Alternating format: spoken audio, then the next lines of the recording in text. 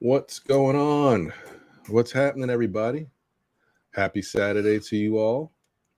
Hopefully, you all doing good out there. I'm just happy to be here another day. Happy that we are here to be able to talk about these New York Knickerbockers. Man, this team is interesting. I'll tell you that, guys. I don't know what to say about this team. This team is definitely interesting. This is definitely, I mean, if you're looking at just what we've seen so far, this is a going to be a pull your hair out year for these New York Knicks. It's going to be tough to be a fan. Oh man, let's get a little cup of this right here.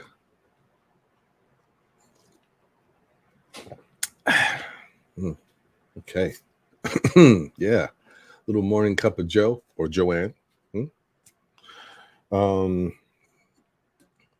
Appreciate y'all. Thank y'all for being here and rocking. Salute JJ in the building. Appreciate you. Good to see you as always. Sergeant 59. Shalom, my brothers. Ron and John, obviously. Blessings to all in the chat and the panel. Now that it was a gritty and grind game, just want Tibbs to play a simple game. Or should I say tell RJ and Randall and Brunson? Yeah, well, maybe you should. Because, we never know what we're getting, man. Although, I'll get into it. There were some things that I was happy about yesterday. I had to look deep to find them, but there was a few things, just a few. So we got a lot of work, man. A lot of work. What up, infamous new king? Exactly. That's the sentiments. Angel Torres, salute. What's good? Appreciate you. These World of Hoops, peace and prosperity to the chat. Salute, my brother. How are you? Travel vibes in the building. Salute. The newest member of all streaming content. Stream Elements in the building. Let's go. Stream Elements. Still don't know who you are. Let's go, Stream Elements. I don't know exactly what this is. I keep saying I'm going to do some research on it, but I haven't. We'll find out. All right. Guys,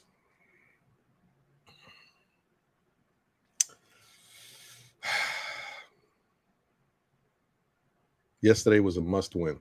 Okay. I think if you don't know, now you know, as Biggie would say. Yesterday was a must win. Okay. After everything that they've been dealing with lately, and the fact that Philadelphia was playing with a depleted team. Excuse me. At one point on Twitter, I posted something like, what I'm seeing in this first quarter, these Knicks look, bad. It looked bad, right? And then I left it at that. But I didn't want to be long-winded. But what I was going to say is the Knicks look really bad. But even though they look really bad, they're down by 2 points. So I looked at it and I said, you know what? This is a must-win for these Knicks. There's no way they can lose this game. They are playing really bad coming out the gate in this first quarter, and they're only down by 2. Philadelphia doesn't have their two of their big hitters, and you got to win this game. You just can't lose this game, in my opinion. So I didn't put all that out there, but that's what I was thinking at the whole time. I was like, they can't lose this game. Shout out to IQJ in the building. Salute. Appreciate you.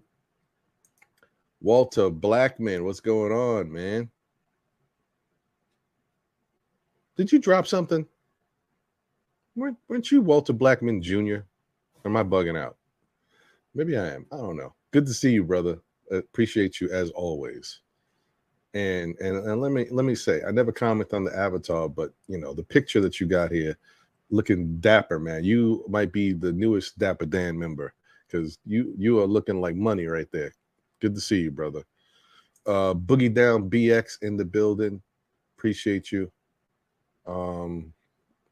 Okay. I figured. I was like, okay, maybe something was different that I wasn't paying attention to. But yeah, I saw it.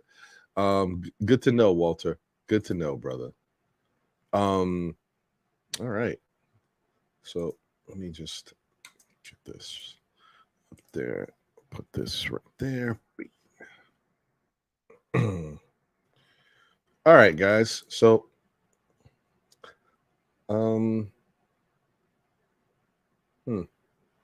I hope today the internet holds up. For whatever reason, I was looking at my last show on Thursday, and it was acting funky for about a half an hour, and I don't know why. And then it cleaned itself up, and it was an hour of great show and good connection. I don't know what's going on, but it's definitely it's looking a little funky right now. It says it's fairly good, but I don't know.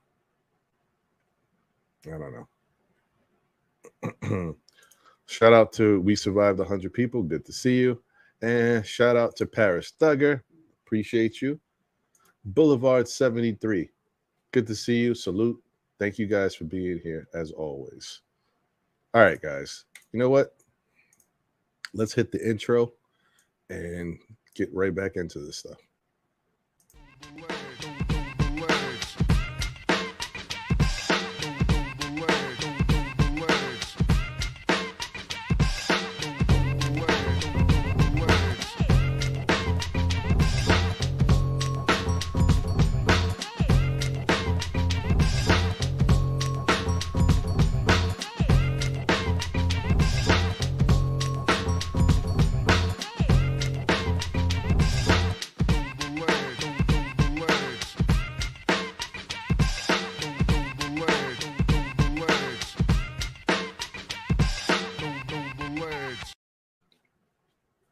Oh, sorry. I didn't know you guys were back so soon. I was rocking out. My bad. Anyway, yeah, man. Cormega in the building. Salute. Appreciate you guys. All of y'all, man. Thank y'all in the chat for being here and rocking. Always good to see y'all, man. Making my Saturday what it is. I appreciate y'all. I feel good this Saturday. I'm a little congested, but for whatever reason, I think this is just a thing that I'm going to have to deal with this weather change. It is what it is. But I feel 100% better. And you know what? The only thing that can get me down right now is these New York Knicks. The New York Giants can't get me down because I think they have a bye this week. So I can't be mad at them. Only the Knicks can get me down. It's rough. All right. Let's get my guy in here. Also, salute and shout out to my guy, King Ribby. Good to see you, my brother. All right. Yo, it's good. Hey, how are you? Hi, how you doing? How's everything? How are you? Shout out to the chat. Shout out to Still Dick fans. I hope everybody's doing fantastic on this beautiful Saturday. Man, I'm telling you, man. I'm like, whew. And the weather is crazy, dude. It's in the 70s the next 3 days. Love it. Actually, yesterday was in the 70s too. This is weird stuff, man. I'll take it. And today's Saturday, right? Yep. We turned back the clocks tonight. So one more hour of sleep. Yeah. Thank you. So guys, this used to be big fun back in my day. You know, way back. Back in my day, go out with the boys, hang out. You know what I mean? We'd be out there 2, 3 in the morning. Boom. Next thing the clock turns back, it's 2 again. Let's go. Yeah, I'll take it. Those were the days. Mm-hmm. All right, D. Listen, man.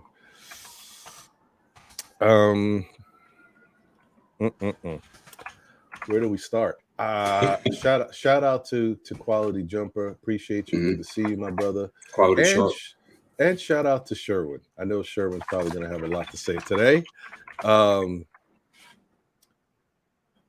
Okay. Yeah, he's already starting off with something. Okay. I see you, Sherwin. Yeah, all right.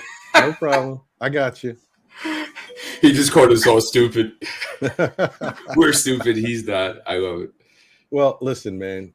Sherwin has this thing. I don't know what it is. I get it. I understand. Eric Surreal, appreciate you. Good to see you.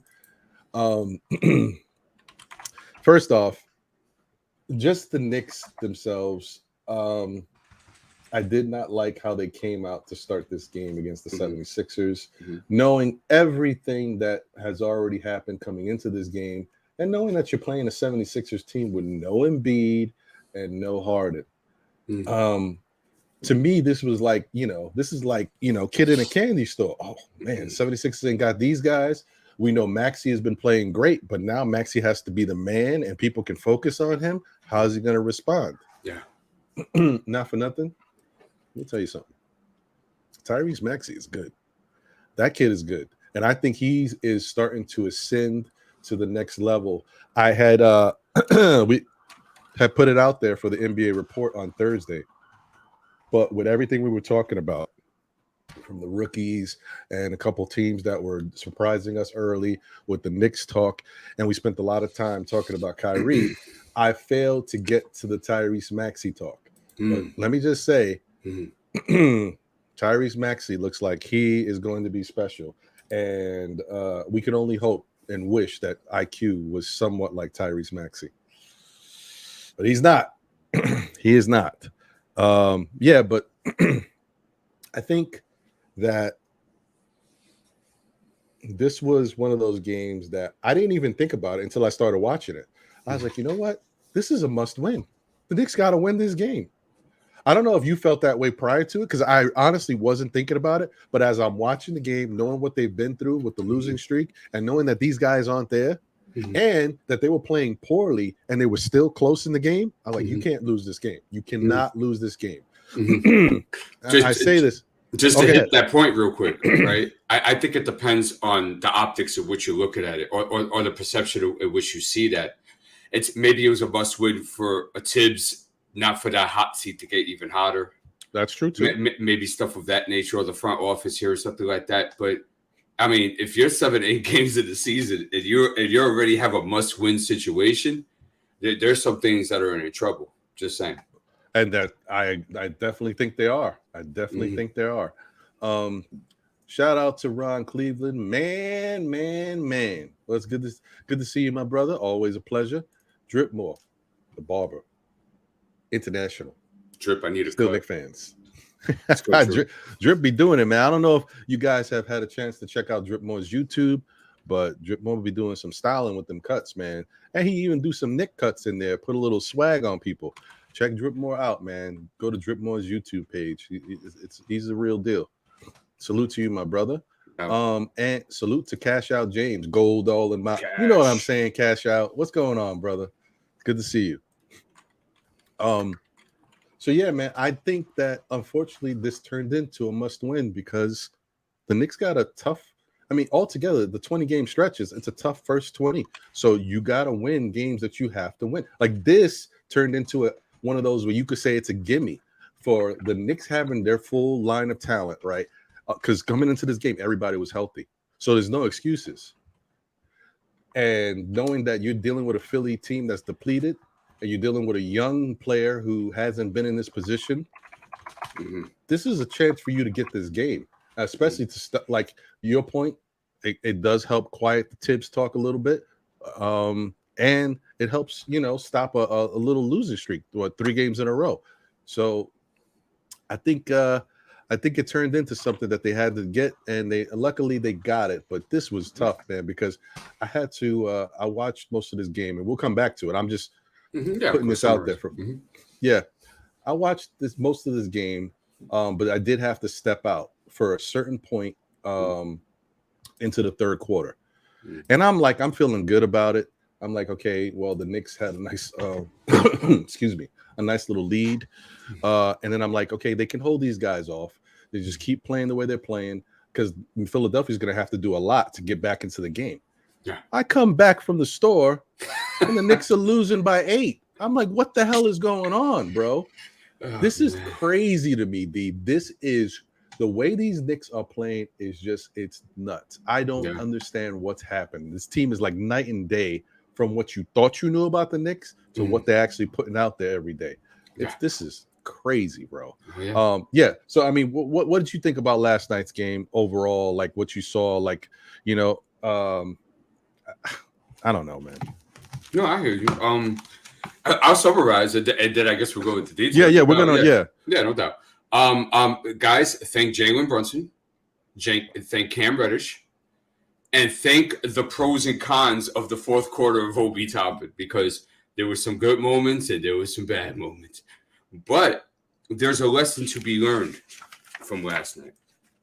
And I wrote it down. So I want to say specifically how I wrote it. Here we go. I said, lesson learned from last night.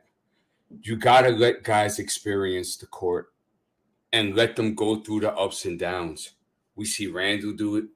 We see RJ do it, right? We see Burks last year, right? We saw him go through it, right? So therefore, you got to see Obi, Cam, IQ, and Grimes go through it. Why? Because we don't have a superstar. So therefore, if you don't have a superstar, you're still looking. It's called an evaluation process. An evaluation process takes 3 to 5 years. Okay? Imagine us human beings going through life and never experiencing things. Would we learn things, Ron? Would we grow? Would we evolve into the people that we are now, or the better people we're going to be later? Not without the experiences. So why is it different for basketball? Why is it different for Obi Toppin? Why is it different for Quentin Grimes or Emmanuel Quickly or Cam Reddish? That's what I learned last night. Because that's a good point. Because even with Tibbs, right? Tibbs, even in look, and I'm not going to go ahead and like give him a gold trophy for this. He should have been doing this. And I've been calling him to do this since last year. There was a lineup. I liked his lineups that he had going with Grimes at the starting lineup. Now, Grimes had played too much. He got into early foul trouble. But there was a certain combinations I hadn't seen the whole season. And I was like, I like this. He's finally mixing chemicals. Good. And what did you get out of it? Cam Reddish was fantastic in that second quarter. Fourth quarter, too. But that second quarter was big. Why? Because the Knicks were able to have a 5-point lead going to the second half, right? Why? Cam Reddish made 3 straight defensive plays in that second quarter. One of them was a charge on Tobias Harris. The other one was a block on Tyrese Maxey, I believe. And then the other one was a steal in the passing lanes, I think, from a Maxey back pass that he converted to a dunk. And I noticed, too, about Cam, and we'll get into this, I won't get too far, but that Cam, when he's engaged defensively, his offensive game looks smoother. So what does that tell me, right? What does that tell me as a coach? When I get him in and I'm playing him anywhere from 17 to 25 minutes just to see what it looks like, I'm putting him on the best perimeter player as soon as he's on the court. And I want him engaged viciously like a pit bull defensively because I see that's going to get him going. But what else did I see? Just real quick. I'm sorry. That's not even summarization. I got to like a whole thing. Sorry. That, there was a lot of ugly yesterday. Okay. And Randall shot well, but it's effort things. And I know he made the last 4 free throws. Thankfully, he made the last 4 free throws because if he did it, he would have been barbecued this morning. But it was there was a lot of no box out, non-energy plays, stuff of that nature. And I kind of caught that for the team. They were attacking Brunson defensively a lot. They were attacking RJ a lot defensively yesterday. But I think at the end of the day, I think the lesson to be learned is mix the chemicals. Learn who these guys are. Obi Toppin's got to go through the back and forth. He's got to go through the pendulum swing of what an NBA life is. He has to experience. And you saw it yesterday. There were some great moments and there was some like, oh my God moments. So I think that's the big thing from yesterday. Now, is that a thing that they can move to momentum to tonight? I'm not sure. Tougher team. Made it to the finals last year. I'm interested to see if Tibbs is going to continue doing this because let's not get it twisted. And JJ alluded to this ages ago. If Mitch is forced not to come back into this game, we don't see Obi and Randall. Just letting everybody know that. we don't see the takeaway of the lineups that we saw in the second half with if Bitch is there. That's just a reality, bro. So I will keep that in mind. But I'm interested. I'm invested. I would like to see what happens tonight against Boston with a big stupid smirk on my face. I hear you, brother. Yeah, that was a good point. I saw Ron Cleveland said that last night as well. I saw that if Mitch doesn't go out, we do not see that combination of Randall and Obi. And I ain't gonna lie to you, I wasn't upset about it. It didn't look that bad to me. Now, granted, we know there was some hiccups. The Knicks got some problems with their defense. What the hell is going on with the Knicks defense? I do not know.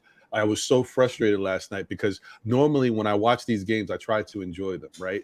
And I know D has this analysis by paralysis thing. He looks at it and he just, as a coach in him, he cannot help see stuff, right? And then talking to him, sometimes I'm like, well, let me try to do a better job of noticing things. But the fan in me still, I'm oblivious sometimes. I'm like, oh, that was a good play. Oh yeah, let's go Knicks. Oh, wait, I didn't see that closeout. Whoa. Oh, no, I didn't see it. But anyway, good. Let's go Knicks, right? Last night, I could not help myself. I was seeing all types of stuff that I was being pissed off about. And I'm like, that's the perception about things. And it goes to, and I'm not picking on Sherwin. I'm just using Sherwin as an example. Sherwin has a feeling about certain players. He doesn't like the style of play, right? Sherwin likes defense. There's nothing wrong with that. He doesn't respect guys who are just offensive minded and don't play defense. I'm with you on that, Sherwin. Guys need to be better. But because of that, you already formulate your own bias, right? So when you see somebody out there do like a good offensive play that doesn't really play defense, you're like, okay, whatever. That's just what he does, right? And then if they make a good defensive play, you don't give them credit because you're already like, they're not a good defender and they don't do this normally. So my whole thing is last night, I was looking at guys and I'm like, where is the basketball IQ? My whole idea last night was looking at how these guys play smart. And I saw so much bad basketball. I'm like, good. I was pissed. I was like, what is going on? RJ in the first quarter, I think it was the first quarter. It might have been the second quarter, but I definitely think it was the first quarter. There was a point where he did the same thing that he did in the last game, where he had the ball, he drove the ball up the court, and in the last game, it didn't work out. He tried to lay it up on three people. The shot didn't go in. It looked bad. The shot looked terrible. I'm sure Tibbs was like, what are you doing? Last night, he did it again, and it bounced around, and it actually went in. But it was just a bad play. Like, what are you doing going up? You took the ball the length of the floor, and you going up this. You see the guy. It's not like they snuck up on you. You're going into the three guys. Now, I don't know if that's RJ trying to show that he's engaged, that he wants to win, and that he's trying to fight. It's not a smart basketball play. That's not how you show that you're with the aggressiveness, and that's a poor aggressive play. It worked out because we got. I have the answer for your RJ thing. Oh, go ahead. It's because as JJ says it, which I completely agree with him. When RJ gets into transition, he has one thing on his mind, bro. Okay, and that's him getting to the rack by any means necessary, and it's either him throwing it up or hopefully getting a foul because he's completely missing guys. Oh, and IQ did it too. IQ actually did a 1-on-4 almost in the third quarter. Just putting it out. I don't know, man. Like this is like, you don't expect one out. Okay, I don't expect this from any player, right? I know it can happen here and there. You don't like. There's so many instances where I can say you don't want to see this. Like you don't want to see this from a rookie, even though a rookie will do it. But you want the rookie to show you something better. That's how rooks learn. That's how rooks grow. That's how rooks get into the coach's eyes. Like, oh, he made a smart play instead of going up on three guys or doing something like that. To see this from a guy who's been in the league 4 years now, I don't want to see that. I think you have to come at some point. You have to step up and take your game to the next level. One, for your game. Two, for the team, for the betterment of the team. Three, you're now a money man. Now you're $100 million man. Okay, it is what it is. It comes with stuff. I don't care how people look at it. Once you get paid, that's how it is. It's just like in any real job, right? You work today, you make $20,000 a year. The boss says, "Man, you've been doing great work. I really love what you're doing. Next year, January 1st, we're raising you to $40,000." Whoa, $40,000? That's double what I was making. Yeah, well, you look like you deserved it. We like where you're going. January 1st, that role that you was in you're going to be doing some more stuff because now you're getting $20,000 more, double what you were making. Yeah. Just the same thing with RJ. The expectations are higher. Now, the Knicks are doing some weird stuff where they're kind of disguising how poorly they're playing by, I don't know if it's part of Tibbs' system, by allowing these guys to kind of get their little points so their numbers don't look as bad on paper in the end when you look at the stat line. But we know these guys are all playing poorly. Jalen has had a couple ups and downs. He looked great last night. Julius has had good moments, but he's also had some really poor moments. To me, what's upsetting me a lot is the fact that I know Obi has not looked good on defense in the last few games, but I also want to say that I think Obi is a guy who needs to be able to be out there and playing. So you give him a chance to really show what he can do. To your point, I think getting him engaged on the offensive end helps his defense. As vice versa with Cam, when he gets engaged on the defensive end, everything looks better with his game. I think Obi needs to be out there, but I'm going to get into that a little bit more. Well, and even if, let's say that hypothesis is wrong, right, with Obi, right, you still gotta mix it, and you still gotta see, okay, what is it that does get him going? You got to try something. Yeah. That's the problem. That is one of my biggest problems with Tibbs. Like, we've had this conversation all along for many games about Tibbs and his rotations.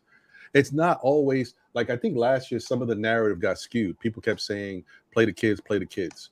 And then the other argument was, well, the team is young. A lot of guys are kids. Even the guys that you don't want, they're kids too, because their people are so young. That wasn't my argument. My argument was, I want Tibbs to put guys in there to change up stuff when things are not going well.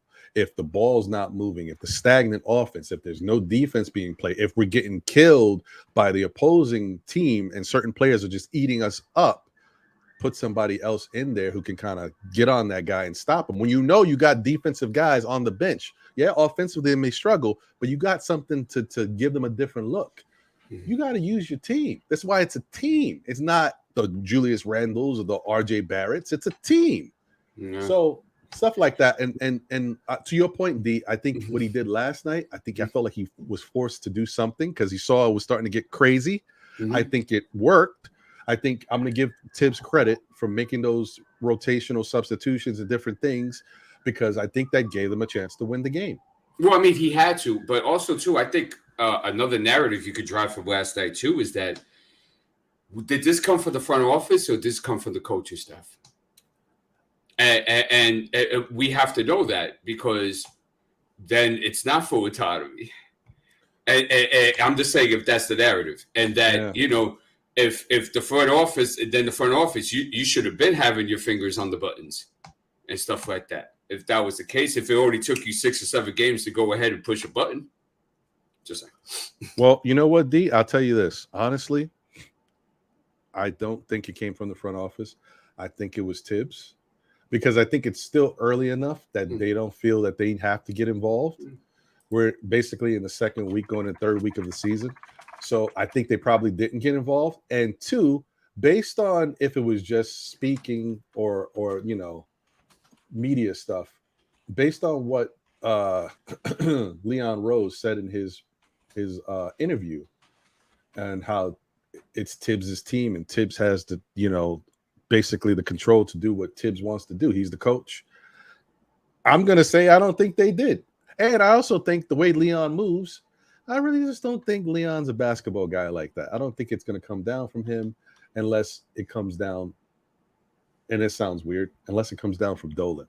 Yeah. Like if Dolan says, what's going on? Things are getting a little crazy. You guys doing anything different? Then I think Leon might step in. But I don't think Dolan's there yet. So I kind of think this is Tibbs. But I could be wrong. But you know how these Knicks move, man. You know how these Knicks move, because they we don't know what they're doing, and we're never going to know. It doesn't seem like Tibbs to me, just say. Well, you know what? The only thing is, remember, the press is. When's the last time you heard fire Tibbs? Like this early in his little Knick career. Like, this is out the gate early. So maybe he's starting to say, okay, I think I'm secure, I'm not really worried about it, but they're starting with the narrative, and the narrative can kind of get the media spinning, get the fans involved, and get my players to start thinking, maybe Tibbs ain't the guy, man. Maybe the media is right, because they're going to start picking him apart. The more this keeps going on, the media is going to start poking holes in everything Tibbs does. His defense, his rotations, what is he doing? And then that's gonna filter down to the team, and the team is going to be like, you know what? These guys are right. What are we doing? I think that's the thing that a lot of coaches worry about. Once the media gets a hold of stuff, they start poisoning the well, and the players start to kind of buy into it. And then that's how you lose the locker room. But that's my opinion. I've always thought that. I just never said it. It's my first time bringing it up. Yeah. No. I mean, look, listen, because we're not in the know, we have no choice but to kind of speculate in the dark a bit and kind of put little evidences here and there and then say, okay, could this be it? Could that be it? Does that sound good? Stuff like that. Yeah. Listen, man, I'm here to talk for 2 or 3 hours, so something's going to come out. Let's go 4. Dude, you have been holding it down, man. I don't know how you do it, but you have been holding it down, brother. I'm blessed because it's tiring. I know. Mm-hmm. Shout out to the chat once again. Man, appreciate seeing you guys. Thank you guys for being here. Shout out to real fans, real talk in the building. Good to see you, brother. Definitely hope to do something very soon with you guys, maybe sooner than people know. Hopefully, we'll see. Great channel. They've put out some really good content.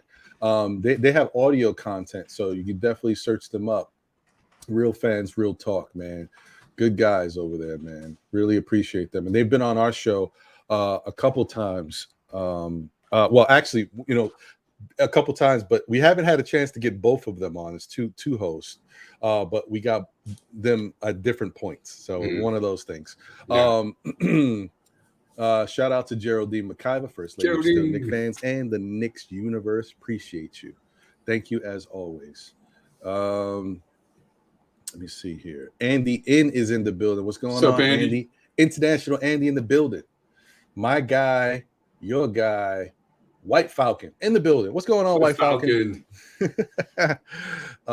He should put up PG-13 stats every time he comes. I'm telling you, man. This whole ritual. And listen,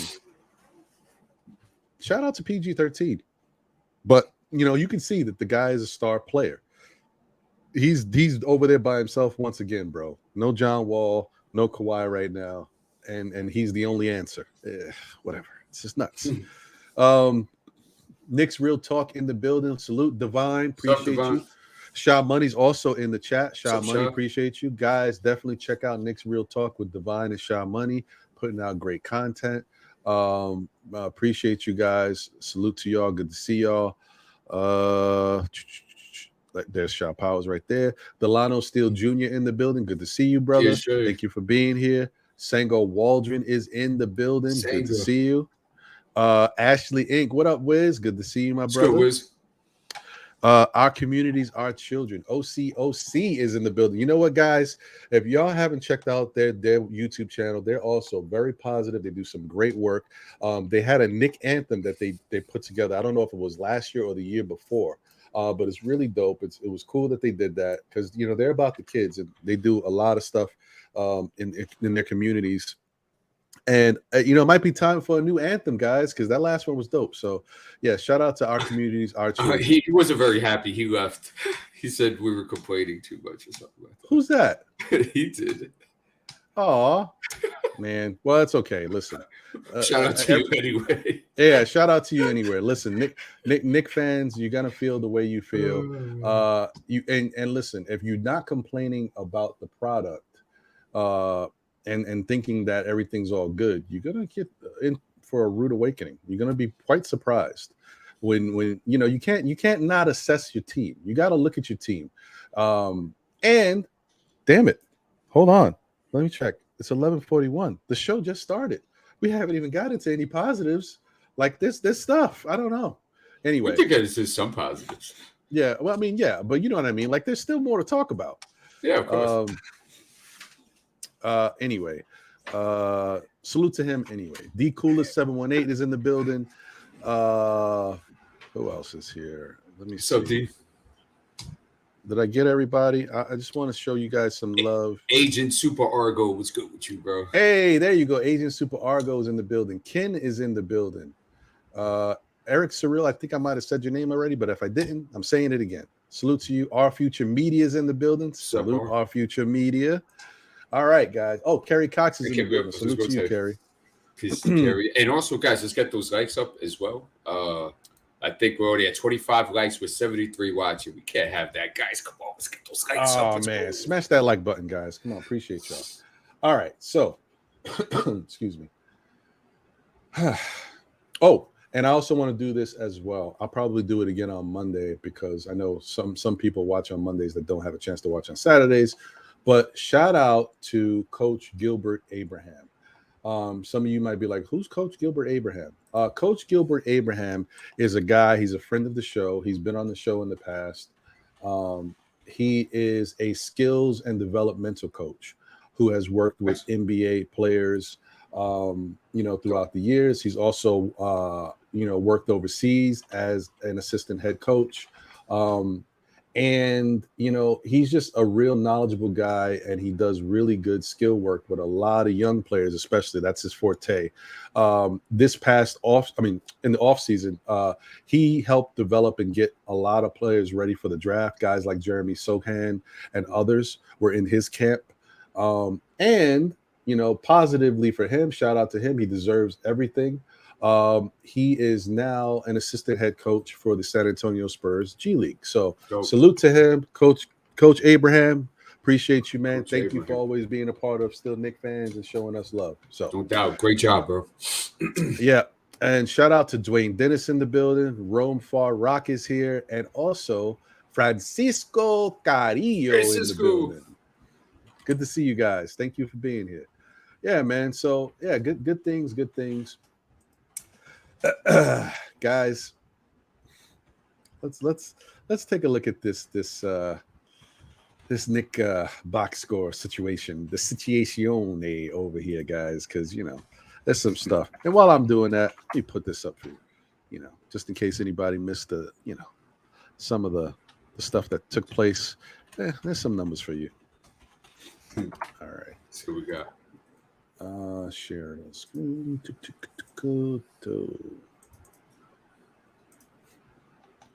All right. Get this up. My one. Yep, there you go. Yeah, hold on. Sometimes I hate this thing. Like, there you go. You guys, hey. A little finesse. Yeah, well, it's a good thing about Max, man. All right, guys. So, as you can see, this was a game that the shooting wasn't horrific from the field. No, it wasn't. And free throw shooting was pretty good too. Not too bad. Let me just look at the overall. It's just the 3-point line, brother. The 3-point line is bad, bro. I honestly think the Knicks, you can't abandon it, but the Knicks are horrible. They are putrid at the three. And I didn't expect them to be this bad. I knew they weren't good, but I didn't expect them to be this bad. Oh, I do. I bet you did. So the Knicks shot 46% from the field, which is right at their average. And that is like around 18th in the league. It's not great. They shot 27% from three, which is horrible. League average is around 35, 36, and they shot 27%, just to put that in context. Free throw, which might have also led, added to them winning this game. They shot 85%, which is incredible, aberration for them. And I think if they didn't shoot 85%, they would have lost, especially down the stretch. They had to hit some big free throws, Julius and Jalen. Yeah. It's one of those things. Let me click on the game chart stuff here before we go back into the individual. Here we go. So, guys, what the hell? I guess I got to. Yep. Yeah.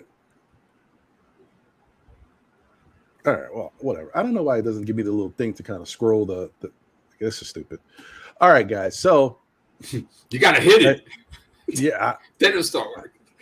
I don't know what the hell's going on with this. Anyway, so, okay, as you guys can see, Knicks won 106-104, tight game. But once again, the Knicks out-rebounded a team. I mentioned this on Thursday, guys, because honestly, I didn't know until I looked. The Knicks are second in the NBA in rebounds. Who knew? I didn't know. So that's one thing they are doing. They're having a really good time at doing this year. They're making a concerted effort to out-rebound their opponent. They got 50 on this game, to the 76ers 44. The assist total, even though Sixers had 27-24, I'm not mad at the Knicks getting 24 assists. That's not bad. That's okay. I love when they can get 25 and more, but if they get 24, I'm not upset. Steals, the 76ers had 12 to the Knicks 5. I don't know if that's something that the 76ers are really good at, or if it's a carryover effect from how horrible the Knicks were against Atlanta, because Atlanta was thieves. They were picking their pocket, especially DeJounte Murray all night. I don't know. We'll see. We got to watch the next game against the Celtics. 8 blocks to 8 blocks. Okay. But the fact that they had 8 blocks, that's a good sign. They're being, a deterrent, in the paint area and things of that nature. This is the category that when you see something like this, you're actually surprised that the Knicks even won the game. 21 turnovers. Come on, guys. That is... Whew. And 12 or 13 of those came in the first half. And then, bad. And then you look at it and you say, well, damn, they had 24 assists and 21 turnovers. The assist-to-turnover ratio, that's horrible. Not good. No, not at all. Obviously, 46% from the field. Philadelphia shot 37% from the field. Knicks shot 27 from 3. Philadelphia shot 27% from 3. And this is one of those. Okay, one more. Knicks shot 85% from the free throw line, and the Sixers shot 81% from the free throw line. But the fact that the Philadelphia 76ers shot 37% from the field and 27% from 3, and they lost by 2 points, the Knicks got problems, guys. I'm just saying. The Knicks have some problems. There's some issues here. Points in the paint, once again, another thing that the Knicks are making a concerted effort to, but they're almost forced to, right? Because their three-point shooting is so horrible. They better get their butts in the paint. You got to. Right. So 52-42 on the points in the paint. Second chance points. Oof, that's horrific. 7-20. Oh my goodness. And I was just going to say, to stay there real quick, right? When you said that they were first in the league or second in the league in rebounding, they're also worse or next to worst in the league in opponents rebounding, offensive and defensive. So wow. Yep. Fast break points, 21-19. I'm surprised that we even able to do that, but somehow they were. So there's that, right? Let me go back to this. All right, sorry. Okay.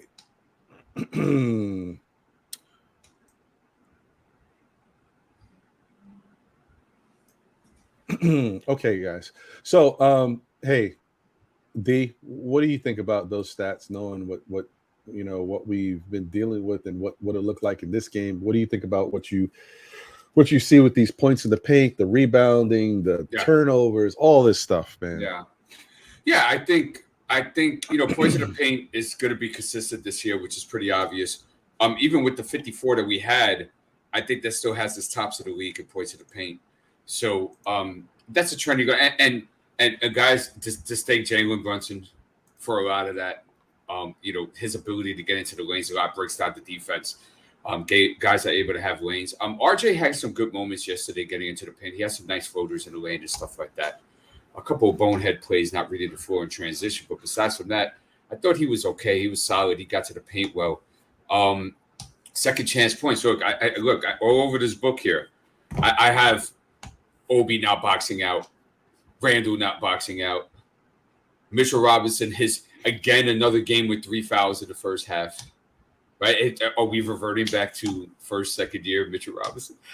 So that's something to think about. But nothing about the team stats really surprised me in this game. The 3-point shooting is still putrid. Without having a full roster in Philadelphia, you could already see they were decimated. They ride Maxey to death that game. He had no energy left at the end of the game because they were riding him so damn hard, and it's because he's the only guy that could really break down the defense and do something, which is understandable. But I know we won yesterday. That's fantastic. But besides the mixing of the chemicals and the forced decision to play Obi and Randall, and to see Cam in there, on ball containment when he's in there was fantastic to see it. It made me think of the thought that Grimes or Cam have to be in at all times, because they are the only two guys on the team that can consistently contain the basketball. So I need them out there on the best perimeter players. So tonight, Cam has to be on Tatum. It has to be a case that you might have to see Cam and Grimes, because who the hell is going to take Jaylen Brown tonight? So is it going to be RJ Barrett? Well, if I was a betting man, I would have Jaylen Brown with 30 tonight, if that's the case. But I did notice something too as well. Because of that on-ball containment, I noticed that RJ, when that containment is there, he's a better help defender. He's a better help and recovery defender when the on-ball containment is there, as opposed to when it isn't, where he's scrambling. He thinks he has to overstep here. He's too deep in the paint here, so it's harder for him to get out, stuff of that nature. So I was seeing that, and even with Randall, it looked a bit better as well. So you have to have Cam or Grimes in there at all times in order to relegate these second chance points, in order to have shooting percentages dip a bit and stuff of that nature. And plus, it'll get you out in transition. It'll help you out with your points in the paint as well. So as far as team stuff, that's what I saw yesterday. I might have gone off a little bit. My bad. No. I mean, that's that's great, bro. I think that I mean, you're saying that's what the eyes show, man. This is what it is. That's what you can't. The Knicks are exact. There's no mirage. Like exactly what you see is what you're getting. You're not looking at like, oh, maybe I'm looking at it wrong. Nope. This is what it is. Shout out to Man-Child in the building. I think I see Nick Yak here. Appreciate you, Nick Yak. Peace, Nick. Okay. I think I may have said Keith Turner already, but if I haven't, salute to you, Keith Turner. Appreciate you. And Akuma's in the building. Salute, Akuma. Look, one thing, Long Island Sound, appreciate you, my brother. Good to see you as well. I want it to be understood that, like, in totality, if you look at the whole game, I think that it comes down to three things. If these three things don't happen, any of the three things, the Knicks don't win the game. One, Cam Reddish being out there and playing the defense he was playing, and how that translated into the offensive points he put up there. Because when you're in a game like this, when you're struggling on offense, you're definitely struggling on defense. And you got a guy like Cam who doesn't get like high rotation minutes and is not always out there that much. When you get production from him, he had 11 points. When you get that on the offensive side and you get what he was doing on the defense side, it impacts the team. So that was huge. If we didn't have that, we would have lost the game. Yeah. Obi Toppin. If Obi Toppin, whatever issues he may have had on the defensive side, and he wasn't great rebounding, I think he finished with 3 rebounds, but he has 17 points, 13 of those points in the fourth quarter. Yeah. 2 really big threes down the stretch. If we don't get that, we probably lose the game because we're trying to fight them off, and those were big shots when no one else had stepped up to give us the shots we needed to continue. We probably lose. And lastly, the free throw shooting down the stretch. If these guys like Julius, and I know Jalen missed a big one, but he did hit the other one, and down the stretch, I mean, he was 7 of 7 by the time he missed the free throw.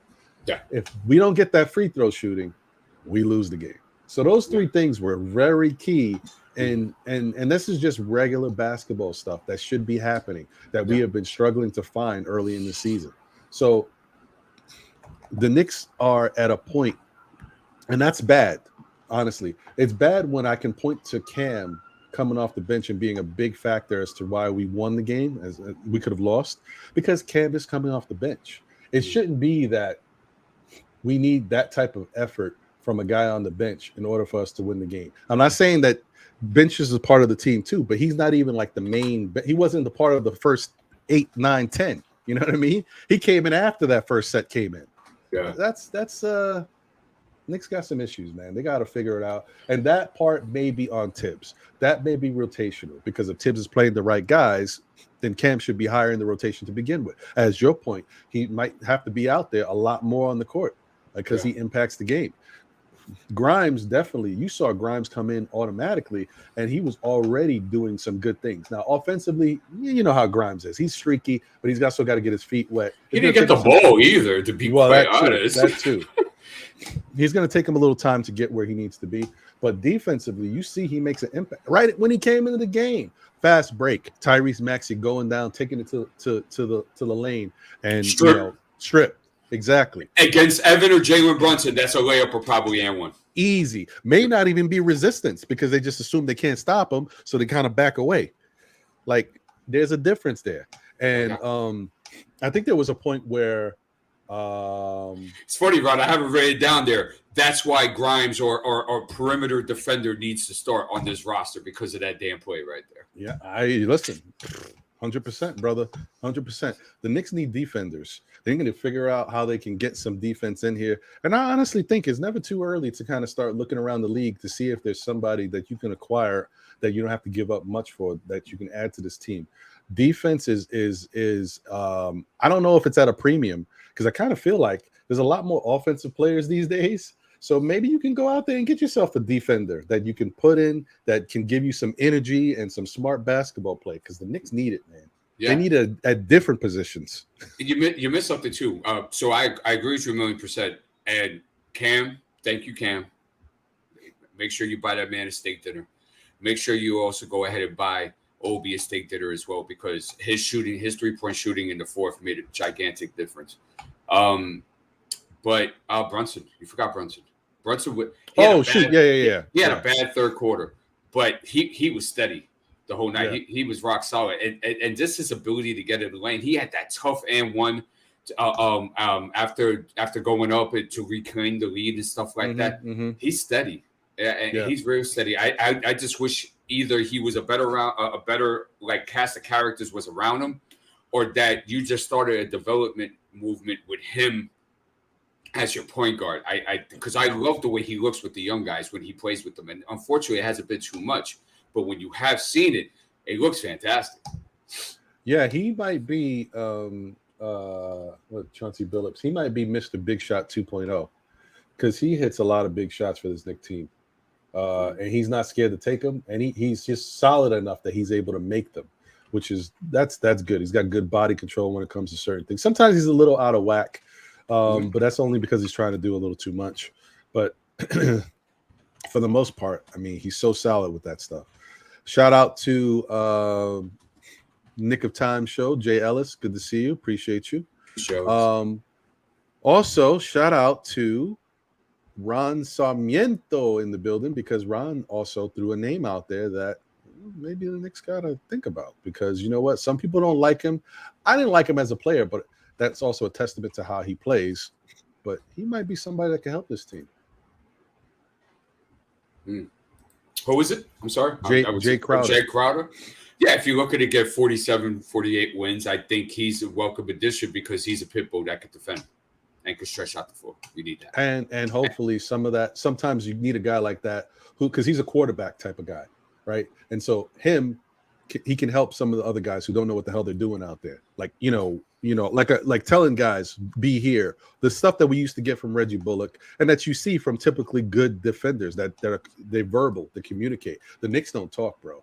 The Knicks still do not talk on defense. Yeah, and also too, he's expiring. So if you do pick up, that's about 17 mil going off your cap next year. That's what I'm saying. I think that's an interesting person to kind of look at there. I know people don't love Jay Crowder, but you know, Knicks need something. A shot in the arm, bro. It is shot in the arm. Shout out to Billy Goat. Appreciate you. Victor Rivera in the building. Salute. Yeah, man, they got to figure out something with regards to that. So that being said, let's put this back up. Okay, so guys, let me blow it up, give you guys a quick, blow up look at it, and then I'll bring it back. Let me just look at the minutes real quick. You know what? Here's the thing, guys. I'm not happy with RJ playing 37 minutes and Julius playing 36 minutes and Jalen playing 35 minutes, but I almost feel like they don't have a choice. Somebody's got to be out there. Do I think, once again, I'm going to go back to this. I said it before. When you look at RJ's numbers, right? 8 of 16 in his 37 minutes, 50% from the field, 2 of 8 from 3. Once again, I'm going to go back to this, bro. At a certain point, somebody smart, whether it be Tibbs, which it probably won't be. Maybe it's the 12 coaches that are behind Tibbs on the bench. The guy who does the analytics, the guy who does the analytics for the analytics, or maybe it's the guy who does the fine print of the analytics for the analytics guy who does the analytics. I don't know. Somebody's got to say, RJ is taking blah, blah, blah shots. He's not hitting them. This guy is taking blah, blah, blah. We have to stop with all the three-point shooting. We have to cut down on all these missed shots and create better opportunities for scoring, because right now we're not winning. You can bring back the three-point shot a little later. How about you play more solid basketball, take high-quality shots, and just try to get some games under your belt where you're playing good basketball, get victories. And if a three presents itself, if you're wide open, you take it. But don't take it because the defense is like, these guys can't shoot. We're going to leave you open. No, try. If you got time on the shot clock, you're trying to move quickly anyway. So there should be extra time. You know what I mean? Like, they're trying to score like within a 14-second window. So that gives you extra time. Use that extra time to move the ball if you're not getting the proper shot, right? Sometimes you got to do it and go back to that style of basketball. And then maybe once guys get accustomed to winning, accustomed to scoring the basketball, consistently in the paint or mid-range jumpers, free throw line stuff, then maybe they start to get a little bit more comfortable and they can knock down a couple of these threes. I think they got to calm down with all this three-point shooting. It's ridiculous for them to shoot this many threes and be so bad at it. They got to relax. Two things, Ron. One, you do have a choice, but they're choosing to get a playoff seed this year. So therefore, you're going to continue to see the RJ Barrett, the Julius Randle, and the Jalen Brunson minutes numbers look like. Oh, right. Yeah, of course. That's one. Number two, about the guys, I understand guys where they say that they don't want this team or certain guys on this team shooting threes. But you have to understand that the two guys that you primarily don't want shooting threes are the guys that play the most minutes with Jalen Brunson, that Jalen Brunson needs to space in order for him to operate. You saw yesterday when Julius Randle hit a three, that his only three, by the way, there was not a Philadelphia 76er nowhere near him because it's the memo. Teams are daring him. Go ahead, Randle, shoot that. Let's see how many you hit tonight. Go ahead, RJ Barrett, shoot that. Let's see how many you hit tonight. And that's the thing. And there is going, if this continues going down a slide, say, for example, they lose the next 2 games and it continues suffering from this 3-point line, they're going to have to make an adjustment with that. Yeah, I agree. And my whole thing is, like, I know that you need that to help space the floor, especially when you got a guy like Jalen out there. He needs that space, right? And he's going to get you a wide open shot. Anybody would expect you to take it. My whole thing is, at some point, you got to say, listen, that ratio, I'm taking too many threes to warrant this continuing to happen this way. So sometimes you have to take the shot. Okay, I get it. Jalen breaks down the defender. RJ's wide open in the corner. Pass it to him. He's wide open. He's got to take the shot. If you miss, okay. Next time down the floor, if it happens another side, if there's a different, you miss, okay.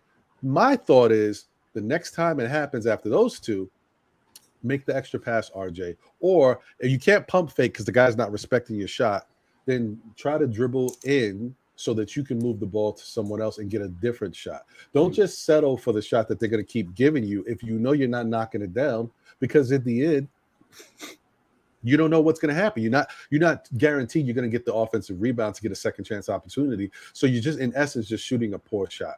It's like, I know someone's got to do it, and these guys are the wing players that we have, and so they're forced to be in that situation, which is an indictment once again on the front office.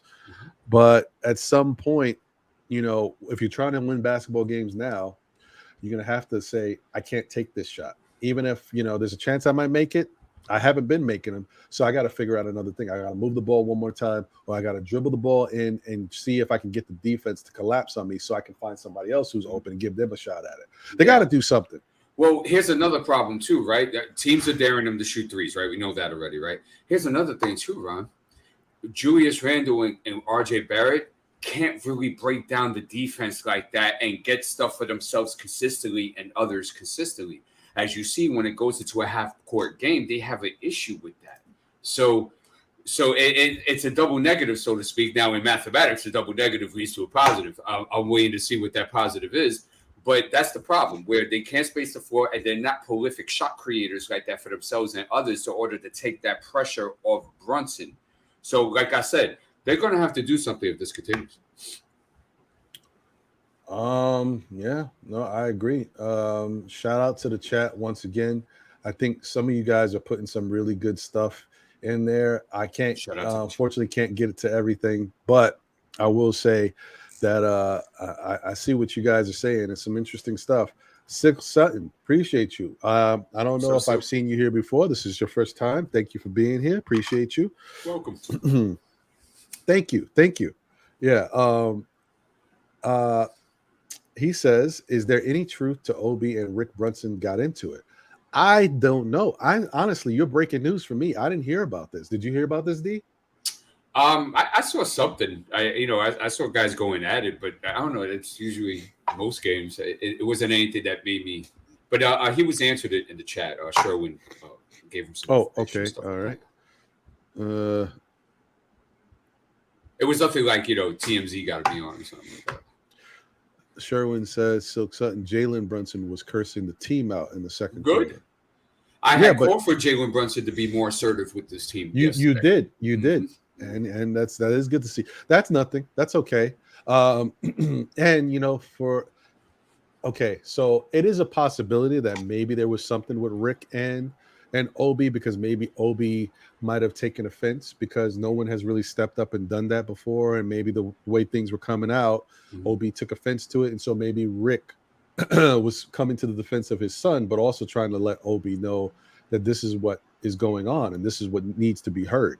So there might have been some words exchanged, but that's fine, that's fair stuff, and Obi should just deal with it. He needs to expect that his play hasn't been great on the defensive end. Offensively, he's done some better things this year, and I can't fault him for improving so far early. But you know what? There's two sides to the game, and one side is lacking. And he's not doing enough even with regards to other things, rebounding, block shots, stuff of that nature. Like, this guy's got to step up and do more. So, but that's interesting. I must have missed that. I don't know if it happened when I was out. Maybe. Sherwin said he was yelling at Obi. Oh, so Jalen was so something must have happened. I wonder if I can. And the funny thing, I got the replay in the background, but I'm not really paying attention. Maybe I don't know. Maybe it'll happen while I'm here. I don't know. We'll see. There was also a moment too in the fourth where Obi didn't move to the right spot offensively, and Brunson got on him right away, bro. And Brunson was like telling him exactly where to go, and then Randle came and contributed to the speech. So I love to see that. Guys need to chirp. Guys need to talk. I don't care if it's sign language or with your mouth. You got to talk somehow. Well, the good thing about it is you see there was no negative effects on Obi, right? Because if it did happen last night, then it happened most likely early. Because Obi played very well in that fourth quarter. If anything, it sparked them, and he played smart basketball on the offensive side. He hit big shots during that time, so I guess it helped. And I don't think he took it any type of way other than understanding that this is something you're going to have to deal with. Somebody's got to hold somebody accountable. Yeah, that's good. That's good. Yeah, we need more of it. Oh yeah. Salute to D'Angelo in the building. Good to see you, my brother. So let's see. Travel Vibe said it doesn't matter who JB was yelling at. It shows that he's the leader. Facts. What's up, Hewitt? Hey.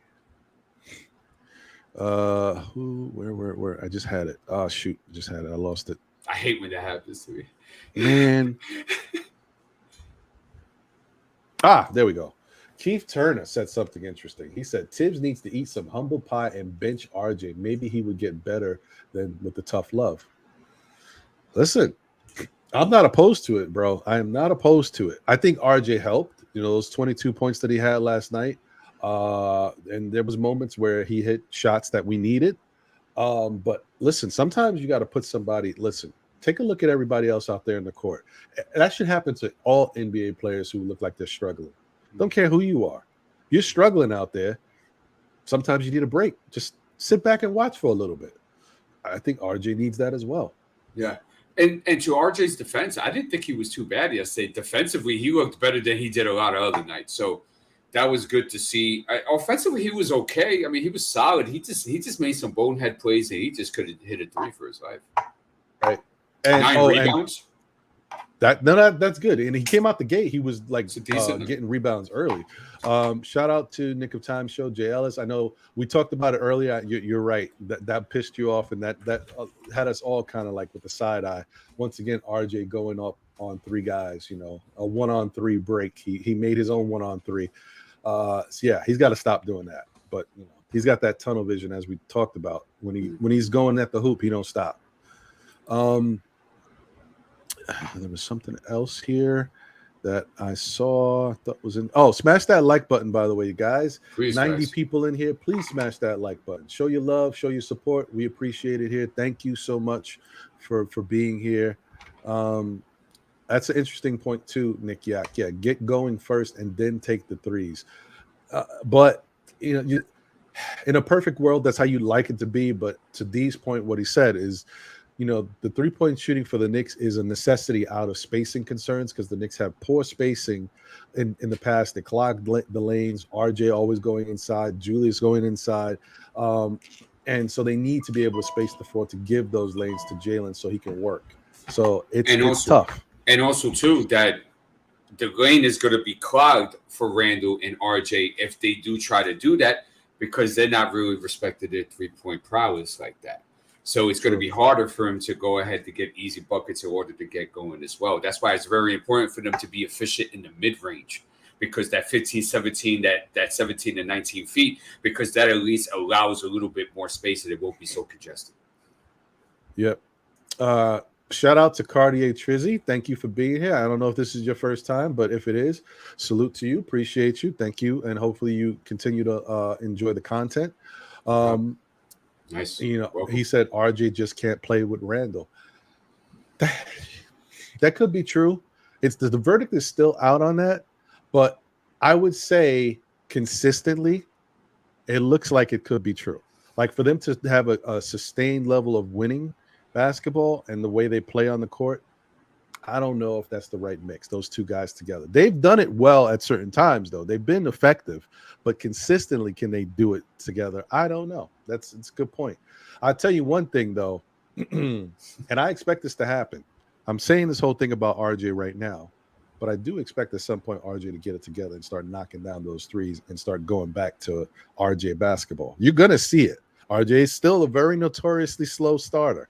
I don't know why, but he has his moments and he's streaky. He's going to come on and have some games where you're like, man, RJ was lights out. Oh, RJ had 30 points. RJ did. It's going to happen. I don't know when. And then we're going to have to reassess because it doesn't mean that you can continue to do this because you can't sustain a winning organization if your players are so streaky and inconsistent. Just you can't do it. I don't know. Danny Becker basketball. Appreciate you. I don't know if you are new, but I don't think I've seen you before. Thank you for being here. Appreciate you. Hope you enjoy the content. He said, RJ Barrett is our best player. We will never bench him. Never say never, Danny. Now, I'm not saying bench him like he's going to sit the game or he's going to sit extended minutes. I'm just saying you could be surprised. There might be a moment where Tibbs says, sit down and let's watch these guys. And it could be coming very soon because of the health of Grimes. Because to what D was saying about either Grimes or Cam being out there at a given time, I also wouldn't be surprised if there's a point where we see Grimes out there and Cam together and RG on the bench. You know what I mean? Like for consistent minutes. Because effectively that defensive unit that they have out there, depending on who's running the point. Because I also think that if you got, I'm not in love with it, but if you got Quickly at the point, Grimes at the 2, and Cam at the 3, you might see some of the best perimeter defense that you've seen on this Knicks team in a long time. Because those two guys playing defense will even help Quickly with his defense, and then he'll start to make some plays. Well, oh man, Quickly looks better on defense. Yeah, you look a lot better when there's other guys out there play defense with you. Just throwing that out there. It's a thought. Danny also said that he just recently subscribed. So official welcome, Danny. Thank you. D, could you hit the applause on your show? And just give me like 15 hours to set that up. I don't have applause, guys. I still got to get that. I'm sorry. I'm gonna do better. But there you go. Thank you, Danny. Thank you. And this is also for Cartier Trizzy, because I think you deserve that as well, Cartier Trizzy. Appreciate you guys. Rich Boy's in the building. What's going on, Rich Boy? Thank you for being here. All right. So, I think that's one of those things where, the Knicks going to have to figure out some ways to kind of really get this team back in order and stabilized and get confidence back. Because I also think, early on, the confidence might be waning a little bit. Remember, it's not all new, but it is new because you got a new person at the forefront. It's like Jalen Brunson is orchestrating the offense. Guys are learning where they need to be. They're also learning that Jalen Brunson is the man on this team. Okay, some nights he may not have it, and so a guy like Julius may step up and show you that, I got to do what I got to do. But Jalen is the guy. So people got to learn how to acquiesce and understand. And like you guys said, you noticed him barking yesterday. Expect more of it. Shout out to Julian Blum in the building. Appreciate you. EJ1. I don't know if I've seen this name here. Thank you. If you are new, appreciate you. If you've been here before, thanks for returning. Hopefully you like the content. Nice to have you, sir. He said the Knicks need to drastically cut Randall's minutes for Obi to get what he deserves. I listen, and I don't necessarily know if it has to be just Randall. Like Randall playing 36 minutes, you can take 6 minutes from Randall, or 4 minutes even. RJ playing 37 minutes, you can take 3 or 4 minutes from RJ and give that to Obi, and Obi can play somewhere around 25 minutes. Like minutes are out there to be had, especially with that lineup we saw yesterday, which was interesting to see Randall and Obi out there at the same time. It's a good sign. It's a good sign. It's a plus for Tibbs. It's a plus. Yeah. No way. Just real quick. There's no way he's going to sit first year of an $100 million contract. He'll be traded before he sits like that. Well, I don't mean sit for a bunch of minutes. I'm just meaning like. I'm talking about when because he said to drastically cut Randall's minutes. No. Drastic means, he would practically be sitting.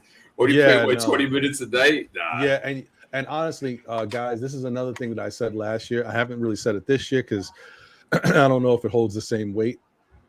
Last year, if you watch Julius Randle, he played better when he played more. I don't know what that's about. Consistently, when he played less minutes, he couldn't find the shot. He couldn't get into a rhythm. So when he played more minutes, even though it was at the detriment to the Knicks for Julius Randle, it kind of helped him get his game going. So he could kind of get the kinks out and work out whatever rust or inconsistent shooting he had. It gave him more opportunities, and he's a rhythm guy. So I don't know if that's the way his game is this year. Not sure. I have to pay a little closer attention, but that's what I noticed last year. Shout out to Minty Sports. Appreciate you. Thank you for being here. He said, do you guys think Evan Fournier will ever be completely out of the lineup? When he gets traded, yes. Look, he played yesterday. What was that there? I'm trying to look for it. He played 14 yesterday. I can see that starting to become a standard, especially if Grimes stays healthy.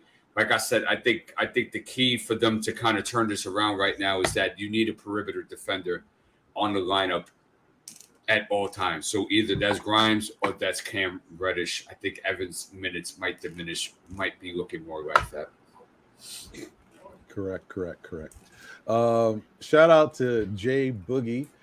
He says, shout out to the chat. This is my first time listening to this show. I'm really liking what I'm hearing, especially coming from these two guys. Hit that like button. Let's get 2 in a row. Oh, Jay Boogie, you're a funny guy, man. Appreciate you, man. Good to see you. Let's see here. All right. So, oh, and shout out to Eddie F in the building. Salute. Eddie. Appreciate you. Good to see you, bro. I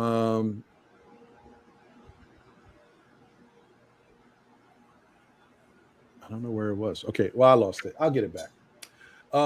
So guys, just breaking down these numbers real quick. Oh, yeah, I can't wait. Let me break down these numbers real quick, and then I'm gonna get this guy in here. This is special for me because I think this might be his first time on here with me, and I can't wait to chop it up with him. All right, so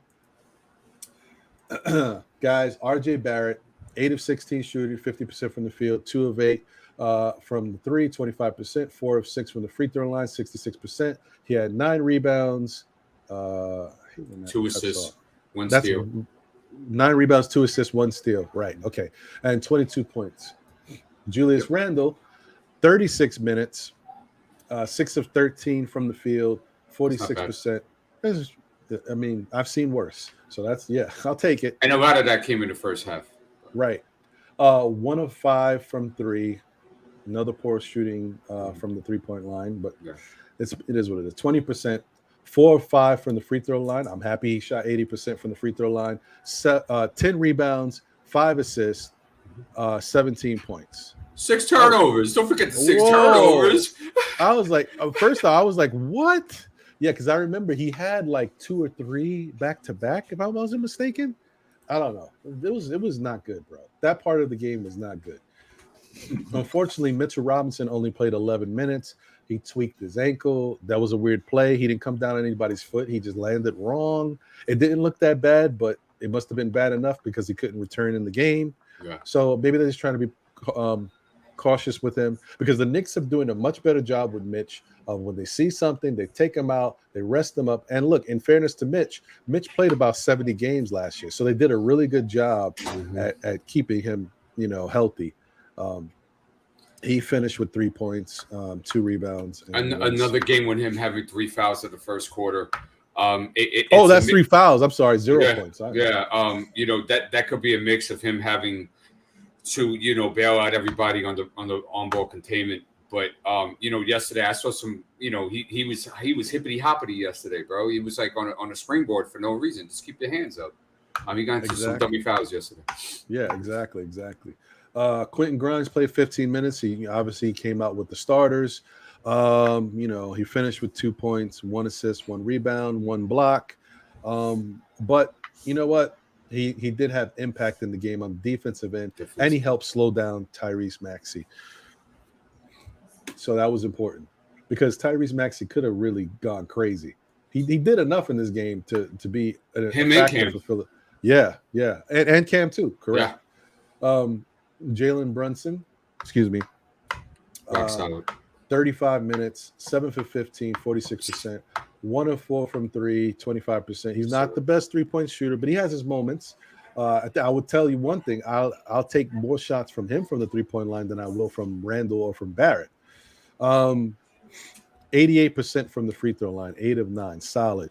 6 rebounds, 7 assists, and 1 turnover. Look at that. Look at the assist to turnover ratio, 23 points. Mm-hmm. And the reason why Brunson, it looks like that, and you're okay with the 3-point shooting not covered around, is that he's able to get his own shot, and he's able to draw contact, and he's able to get to the free throw line. He's averaging almost 6 free throws a game. Yeah, it's true. I'll be right with you, my guy. I see you. Let's see. So Emmanuel quickly, 21 minutes played, 1 for 7. 14% from the field. I mean, that's just 1 for 4 from 3, 25%. He hit a free throw. That was one of those technical free throws. Yeah. 6 rebounds. Once again, he's still rebounding, which is Yeah. it's surprising. You know, you want a little more from him. It doesn't have to be rebounding, but we'll take it. 2 assists, 2 steals, and 4 points. Not a good game from Quickly, if you ask me. No, some dummy turnovers, some defensive misassignments. He did have some good moments defensively, but he also has some misassignments as well. It's not impactful enough for me. Yeah. Isaiah Hartenstein, 20 minutes, 4 of 8 from the field, 50%. He took 1 3-point shot from the corner. I remember watching him miss that. Yep. 10 rebounds, 1 steal, and 8 points. Very 3 blocks, effective. 3 blocks, and the 3 blocks, right? And 4 offensive rebounds as well. Yeah, which I think you know, Hartenstein is a really good rebounder. I think he's consistently a solid rebounder, which helps these Knicks. That's a benefit that they didn't really have last year because you didn't get to see Nerlens Noel too much. But I think he's even a better rebounder than Nerlens was. I also think we could experience some of this from another player on the Knicks, which we'll talk about in a little bit too. Before you move off Isaiah Hartenstein, you know, I think he's worth the $7.7 million, whatever he is this year. Agreed. He brings great energy every night. And I was a little I was okay. I wanted to see the experiment between Obi and Randall. I've been wanting to see that forever. But I thought he played well in that third quarter. I thought he was one of the bright spots of that third quarter defensively. He had a couple of deflections, had some nice blocks. Was very energetic. I was a little surprised that he didn't come back in. But it worked, though. And it was something that had to be experimented on. My thing, Ron, is this. Why not experiment it in the first half?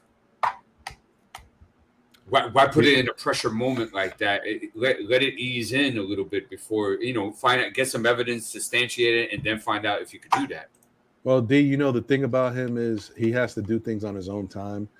And maybe this is one of those things that might open it up so he starts to do it a little sooner. But Tibbs is definitely, it's a struggle to get him to do anything different. And so maybe, you know, we got to be happy he does it anywhere, because then maybe we can say, okay, maybe now he'll do it earlier. I don't know.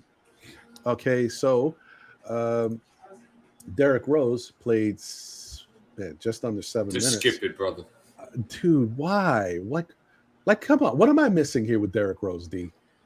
He's older, injury, laundry list. He just doesn't look like the same guy. He does look like he's slowed down, guys. I am not the only one who's, I think, has conceded that. He looks like he's missing a step. Sometimes he's getting his pocket picked on defense a little bit more. Every game, someone's stripping him. Just a little bit more careless and lackadaisical with the ball. And maybe it's just because he's just a little slower and guys are reacting quicker. I don't know. But I have noticed that. 14 mil. Yeah. As I said before, I thought. Oh, wait. I said it before in the offseason. I think this is Derrick's last year, but we'll see. Obi Toppin. Yep. 20 minutes played, 6 of 10 from the field, 60%, 3 of 6 from 3, 50%, 2 of 2 from the line, 100%. 3 rebounds. Got to be more rebounds. Definitely got to be more rebounds. And he got to cut down on these turnovers. 3 turnovers and 17 points. His biggest attribute in last night's game was the fact that he scored 13 points in the fourth quarter. For a Knicks team that struggles at times, the fact that you get 13 points from a player in one quarter is always a good thing. And they were big shots, so we'll take it. And then we got oh boy. Okay, Fournier played 14 minutes, 1 of 4 from the field. No threes, all of 2, nothing from the free throw line, 2 rebounds, and he had I think that's 1 block. Yeah. 1 block and 1 steal. 2 rebounds. Yeah. Evan just looked lost. It looked like Evan was like shipped to like another country.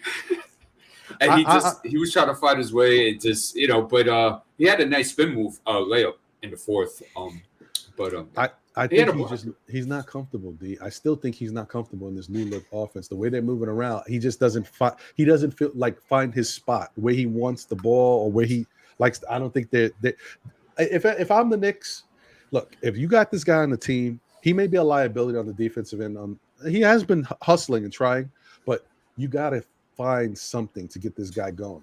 Some curls, something. You got to get Evan going because the guy's he's a weapon that we're not using, and he's the only guy who can shoot threes. So if you're gonna have him on the team and you're gonna give him 14 minutes, make the 14 minutes count. You know what I mean? I don't know. It was his first time in a new country with the bench, so I give him a little bit. No, seriously, I gotta give him a bit because that's like you getting dropped on a job first day, and it's like, okay, wait, how does this work? Okay, wait, what do you want me to do? So, that's what I think all that is. But I see it's been staying that way though. Okay, all right. So, lastly, let me go to Cam. I'm not even going to mention Jericho. That's just it's disgusting. It's disturbing. 5 minutes of play, whatever. Cam, 15 minutes, very big 15 minutes for Cam. 4 of 4 from the field, 1 of 1 from 3, 2 of 2. He was perfect shooting last night. He had 3 rebounds, 1 steal, and 1 block. 11 points. Very effective. This might have been Cam's most effective game as a Knick. Just because of everything was solid. There was nothing you could complain about. And the defense was great. And to your point, when I talked about Grimes helping to slow Maxey down, Cam really helped slow Maxey down because I think Maxey had like 22, 23, 24 points, something like that. And then Cam was on him, and he finished with 4 points after the fact. Like Cam really, his length, he really bothered him. He was very active. Good job by Cam. Best defensive performance I've seen from him this year by far. Right.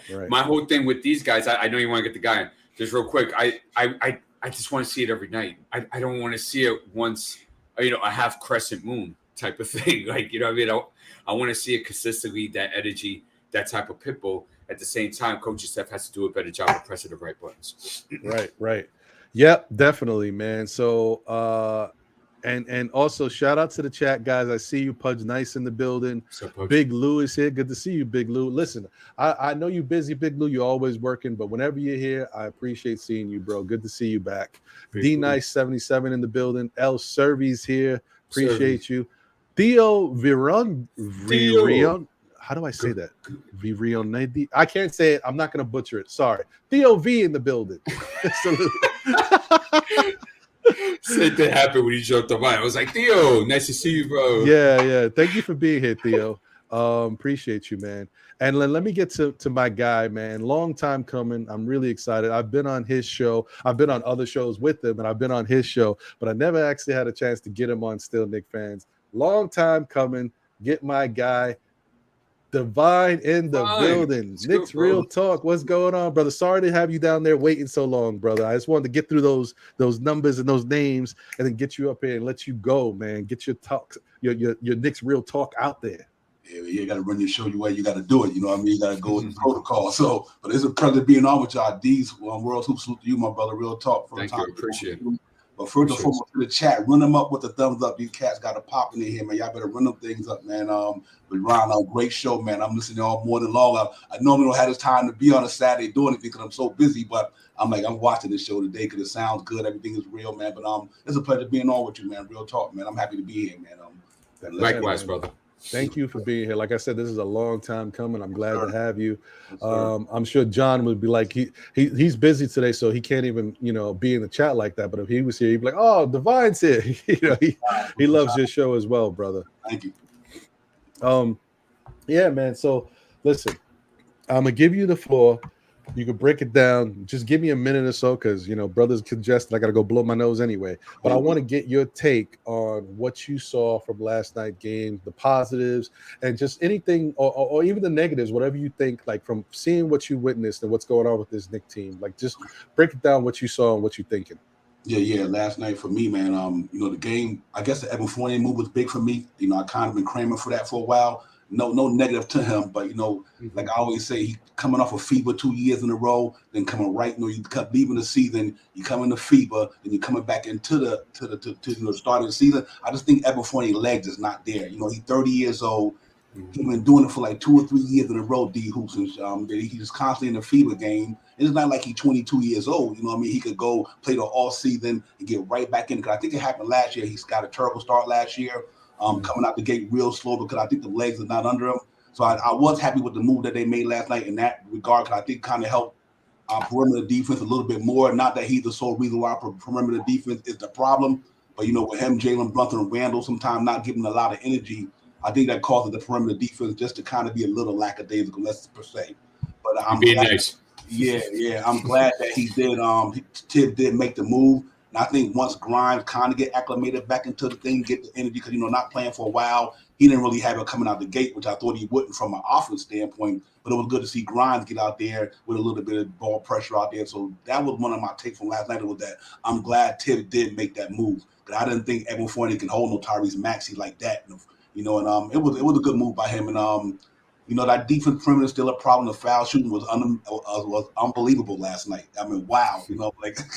Cats were shooting over 80% or something like that yet last night compared to the way they were the last couple of games. But it was a lot of positive things, a lot of negative things we still got to clean up. I want to see Obi Toppin start kind of getting more block shots with that athleticism that he had. The cat can jump out the gym, and I think he should be able to average at least two block shots a game just from his athleticism alone. We'll take one. Yeah, right. And last year going to the end of the season, Ron, I noticed he did that. When last year he was getting them block shots in there at the end of the year. I think he needs to let it translate into this year. But I like what he brings to the table. Kind of rough third quarter, but he was kind of consistent most of the game. But he makes a big difference. But that perimeter defense, I think it will get better once Grimes get more acclimated into the season. I think he helps Jalen Brunson in the backcourt more than Fournier do. So and I think it will help. And Cam Reddish, what they say, the cat was phenomenal last night. He was like almost that Memphis game in the first game of the season, where he was in the bag doing everything. It was good to see. So it's going to be interesting in what's going to move forward with this thing starting tonight. How Ted's going to do with this lineup and thing. If he's going to keep Fournier there, does Grimes come back in, or does Cam Reddish get a shot? I like that big lineup with Cam Reddish with that length and the arm wingspan that he had to kind of keep the defenders honest. He did a good job on Maxey in the last quarter when he came in the game last night. So I was happy to see all that. But for the most part, we won the game. That's what you always can ask for. And let's hope that we can translate it to tonight, man, against a much more potent team with Jaylen Brown and Jason Tatum and all these Marcus Smart and all these guys. It's going to be a different time on the night. Oh, yeah. Yeah, we're going to see if they can get in there and get it popping. But I was happy that we got the W to get back to 500 last night because we really needed it, man. I think we'd have lost that game last night. I think it would have went a kind of different way with Tibbs and all this noise. It would have been crazy today, Divine. You already know the size. Oh, man. He would have had cold under it. It wouldn't have been a seat. It would have been cold under it. So but I'm glad it worked out well, man. I enjoyed the game, but I think we just got a couple things we need to clean up. But even though that hope Mitchell Robinson is not hurt bad, where he won't be out for a while, we do miss his interior defense. But I like what I see with the 4 and 5 around them. It worked out well for last night with a small team like they have, because they didn't have Joel and B them guys. So they was playing small anyway. So it kind of worked out in our favor last night to see how Tibbs finally goes small because of injuries or blah blah blah, whatever the case may be. But it worked out for us. I was happy about it. Can I ask Devon a question, bro? Is that okay? Sure, by all means, man. Yeah. We don't always have the moment to have Divine here with us, so by all means. No, I didn't know if you had like an itinerary this way. No. Go ahead, brother. So, Devon, let me ask you a question.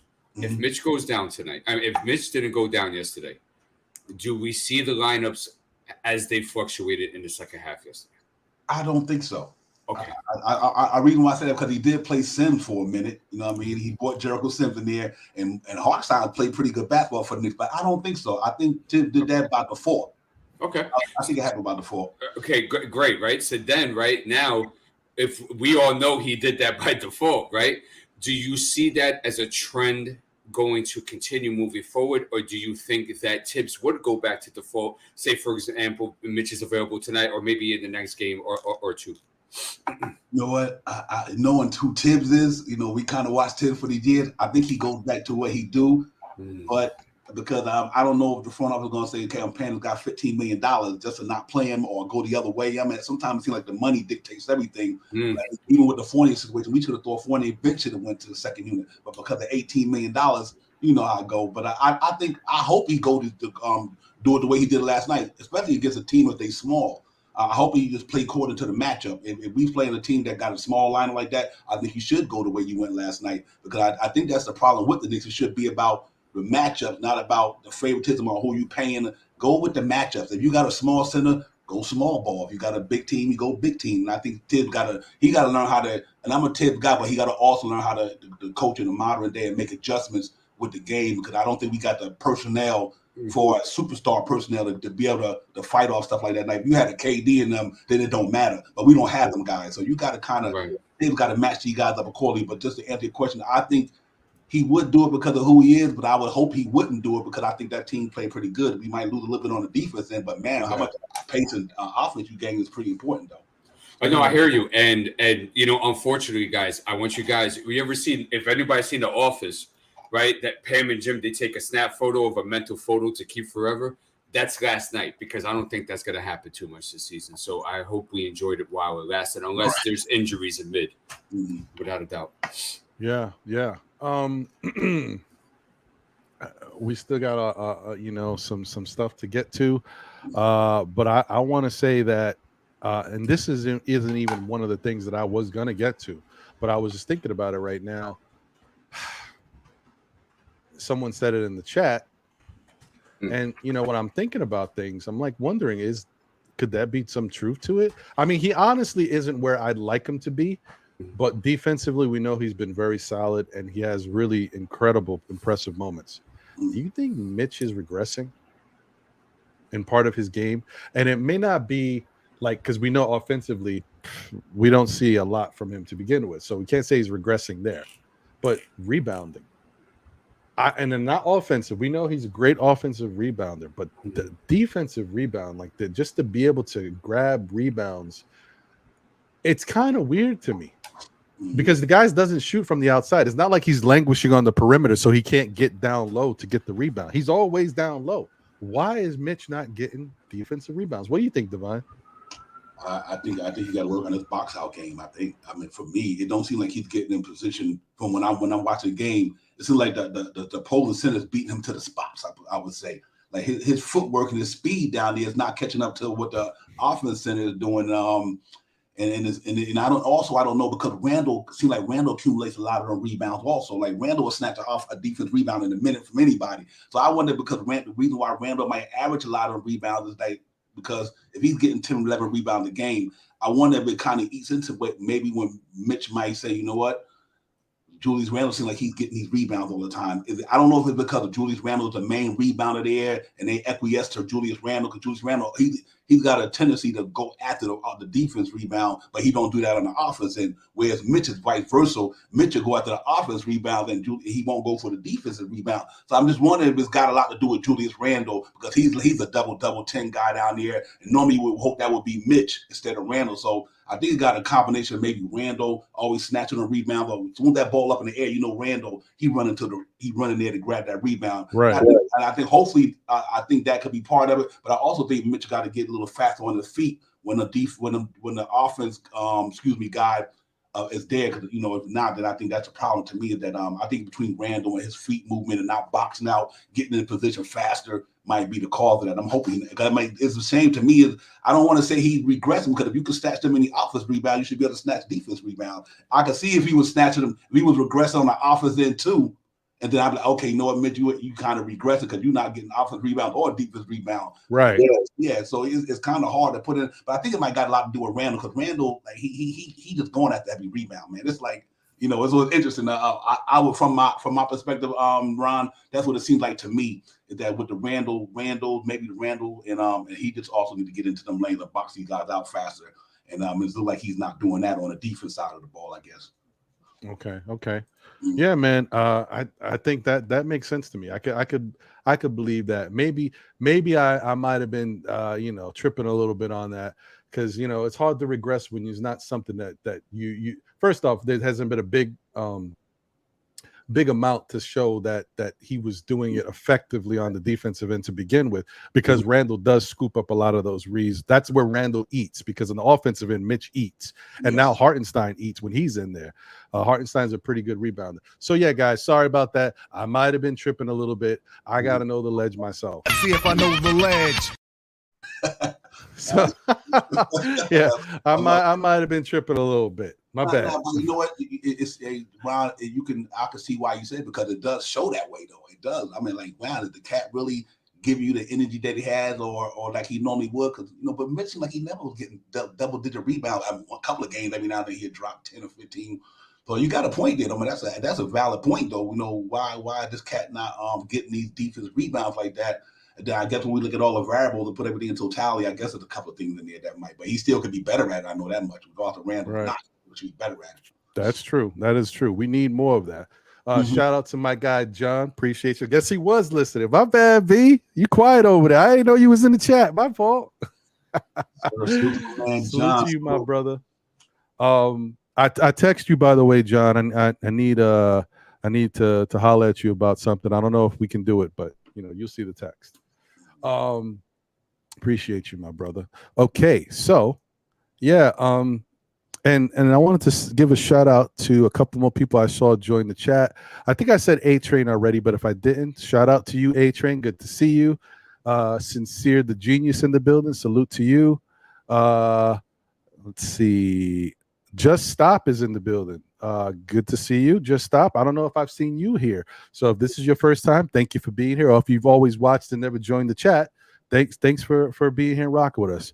Cameron Staten in the building. Now, Cameron, your name seems familiar, so I don't know if I've seen it too often. So thank you for being here, brother. Thank you. Appreciate it. And I also see a friend of the show, my guy Prophet. Feet Sports is in the building. Salute to you, my brother. Good to see you. It's good, Prof. I think he's referencing Mitch, how he relies on his length and his athleticism for rebounding, not his positioning.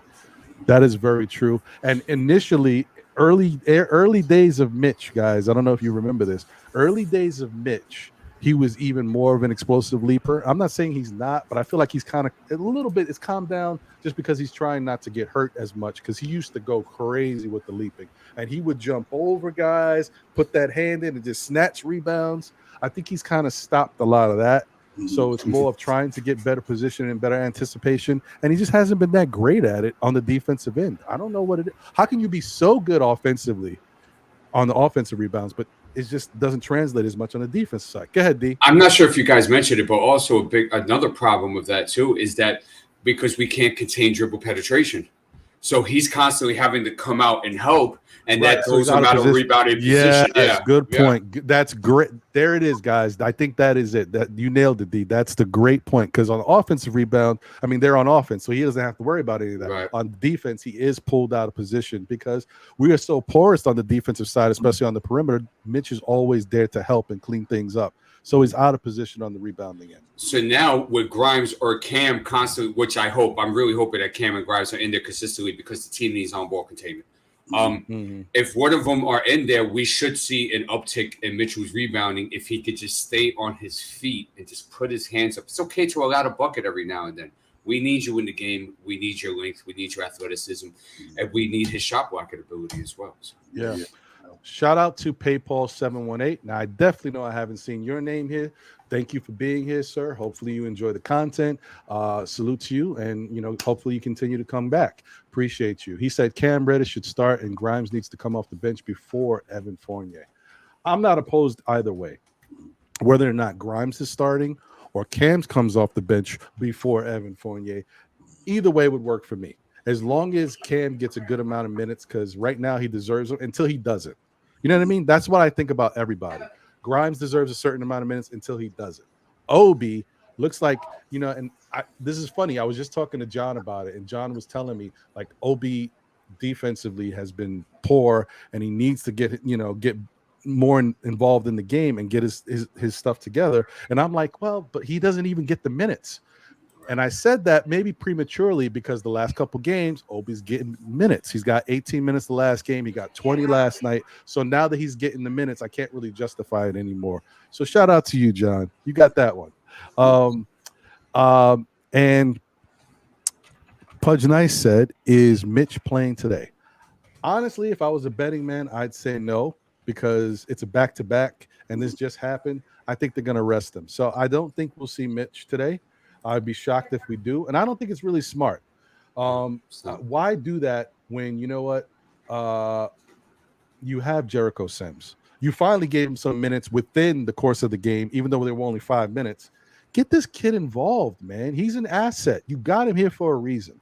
It's not like he's a rookie that and doesn't know anything, doesn't know where to be on the court. Now, some might say that he's a little slow to figure out where he needs to be, but he's much better now than he was before. He's worked on elements on his offensive side. And he's a pretty solid rebounder. There's no reason why Jericho Sims shouldn't be out there giving us minutes. Rest Mitch tonight and try to figure out how you're going to win this game. Because even with Mitch, even with everybody 100% healthy, I don't know if you win this game tonight. Honestly, I don't think we do, but I'll save that for when we get into the Boston matchup. So, that being said, guys. Sims real quick. When he was in there real quick, he did a poor job of protecting the rim. Now he put himself in a very good position, but his timing was off, and sometimes he doesn't use the right hand. And also, too, he let Maxey just push him under the rim and stuff like that. So, just in case, I keep it equal with everybody, and Sims has to do a better job of protecting the rim. Agreed. And you know what? As much as I said before something about Randall, how Randall needs a lot of minutes to be comfortable out there, he gets into a rhythm. I'm going to say the same thing about Jericho. Jericho needs to be out there playing to be comfortable, to understand where he has to be on the court, to get into the flow of the basketball game. For Jericho Sims, he's not naturally one of those guys that just knows where to be and does certain things a certain way. He's slower. He just seems to be, that's the way he's always been. But once you give him the reps and keep getting him out, he gets comfortable with guys, you see his game continues to get better and better. He hasn't had the opportunity this season as of yet. So this is a knock on Tibbs once again. Tibbs needs to get Jericho Sims involved. There's no reason not to. Yeah. And as I mentioned earlier in the show, that, you have to have these young kids experience the court. You're not going to grow or evolve in anything in life if you don't experience. And since we don't have a superstar or a star right now, we might not even have an all-star right now. There's no reason not to tinker and mix with these chemicals. Right. Divine, what do you think about Jericho's game and how he's do you think it's right that Tibbs should kind of keep him out because we got so many other pieces that really need to play? Or do you think that he should still find the way to kind of incorporate him into the game? It's hard when you got a team like we got. We got a lot of players who need to play, but you only got 48 minutes in the game. I mean, and I think with Hartenstein being there behind Mitch, Obi playing behind Randall, where do we get in unless, it's one of the games for me. I wish the Knicks kind of blow people out a little bit, that you can get these guys minutes. Because you know what? You're talking about a 58 round pick raw. I mean, he raw. He got a lot of athleticism, but I think he got to get his mental game more sharper to me because he could jump, he's strong, he got good footwork, but where's the IQ and the mental game at when he played in the NBA? Because he reminds me of a baby Mitch. They got all this athleticism, but the IQ, ain't where it need to be right now. He's young, so we understand it. That's why he was the 58 pick. You know what I mean? But I do think he bring a lot to the table. But I just don't know how it is with all these guys we got, man. The Knicks, like now that Mitchell went down. And like with D. Cool speaking earlier, if we go back to the big game, with the two centers, then I think you'll see Jericho Sims tonight backing up Hartenstein or vice versa. So I would like to see that. So if Mitch down, let him stay out. We need him at the end of the season. You don't need him now. So I'm hoping that if Mitch is out for an injury, this might be time for Jericho Sims to take an ample opportunity to make it happen. Now, once he get in there, he got to take advantage of it. You know what I mean? Just don't come in there and then you have a bad game and then Tibbs going to be like, well, that's the reason why I didn't put you in before. But I think he got to take advantage of the situation. Like if Mitchell Robinson not playing, if my man go to him, he got to produce because I just think that's what it's going to come down to. But the Knicks is deep, man. I'm not saying deep for a skilled talent. They got a lot of guys who need to play. You know what I mean? And I think that's the problem that we got so many guys like that position. I wasn't worried about the center position in New York. I thought Mitchell Robinson, Hartenstein, and Jericho Sims really solidified that front court for us having the bodies. So let's see what he could do tonight, man. If he get in the game against Robert Williams and these guys, I mean, he going in against some guys who can really get down as well tonight. So we got to see how he's going to play against Boston. But I do agree that he got the physical attributes. I got, and I just want to see mentally where he can kind of adapt to the NBA game as on a whole, because like what D. Cool said, he was kind of got beat a couple of times. Like that. I'm like, Jericho, I mean, you could jump, but you got to also do this as well. So we'll see. Yeah. Young guy, man. He's a young guy, and like any young guy coming into the league, it's a men's league. You know what I mean? It's a grown man's league. You know what I mean? This guy is still a baby almost in a sense, not from the physical attributes, but from the mental standpoint of the NBA game. But he played good last year in a lot of spurts, so hopefully it can translate tonight if you get an opportunity here on out. If Mitchell Robinson's not going to be here for a couple of games. But this is an opportunity, just like Cam Reddish, when your opportunity knocked, better take advantage of it because you know how Tibbs is. He'll run you back to the bench. So, yeah. And another thing with Sims too is that, you know, with Obi and Randall working yesterday for that time spent, it might work against Sims seeing him tonight. And I completely agree with you guys. Mitch has to stay out. With this, it's a back-to-back. Let him rest. Let him come back on Monday or Tuesday or whatever. Doesn't make sense. Something like that. Yeah, there's no reason, bro. Because if Mitch comes back tonight, let me tell you, and he gets hurt worse, they are gonna be having Tibbs's head on the stick, man. They're gonna be like, why would you bring him back in a back-to-back deal? Like, it doesn't make any sense. So, but here's the thing. This is what I would like to see. I think a lineup that I would like to see Tibbs try. I don't know if he'll do it tonight, but hey, it would be nice to see it.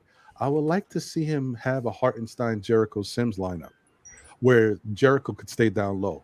Hartenstein could play that free throw position where he likes to do, and then you could kind of move the ball through him. He could drop it off. He could turn around, pop, or he could turn around and get to the floater that he likes. Or you could even put Hartenstein on the perimeter a little bit and let his game fly out there a little bit. But you got to rebound it down low to grab those rebounds. Do something different. Give me something different that you haven't tried. And this is the best use because you don't want Jericho and Mitch out there together, right? That don't make a lot of sense. Mm-hmm. But with Hartenstein, who can stretch the floor, he gives you that. And then also, well, he can stretch the floor from the mid-range area. The three-point shot, he hasn't showed that he can consistently knock it down. But the mid-range with the little floater he's got, I would believe in that a little bit more than the other side of it. I also like the fact, though, is that when he's up there at the key, the way he does that little thing where he tries to get guys on the back door, you know, the give and go that he does. I like that from Hartenstein. And sometimes it'd be nice. And this is only something that I want to try for maybe 2, 3, 4 minutes tops. Not a lot of the game. Just a little something different to give Boston something different to worry about. Because you need something. If the Knicks are going to win tonight, and I think the chance of them winning tonight is predicated on their shooting. If the Knicks come and they're lights out tonight, they got a good chance of winning. But they haven't shown that they can be lights out. I think there was only one game the Knicks shot lights out. They haven't shot lights out for most of the year. And it was the bench. So we'll see what happens, man. But I'm interested to see if he would try that. I just want Jericho to get some minutes, bro. I just think he needs a chance. And this is the only chance he's going to get while Mitch might be recovering. So we'll see. We'll see. Shout out to Nev the Disruptor. Nev in the building. You know, now that Nev the Disruptor name, I understand that a lot more now. Just saying. Shout out, brother.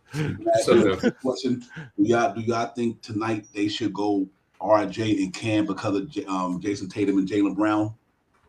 I think Cam can make a difference with that length and on the defense and against these two guys because Grimes is just getting back. So I wonder if Tibbs, I would love to see Tibbs tonight for once. Say, you know what? I'm gonna start Cam Reddish just to give us a little edge on the defense side against Jaylen Brown and Jason Tatum with that wingspan that he has.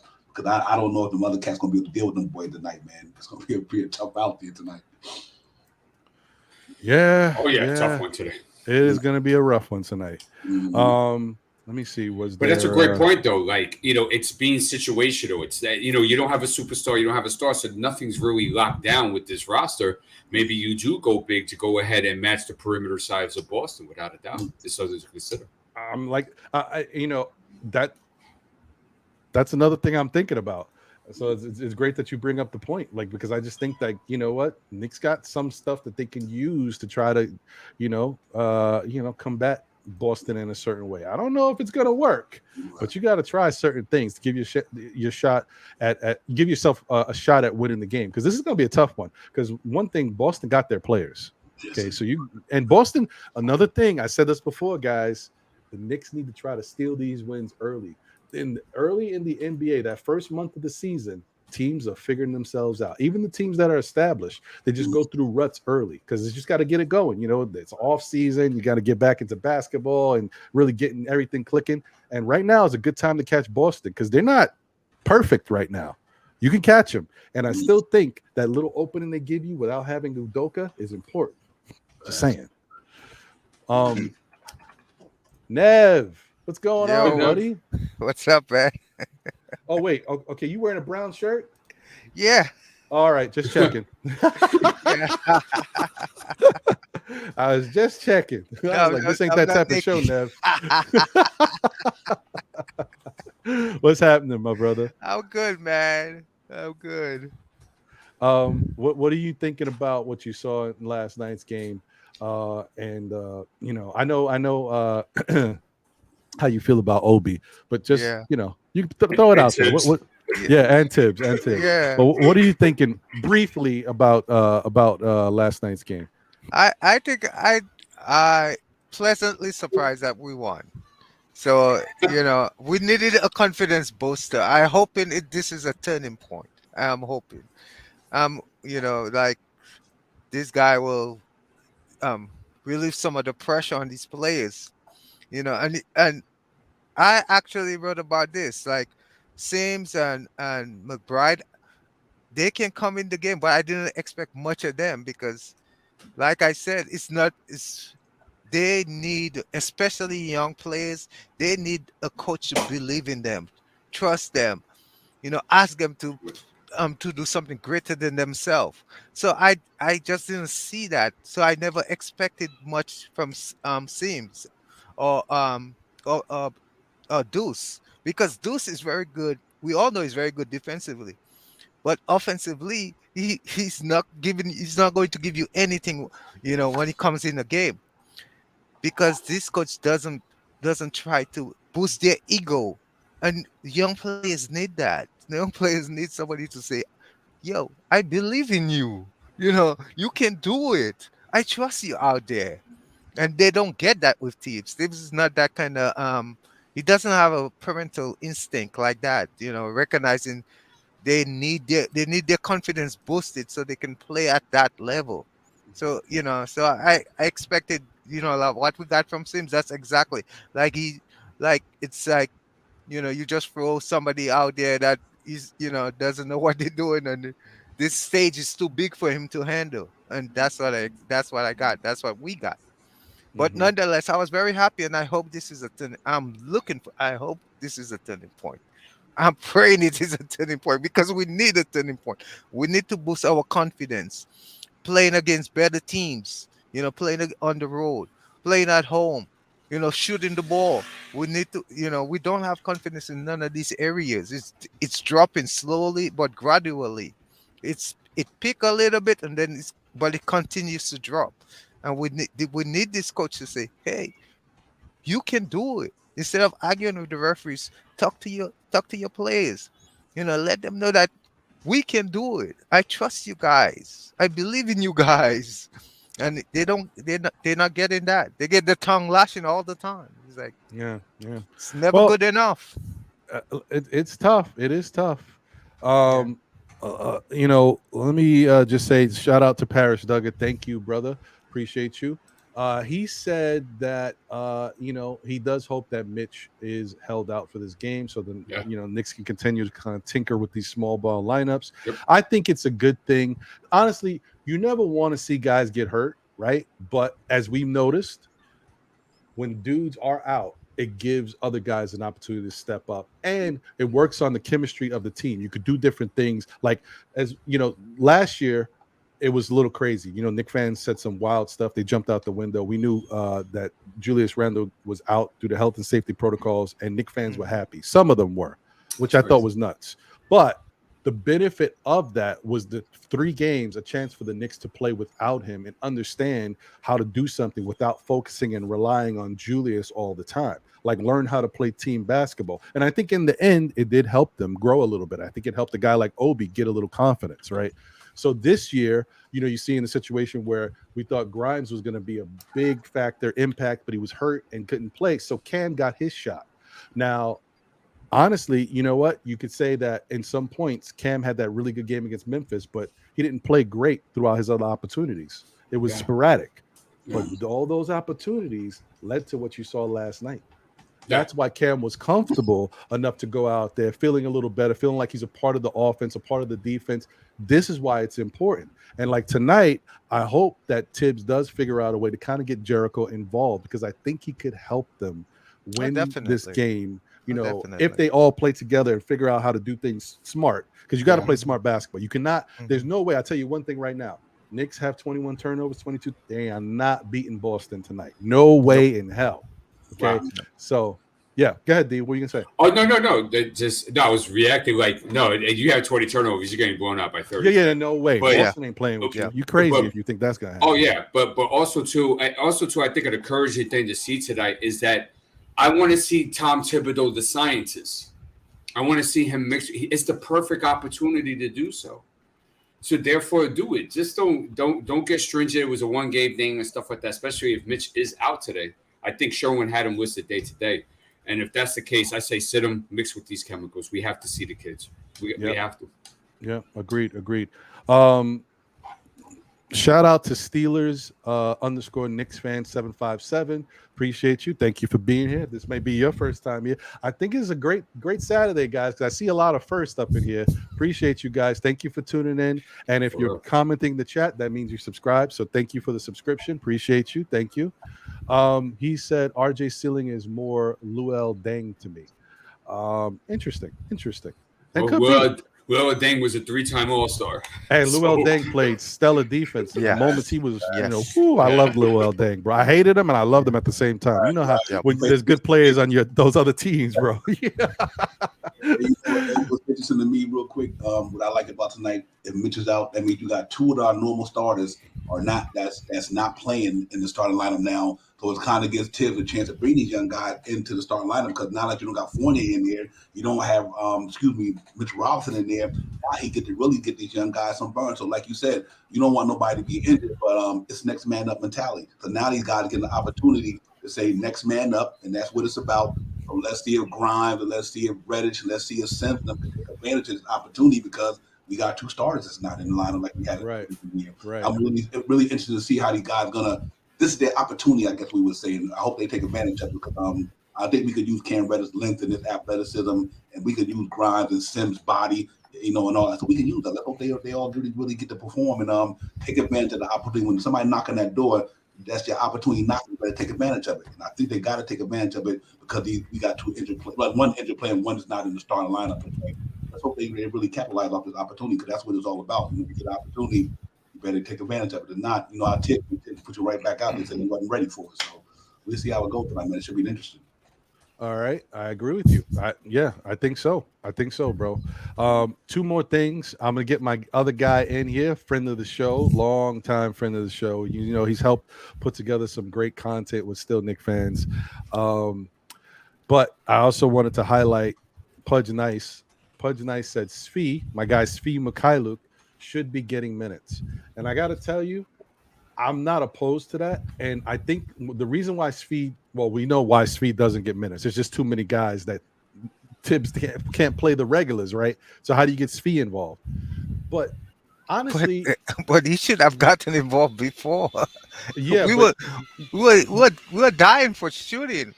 That's the thing Tibbs got to do. But he don't play defense, Nev. So this is the issue. This is the issue. Hold on. This is the issue.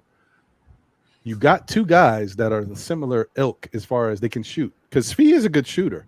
Yes, Fournier might be a better shooter. But let me tell you something. In the little time, this is how you know somebody shoots good.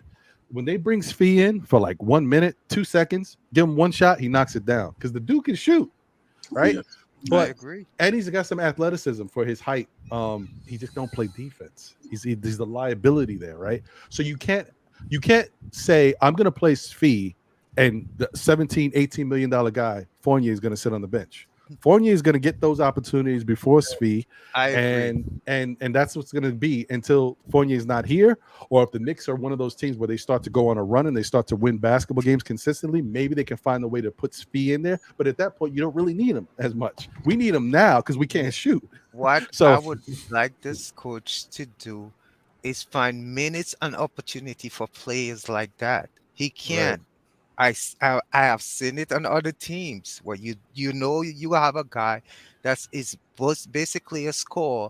So you find the perfect matchup. You try to you're not starting him. So you can wait. You can say, hey, okay, this team puts this guy in. I know he's not a scorer. I can put my guy in, which is a scorer. That's what I would like this coach to do. look for opportunities like that. He's not just putting him in. He's saying, hey, we have this guy on the other end. We knows he's not going to score. He's basically there for defense. We could steal some minutes here, but we don't see those kind of things, and that will actually strengthen some of these players mental toughness, because they feel they can come in the game anytime. They got to be prepared for that. Things like that, little things like that, it means a lot, but we don't see it, man. You're right. Nev, you're right, dude. Listen, before I get to my guy, I want to say that, a lineup that I would like to see that I don't think I'll ever see unless something crazy happens. And that would have to be injuries or health safety protocols, stuff like that. Or should I say non-COVID like illness? Oh, that's funny. Anyway, I would love to see, and this is a very small ball lineup, I would love to see Grimes, right? Cam, Svi, Hartenstein, and a Quickly out there. Because I think with Quickly doing whatever he's doing, trying to penetrate and get to and open up some shots, right? Or even a deuce, I don't care. We won't see that. That would be nuts. But if we could see something like that, and then you got Cam who can break you down and penetrate, he's got Grimes on one end, he's got Svi on the other end. And the good thing about both Grimes and Svi, the new Grimes, we haven't seen it yet because he hasn't had time to get his feet wet. Both Grimes and Svi can not only pop that shot in the corner, but they have the ability that if you press up, they can take you off the dribble and get to. Svi definitely can do it. And Grimes has been working on that all summer league. So we know he's starting to get back to that type of style. So I would love to see how the Knicks work with that. You got the big and Hartenstein who gives you the versatility and also can rebound. So I think that'd be an interesting small lineup for them to play around with. We'll see if they quick do it. thing I saw yesterday, I saw a lineup of Grimes, Cam, Randall, Obi, and who was the other guy? And RJ. I want to see that one. I want to see how that looks. Yeah, that's interesting too. Yeah, I like that. So shout out to my guy. Listen, Feet Sports, my guy, aka the Prophet. Listen, he's a big part of Still Knicks fans. His work, along with D's World of Hoops, their work was integral in us putting together a very great draft package. We did 3 shows for the draft that I hope informed a lot of people. And we got a lot of love on those shows. Shout out to Kai Soto's people. Thank you, my Filipino nation. Thank you, but yeah, man.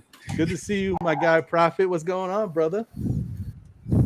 It's good, man. I was just gonna ask y'all real quick. How deep do you think the rotation should be? How many guys you think? Because what I'm hearing from people, it's kind of like, do you really want to go so deep into your units?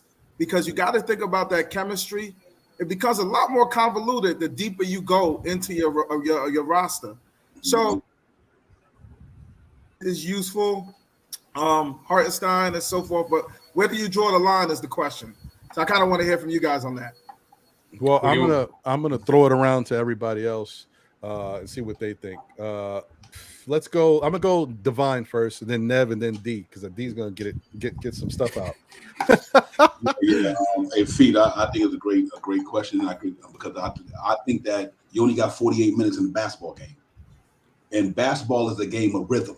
It's a game of rhythm, man. If your guy come in here and take 2 shots, and he missed both of them, you can't expect him to get ready to get it popping in 2 shots. It might take him 3 or 4. I think this roster is too deep to play guys that we want these guys to play. And not only that, you got $25 million point guard, you got a $27 million 3 spot, you got a $25 million. Tibbs them is trying to get to the playoff. They're not trying to develop nobody. They didn't sign this roster to play 12 guys when I know that this front office is trying to build a team to go to the playoffs. So I think minutes going to be kind of redundant. So I do think that 10 is tops to me. I think Tibbs is that old school coach where I take the point guard out for the point guard, I take the shooting guard out for the shooting guard, I take the forward out for the forward, I take the power forward out for the power forward, I switch the center for the center. That's the way he's been coaching since he's been in New York to me. But I'm just going to stay around my 10 guys, and that's the reason why you don't see all of it. It's not 2 minutes, not enough minutes. And Randall and them playing 30 minutes a game, because I see why they do it, because we don't have the talent like that. We have superstars in there that you don't have to play these guys 37 minutes. But you got to be honest with our roster the way it's built. I don't think we got enough talent to be playing guys 12, 13 guys because we not in a development stage. We in trying to get to the playoff stage. That's the only reason I do think that we can't go that deep because you're not bringing guys in there to develop. They didn't sign Jalen Brunson and RJ and Randall to develop guys to play. They trying to get to the playoffs. So I think it might be limited on how many minutes they give out of per se because of what they're trying to do. I think the Knicks trying to get to the playoffs instead of just trying to throw guys in there just to develop them. I think Tibbs want them to do that in practice and in the off season. So I don't know. I would say 10 guys, to be honest with you. Let's go, Jalen. Oh, sorry. I'm watching the replay. Jalen just hit that shot in the lane in the fourth quarter. How you watch the game and run the show at the same time? Hey, man, listen, man. I was like, hey, I knew I missed something. Oh, wait, that was it. Multitasking. Yeah, multitasking. Nev, what do you think, brother? Yeah, my philosophy, and most nights you go to 11 guys because they're always going to be plays in foul trouble. So you 10 guys that normally does set rotation. I most night expect the team to go 11 because if you look at just the last few games, they have at least 2 players in foul trouble. Heck? Just about Hold on one second. Can you hear me? Nev.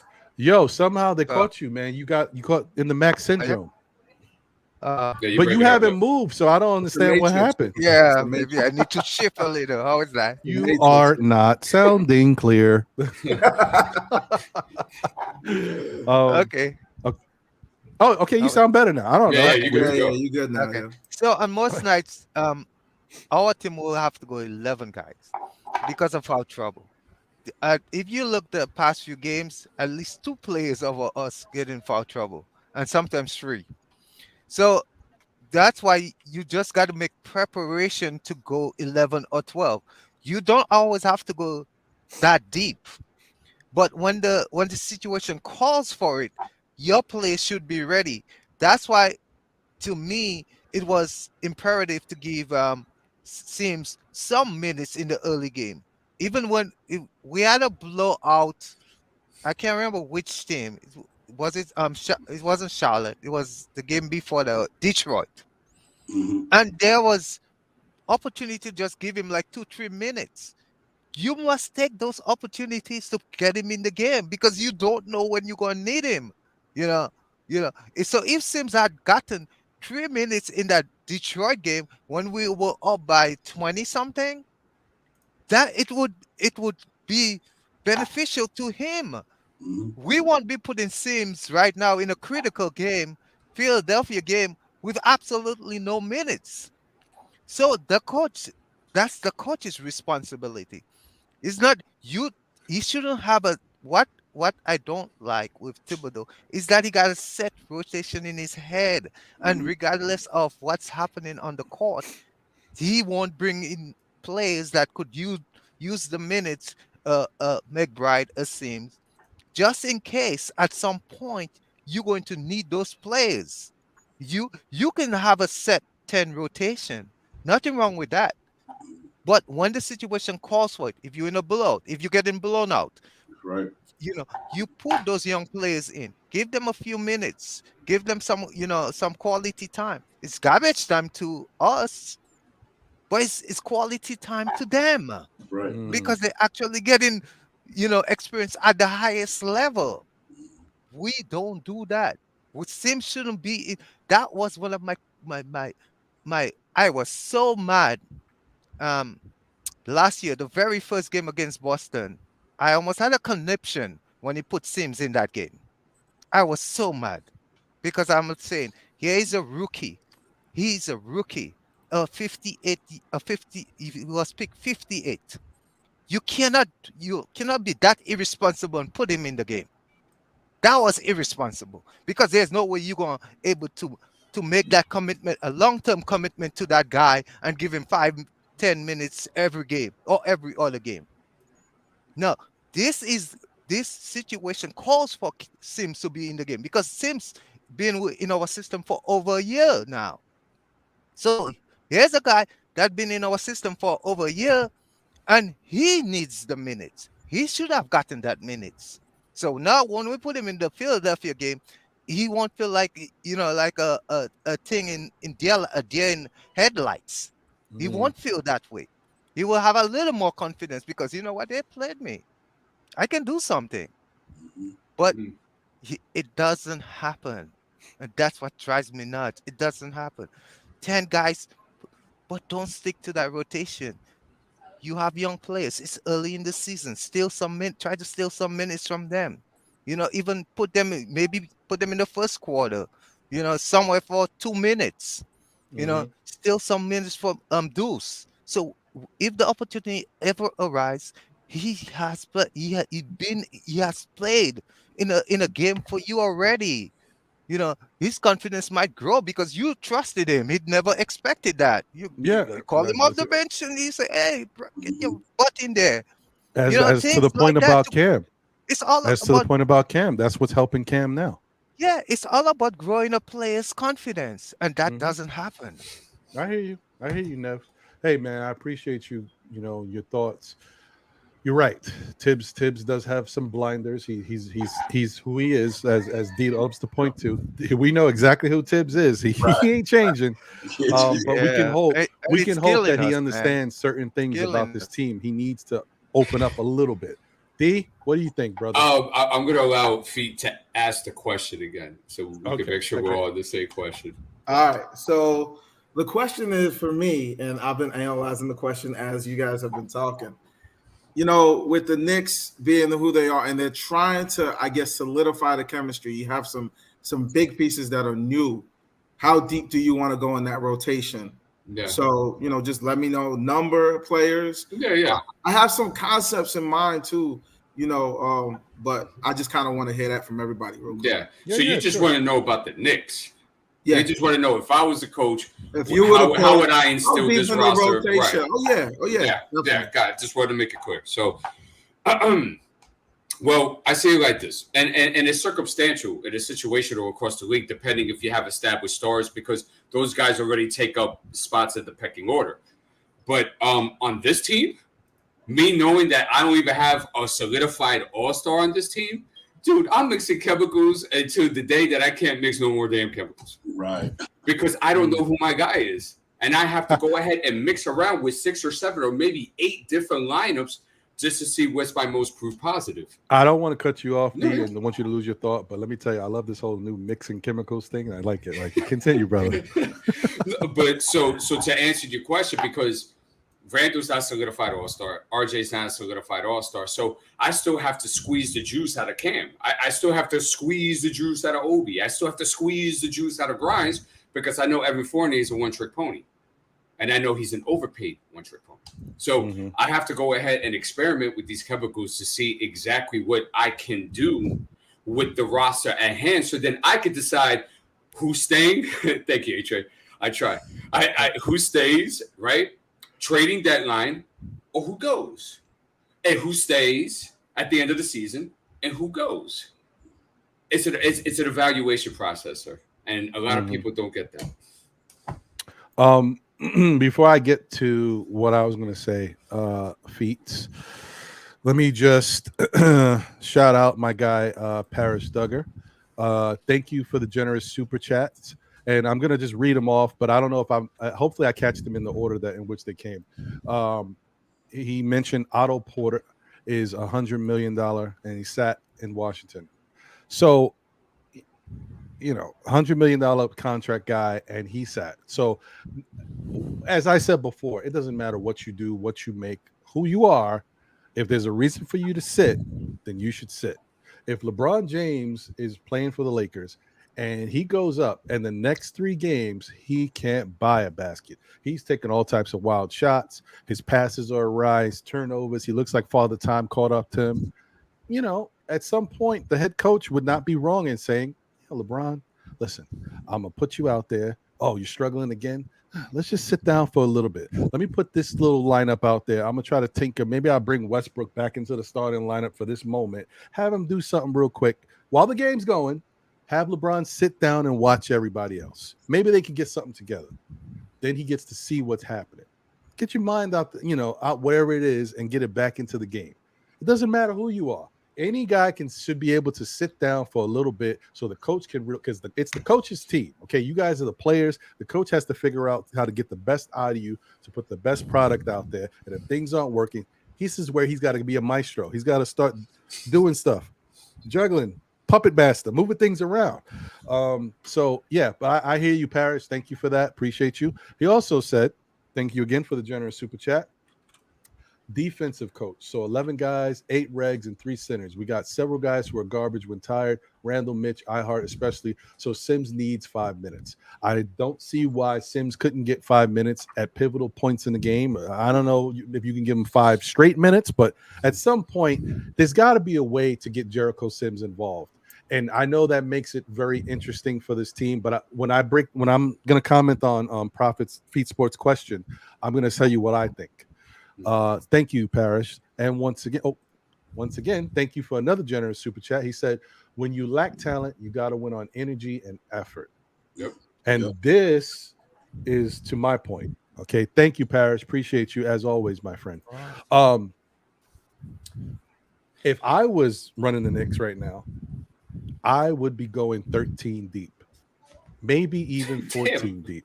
Wow. Yes, I know. And wow. You might say to Knick fans, who said it?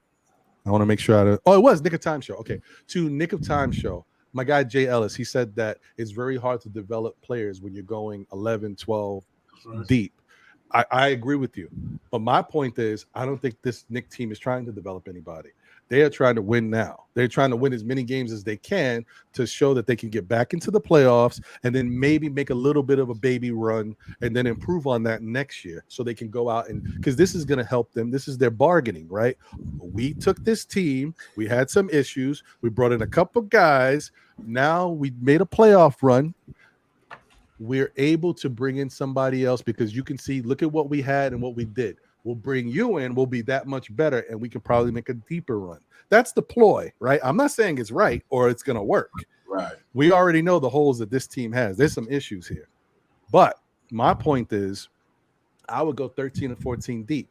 And the reason why I say that is because I'm going to play a different style of basketball. This stuff that you're seeing Thibodeau and the Knicks do right now, no, not my team. I don't coach, Ron. What would you do? My team is running and gunning. I am running. I'm running and I'm putting Prophet has this thing like he likes to play because Prophet coaches at points too with his and he loves to do like this 40 minutes of hell thing with the defense, the full court pressure and stuff of that nature. I would be running these other teams out the gym. Hitting them with all types of things. Let's go. We're pushing the ball on the defensive. We're getting up in your face. These guys are tired. Okay, get out. Switch out. Deuce, you coming in. Boom. Next thing, I'm so you're going full court press. Yeah. You're trapping at half court. I'm going crazy all game, bro. I'm going crazy because these Knick team, they suffer from not being able to play solid offense. They can't shoot, right? So these guys can score when they get around the basket. Fine. But they can't really shoot from the perimeter. They struggle there. Right. Defensively, they all have deficiencies. They have a lot of issues. We only have maybe 2 or 3 good defenders on the team. So if I can't get good individual defense, then I'm just going to keep hitting you with as much active hands and good team defense as I can bring out, make these guys get in these people's faces and try to affect something, affect turnovers or whatever. They get tired, I'm just switching. And I'm talking constant switching when a guy looks like he's tired because I want to keep the product going. That's what I would try to do with this Knick team because they handicapped and they don't have enough defensive personnel. That would be my plan. I know it's crazy, but I can do that because I don't have good 3-point shooting. I don't have to play like the other teams around the league. I could do something different. I could try something crazy. That's my thought. I'm going to let Prof go because I think he's going to ask the same question I would ask. But go ahead. So, Ron, I don't have enough minutes for 13 guys, but I love you. You my guy, brother. You know that. I hear you. You know I love that tempo mentality. I do love that tempo mentality. My issue that as I asked that question because my mind has kind of been thinking about one particular thing. Particularly, I like Hartenstein over Mitch. Now, I don't want to get into that fight just yet, but there are some things I like Hartenstein's frame. If you watch him on tape, when a shot goes up, he boxes out a lot better and quicker. He's a lot more in tune with what the responsibilities of a big man are. outside of just leaning on the athleticism and that length. And so it's like, I like Hartenstein more, and I think they can do more things with him because he moves really well in that body, as opposed to Mitch has kind of grown into that muscular frame, and he's lost some of that agility in that. But even more important, I see so much duplication in this roster that it makes me lose my mind. Like, man, it's like, whoa, what's going on here? Because Rose and Quickly do the same thing. Grimes and Fournier do the same. Grimes just does it with more athleticism combined. Hartenstein and Mitch do the same thing. You can say Brunson and Quickly do the same thing a little bit. Brunson's way better. Randall and Toppin are not exactly the same, but you get what I mean there. So, and with that in mind, it's almost like, and it sounds crazy. I don't know. I mean, I'm surprised I'm saying this, but I kind of want Tibbs to go back to the guy he is and play those guys 30 plus that he knows he can give him, and switch that rotation a little bit. Go to Randall at the 5, Toppin at the 4, and then sometimes takes Mitch out and keep a Randall and a Hartenstein in there, and then just leave it. And if you need a Reddish, you put him in. If you need a Quick, or you need a Rose, you put him in. But don't force minutes to them, because I think what you'll find is it's becoming less about the end game of the win, and it's more about how they're doing this to accommodate what the perception should be, how this should look. Yeah, and it's got to be. At the end of the day, I know Tibbs has been. I've criticized Tibbs for his inability to use the young players, but they went in another direction. And I'll be honest, when the Knicks are on it, I'm so impressed by them. They're really good when they're on it. They have real good chemistry. They can beat you in a way like that. It's difficult to deal with if I'm on the other side, just because it's not a super athletic way. It's a grinder type of win when they are together, when it's all clicking. And so I'm just concerned about why you're reaching so deep. I get it. I would just plug situationally as the need requires, as opposed to trying to get 10 guys, giving them all this experience. But I mean, again, I'm going against what everybody's thinking, but I don't see why Sims got to play. I'm not trying to be a jerk. I like him, but Mitch, Hartenstein do it. Sims is a little shorter. I don't know. I don't know what the pressing need is for it. Well, the plus with Sims, Prof, is that he's our only big that could effectively switch on pick and roll ball handlers and actually contain the basketball on the perimeter. So, do you not like Hartenstein on the switch or no? Is he terrible on the switch? I mean, it's gotten progressively a bit better, but I still think Sims has better feet. He has Sims has excellent feet. No argument there on that. Sims' feet is amazing. He has amazing feet. But I'm just wondering, because I'll watch Hartenstein and he can maintain a little bit, you know what I'm saying? But I just think, all right, we get Sims in there, but like, how is that adding value to all the way to the big picture? Like, he's just not, it's not going to happen frequently enough to really, add that value, in my opinion. That's all I'm saying. So yeah, I was just trying to get to the idea of the depth of the roster, but yet are you using it to your advantage, or are you just overusing it because people have complained for a long time that everybody wasn't getting minutes? Yeah. So, but in a sense, he's basically doing what you're saying, because he's not playing Sims and he's not really playing much of anybody else. So it's basically what you said. That's exactly what he's doing. Because Sims didn't play. Sims only played because Mitch was hurt. That was an emergency situation. It was out of necessity. Okay. Okay. So if Fournier is in there, that gives you 11 deep. That's a lot. Yeah, that is a lot. That's a lot. He's trying to squeeze 11 every night. Mm-hmm. But take away Sims. Take away Sims. Like I said, that's what's going to happen, because all players are getting in foul trouble just about every night. Yeah. And he's going one extra guy. He's basically been going one extra guy since the season started. Yeah. So it's just 11 deep. So if that's the case, if that's the rhythm you in, then you should prepare all 11 guys for that kind of playing. You know, because you put in one, you should bank in on that. It's if I were the coach, I would prepare for some of my players getting foul trouble because that's what been happening. You know, so therefore I know I need one extra guy, you know, in the mix. So I'm going to give them. That's why I'm going to steal minutes for them at some point because I figure at some point I just going to need them because my players getting foul trouble, my centers getting foul trouble, my guards. There are times where I have to sit Brunson and both rows. You know, so therefore it's either I go over a different type of lineup, like put put Cam out there and go over with Barrett being the point or something like that. But I got to make preparation for those kind of you know, contingencies, Right. which is not what we're seeing. You know, so Before the we preparation is move- not being made, but the moves are being made. The moves are Right, coming, like it or not, it's coming. Before we move to Ron, real quick, Ron Cleveland, shout out to you, by the way. Real quick, Ron, you said 13 or 14 guys, right? So I have a very quick question for you, right? And Prof alluded to it, but I'm going to go a bit deeper. How in God's creation are you ever going to create any type of cohesion with any 5 guys for an extended amount of time on the court? Well, see, the thing is, when I'm saying to do this, my plan is not to do it like a consistent 48 minutes. I'm only giving at one spurt. Like my whole thing is there's certain guys that are going to come in, but they're only to give the other guys a breather. Guys that you think might not be playing a lot of minutes are still going to play a lot of minutes. I'm only giving. So for example, like with RJ and Randall and Jalen, they're playing 30 minutes a game right now.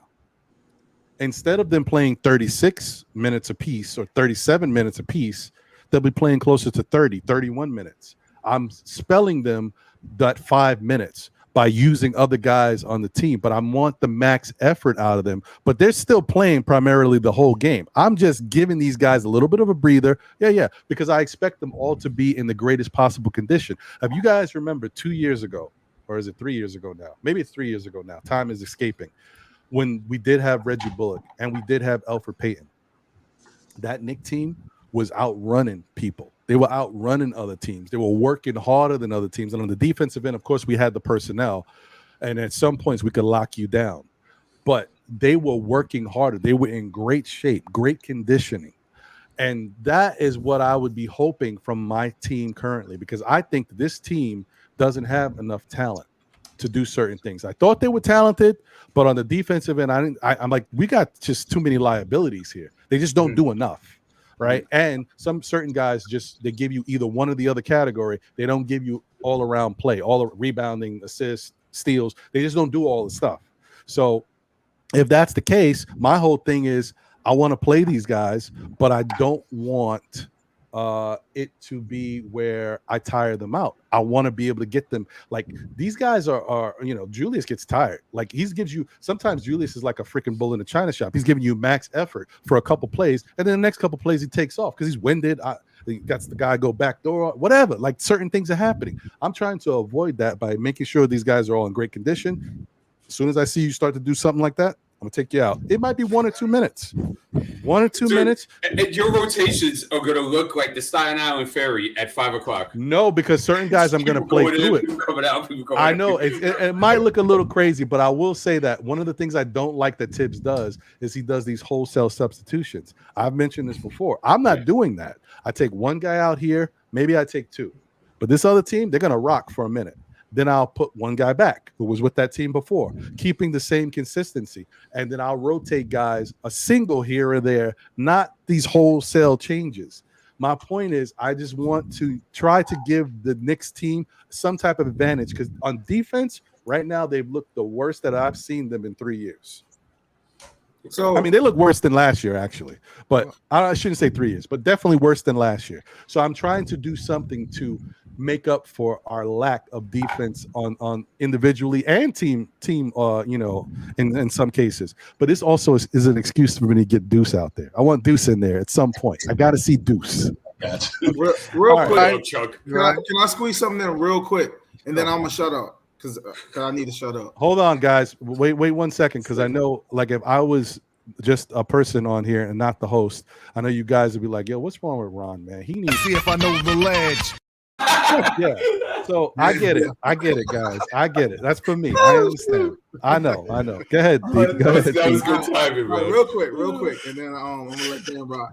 So I was looking at the logs, and all the foul trouble is coming from the bigs. So outside of most of the games, if not almost every game, the wings and the guards are maxing out at about 3 fouls a game, where the bigs are getting around 4 or 5 and having 3 or so. So I would say, with that in mind, I'm finding it hard. I'm just scared that the chemistry is not going to reach its peak with so much maneuvering throughout those 10 guys. I think that's a block right now organizationally for them in getting better, is that guys are coming in and that lack of familiarity, that amount of time needed to acclimate themselves to the game situation, and then they come out. It's not helping. It's not helping the cause. So I almost think they need to go 7 or 8 and plug those two based on fouls. And I think that's it. Meaning, and I'll be honest, I love Rose because he's so damn consistent, like in making the shots and stuff like that. I know you want to get quickly in, but I just feel like he's that guy for that guard spot, Hartenstein for that Mitch spot. And then after that, it's like, okay, if I need you, you'll be ready. But I'm just concerned that they're digging too deep and it's slowing down the building of the chemistry to some degree. Mm-hmm. And like I said, I examined the foul situation because I was like, is there a need to sub so aggressively based on the fouls? And I looked at the numbers and looking at it, you'll see Randall with 4 fouls, Mitch 4 fouls, 5 fouls. Hartenstein will get 3 here and there, and so it's just like, is this it? Is this how you take that next step for them in being a contender? So, all right, now I'm gonna shut up and I'll listen. But Prophet, what is the next step to take a contender with this roster presently constructed as it is right now? And just to your point about D Rose, even though I know you love him, we love what we have seen from D Rose in the past, but D Rose has not looked like that so far this season. Asian injuries. I get that, but I don't know. I trust that veteran in that spot with the makeup right now. And in fact, I don't want to cut D off. But I prospect guys, so I could joust with him a bit, but because you're the one that said championship, so therefore I'm going to hold you to that word. No, man, don't do that. And now I'm going to say, what can you do with this roster that can get you kind of seeing the horizon of maybe contending for a championship? Yes. For me there's no answers unless you have one. If you have one, right. Answer that, and then we'll get over to Dan, and then I want to bring something up and get back to Divine and see what he thinks about it. But get ahead, my brother. Championship. Yeah. Right? Championship. With this roster, what could you do to get it trending towards that direction? I say we all go to church. Put a nice little prayer in. We all fast, do a really good fast, and let God do his thing. But I'm just saying, we're gonna go championship thing with this roster, man. There are some good things with this team, like, and you know how I am. I'm very particular before I say that, but I really love what Hartenstein can do for the rhythm of the team and the ability to play up and down. I like Obi's ability to add some athleticism to the floor. And I think if you merge those in there a little bit more frequently, I think you have something helpful. I'm not saying championship. I retract championship. I would say a solid playoff team, maybe, and founded on those staples of a Brunson playing, good and working in that pick and roll game and doing what he does. Found it in Randall, hopefully helping you with some things, and RJ as well. That would kind of be my nucleus. I would think that to get everything I'm going to get out of them. I'll be honest. Not to say, again, I retract championship. I was wrong. I'm not legitimately thinking there, but that is the end goal of every team as they start a season. So generally, yeah. God bless you, Prof. Yeah, God bless you.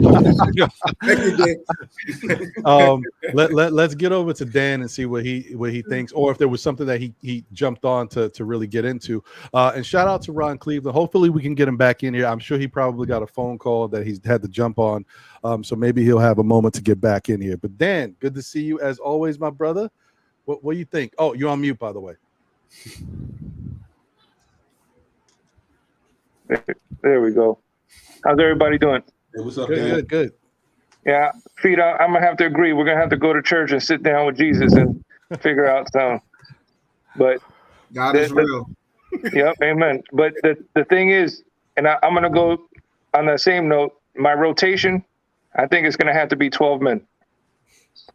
And the reason I say 12, is you have 2 per position that you switch out that are your guys, and then you have 2 Swiss Army guys that are just can, like, quickly, or Cam, that could play different positions. So with that, you have your 2 point guards, your 2 shooting guards that are your mainstays, and then 2 Swiss Army guys that are as positional. So that's how I feel with the rotation. But I also feel that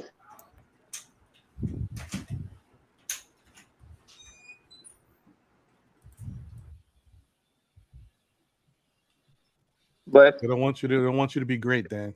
Yeah, it's those are the kids. I'm coaching my own team. I hear you, brother. But it's.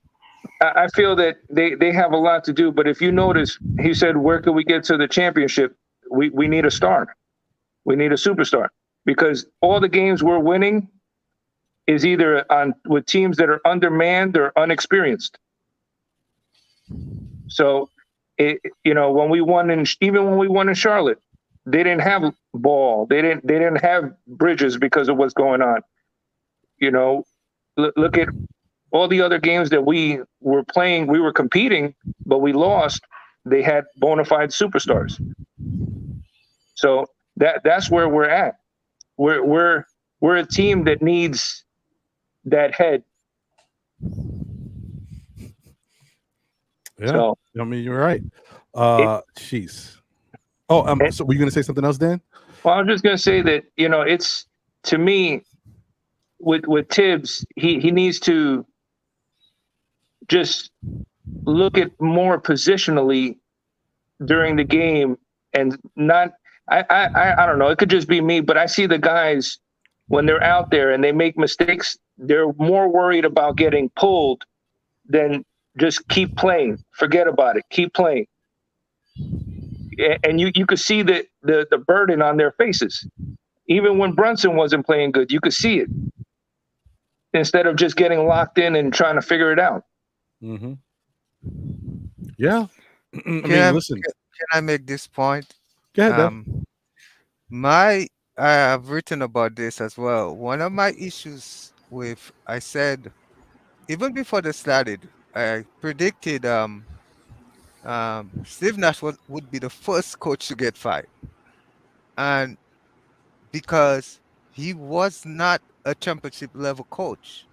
And I said in that same writing that we don't have a championship level coach in basketball in that arena.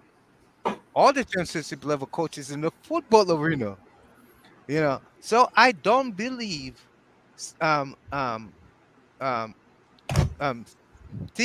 Coach Tibbs is a championship level coach, and I think that's where we need to start first. Is try to get a championship level coach, somebody that's capable of winning a championship, have the ingredients to win a championship. Before we do anything about plays, I am not going to, I don't believe, this is my opinion. I don't believe we should make a trade or nothing until when we get a coach that's capable of winning the championship. That's why it should start. Yeah, Unless but that happens, it's just we're just moving one player to another. Well, We can sit here today and say Murray would be an excellent fit on our team. We could sit here to say and say Donovan Mitchell would be an excellent fit, but that's all conjecture. We don't know that. You know, all we see is how they're playing in Cleveland. If they were here and have to play under that same stress and duress, how do we know if they could have performed on the same level? Are we just saying because they perform at that level over there, they're going to do it over here? It didn't happen the same way in Utah. So, or so how come we could just expect him to come here and say, he's going to perform at a high level? well, We Nev, need to. I think We, Nev really loves Tibbs, and it's just some reverse psychology going on. I'm just thinking, Nev, to your point, sometimes the reverse can help you get to what you want. Because one thing is, good players are good players. They're going to play good no matter where they go because they're good players. So you bring a DeJounte Murray here, he's going to do what he's going to do no matter what. And DeJounte's character, for example, in spite of everything, he's going to do it. And if he doesn't look right, guess what? Heads are going to roll, and that might be the precipitation for firing Tibbs. Like But- bringing that guy here might but- be the way they get him out of here. But And see, how many re- of us were so for gung ho of getting Brunson here, believing he would help? He was replacing Kemba. We say, okay, Kemba was a nobody. Kemba was this. Kemba was that. We were certain like Brunson would have been an upgrade to Kemba. How is that looking? I feel that he has been. Brunson is he an has been upgrade. looking up. Excellent. Yeah, he's excellent. I love him. He's been doing good. And Yeah. as far as Tibbs, I feel that he's more of a wine press. He's trying to get as much out of these kids as he can. But the problem I see is that at the end of the day, we need somebody that's gonna put the system that fits the players, not try to fit the players into a system. Right. And Right. I think that's why, going to football, I think that's the only reason that Russell Wilson was so successful in Seattle, because they put the system that he was used to playing in college. Now, and they used his strengths, not trying to fit him into like what Phil Jackson was doing, trying to fit everybody into the triangle, or Tibbs is doing, trying to fit to his system. Use their strengths and fit the system for them. Mm-hmm. Listen, I want to kind of get to some other things, and obviously want to get Divine's take on something, but we got a guy here in D'Angelo. First off, this is remarkable because I got D'Angelo. No one can say they got D'Angelo. Like, I got D'Angelo stationary, baby. Let's go. He ain't in the whip. Let's go. I had to change my background at some point. It gets a little stale after a while. Like the Knicks defense, it gets a little stale once in a while. So You always have to throw a Nick shot in there. Jeez. Good to see you, my brother. what's up? What's up? Thanks for letting me in. What's up, guys? What I want to do is I want to get to this Parish Douglas, and then I want to get to something. I want to start off with Divine, and then we'll go right to you, D'Angelo. Okay. So, first off, shout out to Parish Duggan. Thank you once again for the generous super chat. He said, "Don't be concerned. iHeart sets picks on himself against speed, so it's it's Sims is the best screen setter and rebounder of the three. iHeart is best rested." Okay, I can listen. That may be true. And the thing is, I wanted to say this before, and there's still time will tell because it's early. We still haven't seen the best of iHeart. I know we've seen some good things that he can do. The other thing, you may not see the best of iHeart because say what you will, but iHeart was on a team that played better team defense. The Clippers played pretty good team defense. They had their moments where they struggled at times, but offensively it was a lot. On the defensive side, they played better team defense. So iHeart could do certain things, and he could take some liberties And he did well at it. That's why in statistical categories, he finished high on the perimeter in defense and in the paint in defense. But on this Knicks team, when we have so many defensive liabilities, and he's always finding himself running all over the place trying to help out, it's not the same. So that being the case, I wanted to say, guys, to me, this is the best shooter on our team right now. And not really because of his, we know who the best shooter really should be in Evan Fournier. And you might even say Svi Mikhailuk might be the best shooter we never see. But right now, oh, wrong one. My bad. Damn it. What did I? Oh, there. Take two. Take two. Sorry, guys. What happened, Nev? Put my OB up there. Hold on, guys. Technical difficulties. Yeah. I was doing so much talking, I thought I had already uploaded it, and I did not. I apologize. So I'm just gonna hit you with some beautiful sounds. Do do do do do do do. Yeah. All right. And Ron, So yeah. real quick on Hartenstein. They were talking about Sims playing more minutes, but I think that Hartenstein, even though Sims has better feet, Hartenstein has better position. He passes better. He can score. He has a lot more to his game than Sims does right now. So True. It's Totally agree. to me it's hard. Right now when I see Sims out there, I see him like a bull in a china shop. Exactly. But you know what? Really In fairness to Sims, and I'm only doing this because Sims has been making strides every chance he's gotten. Once he's had a little bit of time to work on his game, he's improved. Problem is, you can't get him to continue to improve and then don't give him the minutes, because he's going to regress. He's going to go back to, he's not working on the same stuff that he's been working on. I mean, dribbling the ball, bringing the ball up the court. We saw a couple baseline moves with Sims in the summer league and stuff. We saw him with a turnaround jumper like a turnaround hook in the paint. We're not going to see that stuff if he doesn't get the playing time to be even comfortable to do this stuff, because he's going to be like, well, okay, I don't really get to play. I am not messing anything up. I got the rebound. I'm gonna get it off. I don't even want to dribble it up the court. I'm not gonna try to turn the ball. You know what I mean? These are things he's not gonna be comfortable even in experimenting with right now. Because and I agree. That's what you got to worry about. He does have to get garbage minutes from like what we said, but at the same time, he's not even rebounding efficiently. Well, we can't even say that. We can't say that, Dan. He played 5 minutes. Last night was the first time he played more than I think 3 minutes in a game. He's only playing 2 minutes. His last game was 1.7 seconds before last night. Okay, but I've seen him get bullied by smaller forwards, and stuff like that. So he has to learn how to position himself and get his body right.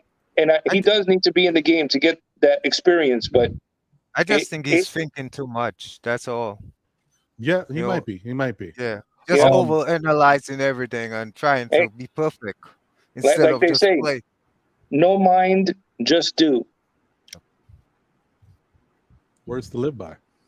And this has been another episode of Reading Rainbow. I'm so old, man. These jokes pop me up. I don't know. These 70s shows. Nobody remembers LeVar Burton? Come on, man. No. Anyway, all right. Look, okay. All right, here we go. Oh, look who it is, Nev. Yeah, that's my right. guy. Obi Toppin is the best shooter on the Knicks at the moment. Okay, most consistent in 8 games played, 16 minutes per, which I think that minute ratio needs to go up. Those numbers need to go up. He played 20 minutes last night, and he was effective on the offensive side. So you can see he's shooting 53% from the field. He's shooting 46% from 3. He's shooting 100% from the free throw line, even though it's not many, but the point is he hasn't missed. And then, of course, 3.4 rebounds, 1.1 assists, not even a block, not even a steal, really.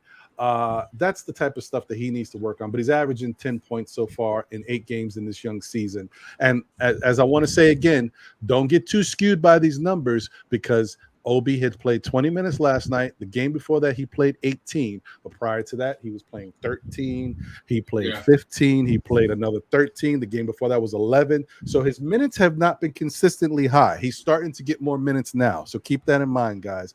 But I think Obi Toppin is someone the Knicks need to start featuring more, especially while he's doing something good with his energy, with his fast break action, his transition play.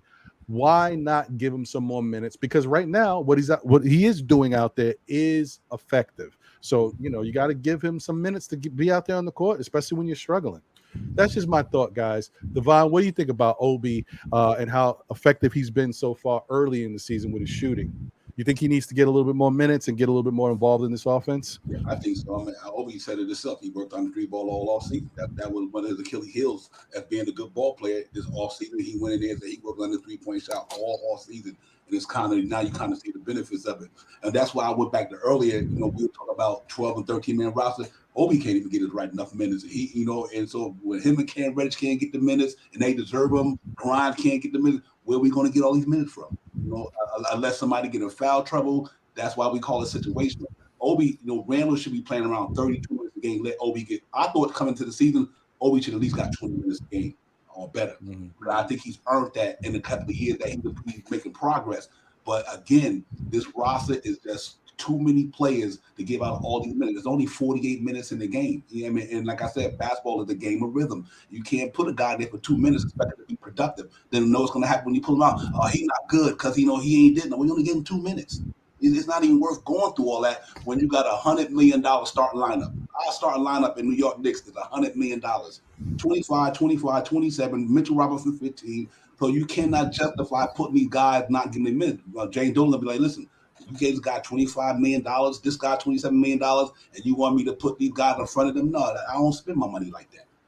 You know what I mean? So I think we got to keep in mind that this team is trying to go to the playoffs. Those guys is not going to get minutes. I think Obi Toppin should be playing at least 20-something minutes a game. His impact on the fast break, the pace of the Knicks team, his 3-point shot has got better. Granted, he don't play defense the way he could be, but he impacts one of the things that the Knicks did was terrible at last year, pace. We was terrible in pace last year.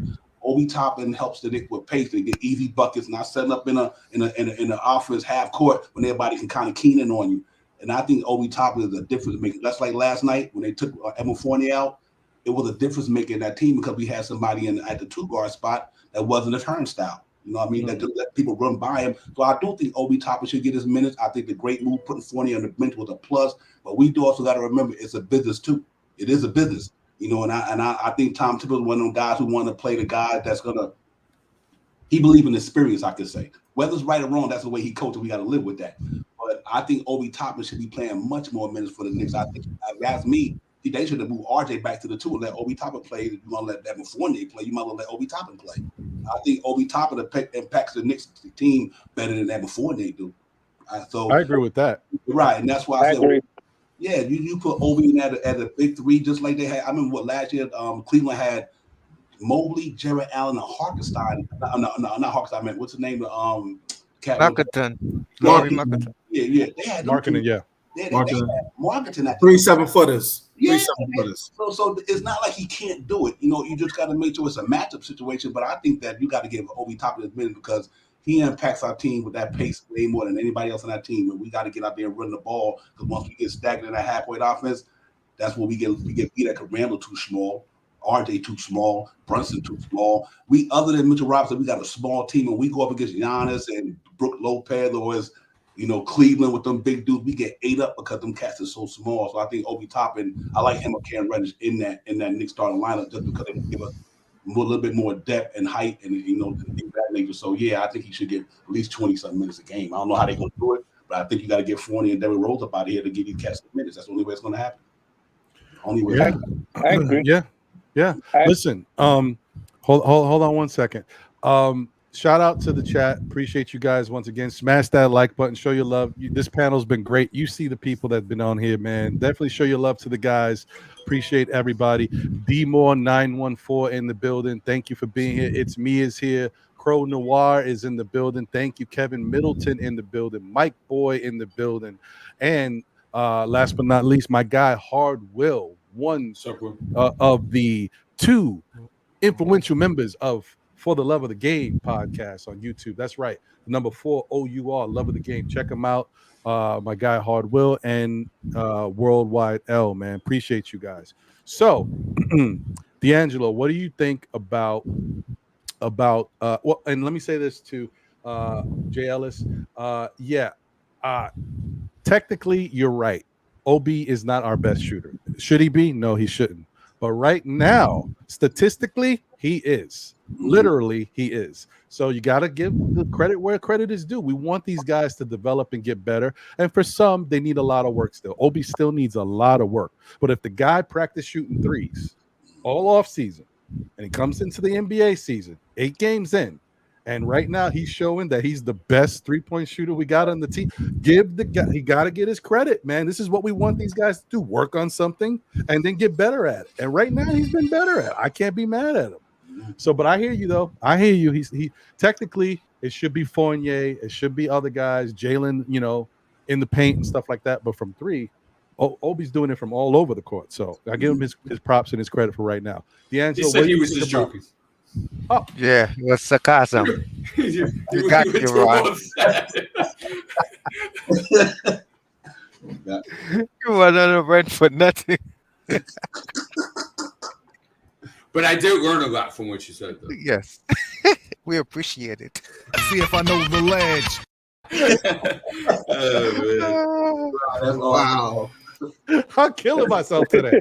Anyway, Jay Ellis, we'll talk later. Thank you, brother. Appreciate you. And all Real quick. anyway, D'Angelo. Yeah. Tonight. I just want to say salute to the panel, man. Appreciate you, brother, having me on. I got to get ready for the show tonight, and I got some things to do, so I just didn't want to leave out all the steam. Man. Hey, awesome show. Salute to the chat, man. Y'all run them up with the thumbs up, man. Tell a friend, Knicks Real Talk. We here, man. Still Ron and John in the building. Still Knicks fan. Know the ledge, man. Peace to all you brothers. Devon, before you leave, what time were you on so everybody can tune in? Yeah. I'm going on a pregame the game is 6:30, so I do the pregame show at 6:00. We take it all the way up to tip off, man, and we just try to kind of analyze what happened last night and get ready to go into the game tonight against Boston. It'll be a crazy game, but hopefully we can get this team together, man. But I like what I seen last night, that they made that lineup switch real quick, and we played with a little bit more defense intensity last night, first time in a while. So let's hope that it can translate. They got a big game tonight, man, and let's hope that we can go in there and do it, man. But salute to the panel, man. You cats is awesome, man. And I'll talk to you later, Ron. Everybody, D, nice meeting you, brother. Dan, Feet Sports, Nev, D'Angelo. All right, man. Peace. I'll be listening Wait, later, man. Yes. One second. Before you go, what's your thoughts tonight? What do you think? What's the Knicks win or what? I think being at home gonna make a difference, but I think if we get Cam Reddish and Grimes going, it gives us a good chance. If them 2 guys can get going, because I think that's gonna be, and maybe Evan Fournier might snap out a little slump in. But I think we can win the game. I think we got a good chance of winning against them. It all depends if them 2 guys step up and Randall have a decent game and the RJ. But I think we got a chance to win. We home in our home court. Plus they both played back to back last night. Boston was on the road. They lost. They beat Chicago last night in a deep game, and the Rollins was going crazy, but they won that game. So they had a back to back just like us. So we got to see if I think it's gonna be important that Grimes in his second game coming back off the hiatus, get a little rhythm, maybe knock down a couple of threes and play some good defense. Because I think Jason Tatum, Jason Brown, everybody coming to guard gonna want to be in their bag. You know how I go. They come in last way, guarding the bright lights. They want to whip up on it. So I think we're gonna need Cam Reddish to do what he did last night, man, on the defense. And if he could kind of slow him down, he won't stop Jalen Brown, but if we can kind of slow him down, because he did a good job on Maxey last night, believe it or not. So I'm hoping they can translate with that defense, bring that defense back to the forefront on the perimeter like they did. Kind of, we might got a chance to win. So I'm looking forward to a good game. I appreciate you, my brother. And lastly, I know some of us in the community have been a little sick on the weather. You and I both. Are you feeling better, my brother? Yeah, man. I'm much better, man. I had a little throat infection, sinus infection, but it cleared up after the day I spoke to you. A couple of days after that, I had to go take the medication. But I'm much better, man. I'm ready to go. I feel good. But let's do it, man. Let's go Knicks, man. Let's hope. All right, man. Good to see you, bro. I'll tune in at 6 to check out the show. Brother. I appreciate y'all. Nice to meet you, bro. Likewise. Later, brother. Good seeing you, bro. Yes, sir. Divine in the building. Yeah, man. One of the good ones, bro. So D'Angelo, as I was saying, sorry, my brother. No, I'm cool. Yeah, like what is your thoughts on the situation with Obi, just real quick, and then get into what you want to talk about, because I know you have your own breakdown of what you saw in that Knicks game. I know you haven't been happy. I don't have a segment like D Still has not. on his show for you. I don't have a couch, but go ahead, my brother. Yeah, I don't know. I still don't know what Obi is. I mean, he could hit the three, and he showed up last night. He had a good game, but guess what, guys? We stink. We're not a good team. We're not that good of a team. We should have won that game decisively last night. By I got 20. this label. You what? By 20. At least. I mean, come on. We're gonna get killed tonight. But Obi looked good. I would let Randall come off the bench at this point. I want to have Randall even in the starting lineup. What do you think of them apples? Because I don't want him even in the starting lineup. I don't want him there. The guy, he looks like a bench player. He does. Can't make free throws. Can't do anything. I'm sorry. I don't care about his 10 rebound, whatever you got last night. That don't mean anything. Don't mind all my background music, but I'm sorry. I don't think you get copyrighted for the noises. But anyway, yeah, no, Obi looked good. No, Obi looked good, but you know, Obi has no post game. He has nothing. He could charge to the basket real fast, lightning quick. You know, he looks like he's hitting the three on occasion. But hey, you know something? We're just not a good team, guys. We're just not a good team. We should have beat that team decisively last night. Shouldn't have went down to 2 points. I mean, I picked them winning last night, the Knicks, 110, 108, whatever it was. I told on D's show. So I'm not happy with that performance last night at all. You know, I'm not. I really am not. Tonight we're gonna get killed. I don't care if we're home or not. We in the backyard of somebody's house. We're gonna get killed tonight. We're gonna get killed tonight. That's my take. One thing I'll say real quick, Ron. I was gonna say I like that D'Angelo keeps his inner thoughts. He doesn't really let it out there. He doesn't really let us know what he's thinking. Like D'Angelo's always a straight shooter, man. Go ahead, Dan. But see, yesterday I kind of felt the opposite about Randall, because he hit some big free throws, and you know, he to me, he wasn't playing the greatest, but if you look at it, to me, he has been more consistent than most of our players so far this season. Mm-hmm. And I mean, that's not far fetched. If I'm gonna bench somebody, I know I'm gonna get a lot of heat for it, but I'd bench Barrett. Barrett hasn't been playing. You know, to me, everybody thinks Barrett's the golden child, but I think he's more fool's gold than anything. Why not run a taste test and just change the line? You took Fournier out. Put Randall. Let him come off the bench for a night. Let's see how we do tonight. You know what lineup I would love to see? Brunson, Grimes, Reddish, Obi, and Mitch. Okay, I'll do that. Sign me up. We're down for that, but that's not going to happen. I think a lot of us are down for that one. I don't see it happening, but to me, will never do it. I think that all those players in there have the highest ceilings at their position for our team. Mm-hmm. Yeah, no, I agree. Interesting. That's one of those lineups, honestly, that points to what D from D's World of Hoops, you see him, what he's been saying for a long time, as far as the Knicks need to look at a certain direction of building and developing with the youth. And honestly, if you're trying to win a championship and get some sustainability going forward, that's the type of lineup you should be seeing. But to do that, you got to move on from certain guys. You got to move on from Julius Randle. You got to move on from Evan Fournier. And I don't know if you can move on from RJ Barrett, but you would have to be able to kind of work things around so you give these guys those opportunities. But you can't. The team that the Knicks won out there, that they got out there, it doesn't point to you seeing those type of lineups, because these other guys got to play. It's not cohesive. And that's the problem in New York, whether it's the front office or the fans. They get too emotionally attached to players, and if they're not producing, you need to sit them down. Mm-hmm. Jay Ellis asked about the lineup again. It was, I think you said Brunson, right? You said Grimes, you said Cam, you said Obi and Mitch. Yeah. I got a tempo lineup for y'all too, real quick.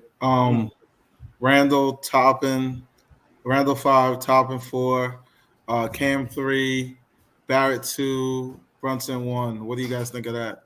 You've been trying to get that lineup off for a minute. I know that lineup. I know. That's something that's worth experimenting. But to me, the only thing is that, again, you know, people could disagree, but too many times Barrett looks like his feet are stuck in the mud. He just is heavy-footed. I think he's moving. It just doesn't look. It doesn't look fluid. He just doesn't. He never moves fluid. He just looks. He looks like his feet are always in the mud. It's just the way he is. But too, I think that in a sense they've gassed him up too much to make him think you're the man when he hasn't proved that he's the man. Well, yeah, I mean, and you could say that about Randall as well. He's damn. Oh, yeah. It's the same thing that happened with Randall. You know, that's why I feel that like I said, my perfect lineup that I think would flourish for us would be Brunson, Grimes, Cam, Obi, and Mitch. And I know that they were talking about the centers getting fouls and stuff, but if you look, it's mostly because the guards are getting past the other guards or the small forward and they're driving in and that they're picking up, you know, little fouls here and there. So it's a lot of things that come into play with it. I think that lineup would be more cohesive because there's no, I don't see as many egos in that lineup. And here's another thing too with Barrett that guys have to consider too, and why he is going to get heat this year. How much is Barrett making next year? Ooh, shoot, 27. I believe. 24. How much? 24. I believe he's making 27 next year. I thought it was 24. That's right. Okay. You want to know how much Jason Tatum is making? Oh wow. 27. You know how much Jaylen Brown's making? 26. And that's the reason why he's got so much heat on his butt. And people think I'm crazy. You know, I'll take your opinions on it. But to me, I think Barrett is just a slightly better version of Rodney Hood. If you look at his game. Damn. No, that's messed up. No. I'm not gonna come at No. I'm not saying he's a better version of Rodney Hood. Their games are almost identical. He's just a better version of him. Yeah, no, I can't argue with that. Except Hood is not as physical. Yep. Hey, Ron, I got to run. Oh. I appreciate you giving me the time. Much love. Hey, D, I'll talk to you later. Take care. Yeah, no problem. Take care. Okay. I knew that people are going to start to really question RJ Barrett this year. D said it. I mean, other people have said it. Coming into this year, you know, once you start getting the money, it's no longer, it's no longer about Julius Randle. RJ is going to start getting that heat too. Once you get paid, a lot of things that we let go before, now we're like, dude, you're making $100 million. Now you're not like, look, come on, man. Like, this is what's going to happen. And the fact that he gets off to these slow starts, which is a problem for me. But I'm still, look, I know what RJ is. Okay, I'm a baseball fan. And in baseball, if you guys follow baseball, I'm just throwing this out there real quick. There's certain baseball players that take the time to get going. They don't, like when the baseball season starts, it's colder and stuff. Some of these guys like to play in warmer climate and they get their games going later. And you know that, you expect it, but it's a 162 game season. It's not as big of a deal. We're talking 82 games. And if you don't get off to a good start, that's it. You played yourself out of contention. You're on the outside looking in all year. You might be able to get in the play-in, but your season is done. In essence, you still got time to make a change, but how many teams can actually go on huge runs and get back into it? You can't. So for a guy like RJ, who's now making money, he's got to get it together. And I understand it still may come at whatever time it comes. That's fine. The issue I have with RJ is that his defensive effort has kind of been a little lax. Last night, he didn't look as bad as with the other games, but it's been a little lax. And his IQ, he's making so many poor decisions that you wouldn't expect him to make at this stage in his career. He's in year 5. Four. Year 4. But that troubles me. Oh, and I'm sorry, it's 24 next year. I'm sorry, but that's still around Tatum. That's a lot of money, bro. That's a lot of money. Okay, good. All right, so here's my thing, though. Now, they kind of switched up the construct some with these additions. And, you know, RJ's game is his gait, you know, and I talked to you about this, Ron. The way that he moves, right? It's clunky, man, and it's not athletic. It's physical. It's that of a power forward, and you got to understand, like, until that fluidity comes into the way that he moves, and that can be corrected because Bradley Beal reworked his whole gait after I think he had torn his Achilles or something, and he had to actually redesign the way that he moved early in his career, and it switched everything on because he had the same stiffness early on coming out. He's a great shooter, but he didn't have the agility horizontally, and that was an issue for him. So Barrett has the same issue, yet it's kind of like the construct of, because they don't really have a defined offensive, like fluid offensive system. He's kind of grinding to get to buckets, and it makes it look real rough. And I think now that you add more vets, Brunson, you add in, I don't say vet, let me say just more experienced players, running into an issue where he's searching for how it's going to work for him. How's he going to find a bucket? You know, it's weird. And you know, Ron, I told you I'm not the biggest RJ guy, and I told you there's a cap to what RJ is going to be, and we've reached it, and I told you we reached it a year ago. And so my concern is though that, like, he's not bad. Like, he's not bad. He just has no upside at this point. So that they chose to make that their guy, right? What do you do? You know, like this, you gotta let him go. Like, you gotta sell him and see what you can get back. But here's the thing, because you're not gonna get better with him, because he won't get better until he can move better. He can't move. But Prof, what you're saying is that this is what you're saying in so many words, that the front office blundered again in signing somebody too early. Yes. Is that what you're saying in so many words? And that is wait, but this is the story of the Knicks. I get it. And Wow. you should have seen it. Hold on one second. Hold on one second. Because and shout out to Keith Turner. RJ getting better every year is the biggest lie in the Knicks streets. I love that. It was true to a certain point. To a certain point, but now you can't use that anymore. His whole getting better every year, that it's over now. No. That narrative is gone. And you gave me that too, Ron. Remember that? No, but it was true. He was getting better every year, but now it's over. It's done. It's done. Okay. And see, we're talking about a player that never has really done any one thing great, and that's what concerned me, because you're looking at, because you have certain players that develop over time, but there's something that they do that you're like, I could see it. I've never seen it with RJ. Well, I'll tell you this: RJ's greatest attribute at the lower levels of basketball was his physicality. Well, we got to the NBA; everybody's got that same physical frame. Now, what do you got? Well, Exactly. He shoots it solid. He can drive it. He can finish with contact. Well, like half the league can do that. Now what you got? Now you're giving him tons of volume to make him look like he's a star. Now, I'm not hating. I'm trying not to hate on him because he's a young dude. He's like really young. Like, you gotta remember, he's really young. So, but I just, until he changes the way he moves, he can't get better because he doesn't have the ability, the movements, the athleticism that the best players in the league have. He can't rise. He can't run. He's all muscle. It's like even Ron said, too, he doesn't have the IQ out there. He's making errors. That's going backwards. If his mentality and his IQ was a lot higher, the other stuff would look, irrelevant, because he'd still be contributing to the game and making the game better. But it's not happening. I see it. To me, there's very few spots where he's actually done something productive in the game. And Obi gives you the best angle. Hold on one second, Thomas. Hold on one second. Let me get to D.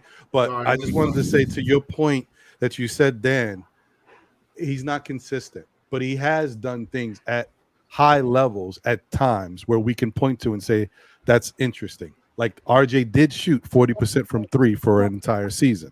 He just is not consistent with it. But D, go ahead. What were you gonna say? Oh, just real quick, Prof. Like, it's no coincidence that the average lifespan of an NBA player is exactly the same number as the rookie contract. And the reason why I say that is because I'm not saying that dudes just leave the league. I'm not saying RJ's out the league at year 4. What I'm saying is that there's a mathematical science to that makes you understand that most of the time what you are in year 4. Amen to that. 100% right. 100% right. Travel vibes. Yep. Can I take a contrarian front office position? loves him. Oh, go ahead, Nev. Yeah.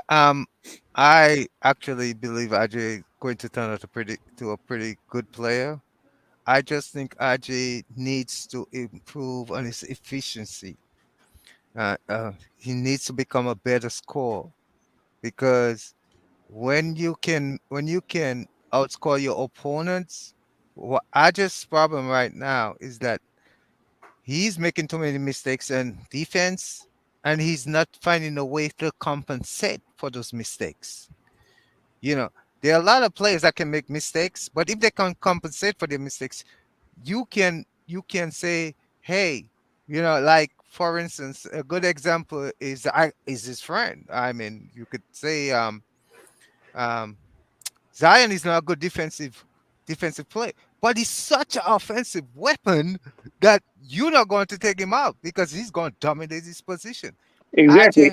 RJ has to get to a level like that where he can be more efficient with the free, more efficient with his jump shots, more efficient with his going to the rim. So therefore, that position is not a detriment to us. Currently, it's a detriment, and that's why we're looking at it. So we scrutinize it so hard, But if he turns it into a positive, where he's not a detriment to this team, where he's going to outscore his opponent. His opponent might score 15, but he's going to have 25 points. He's going to put 25 to 30 points in the ledger. Then we ain't going to scrutinize it. So therefore, that's where RJ has to go. Number one, he's getting too heavy. He's definitely weight. You were breaking up a little bit, Nev. I don't know. Got caught up in the matrix again. Yeah.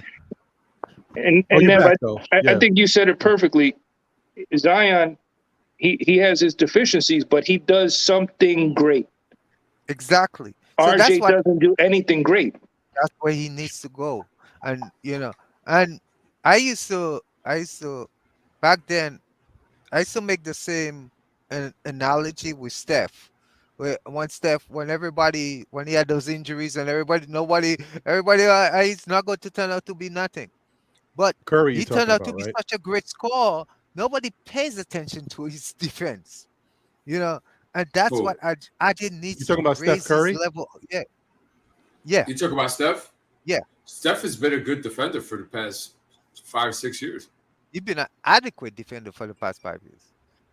But he's so good on offense. Adequate, good. Yeah, he's so good on offense. He's going to put tomato. He's going to put the opponent into foul trouble. So the best opponent is not going to play Steph one-on-one all the time, because you're going to put that guy on the bench. RJ hasn't gotten to that level yet, and that's why we scrutinize him so hard. So when he gets to that level, he will able to get away with hey, letting somebody go back door, and okay, we will overlook that because now we know you're going to put 25 on the scoreboard every night and at efficient level, So that's what he needs to do. And I hope that it comes to that. But one thing I will say that I've been happy with RJ about is that he's slightly improved his free throw shooting. He's a hard worker, man. J.O. is asking for the link. Yeah, he's a hard worker. He just came in too heavy, and it shows. And he's getting beat back down even more often than before, and that's killing us. And we are struggling. So he's more on the magnifying glass because we paid him. We're struggling, and he's supposed to be one of the main guys. Right. So we scrutinize it. There's no way we can scrutinize his game when we scrutinizing Rondo's game, You got to scrutinize everybody's have game to because scrutinize it's him. equally everybody Yeah. gets equally scrutinized. If you're not doing something And right, I you're gonna agree- get and I scrutinized. agree That's with how that. it is. he has to take the you have to take the responsibility and get better. Yeah, exactly. So Nev, funny enough, you guys kind of answered the next question I was going to ask without even knowing it. But I'll ask it anyway because I want your point blank answer.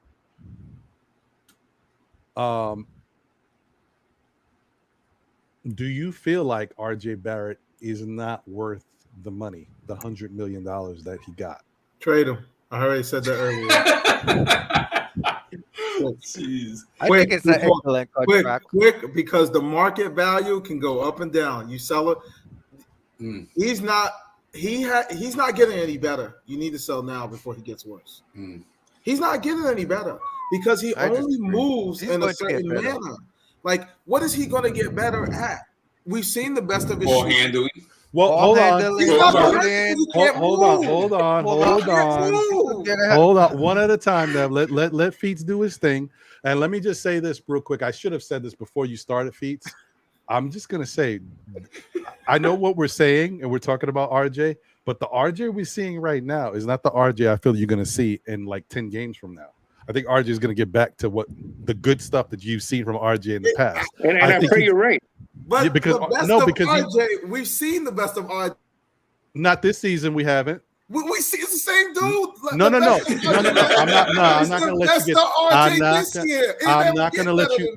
I'm a Knicks fan. I'm not going to let you get that one off. Yo, we have this argument.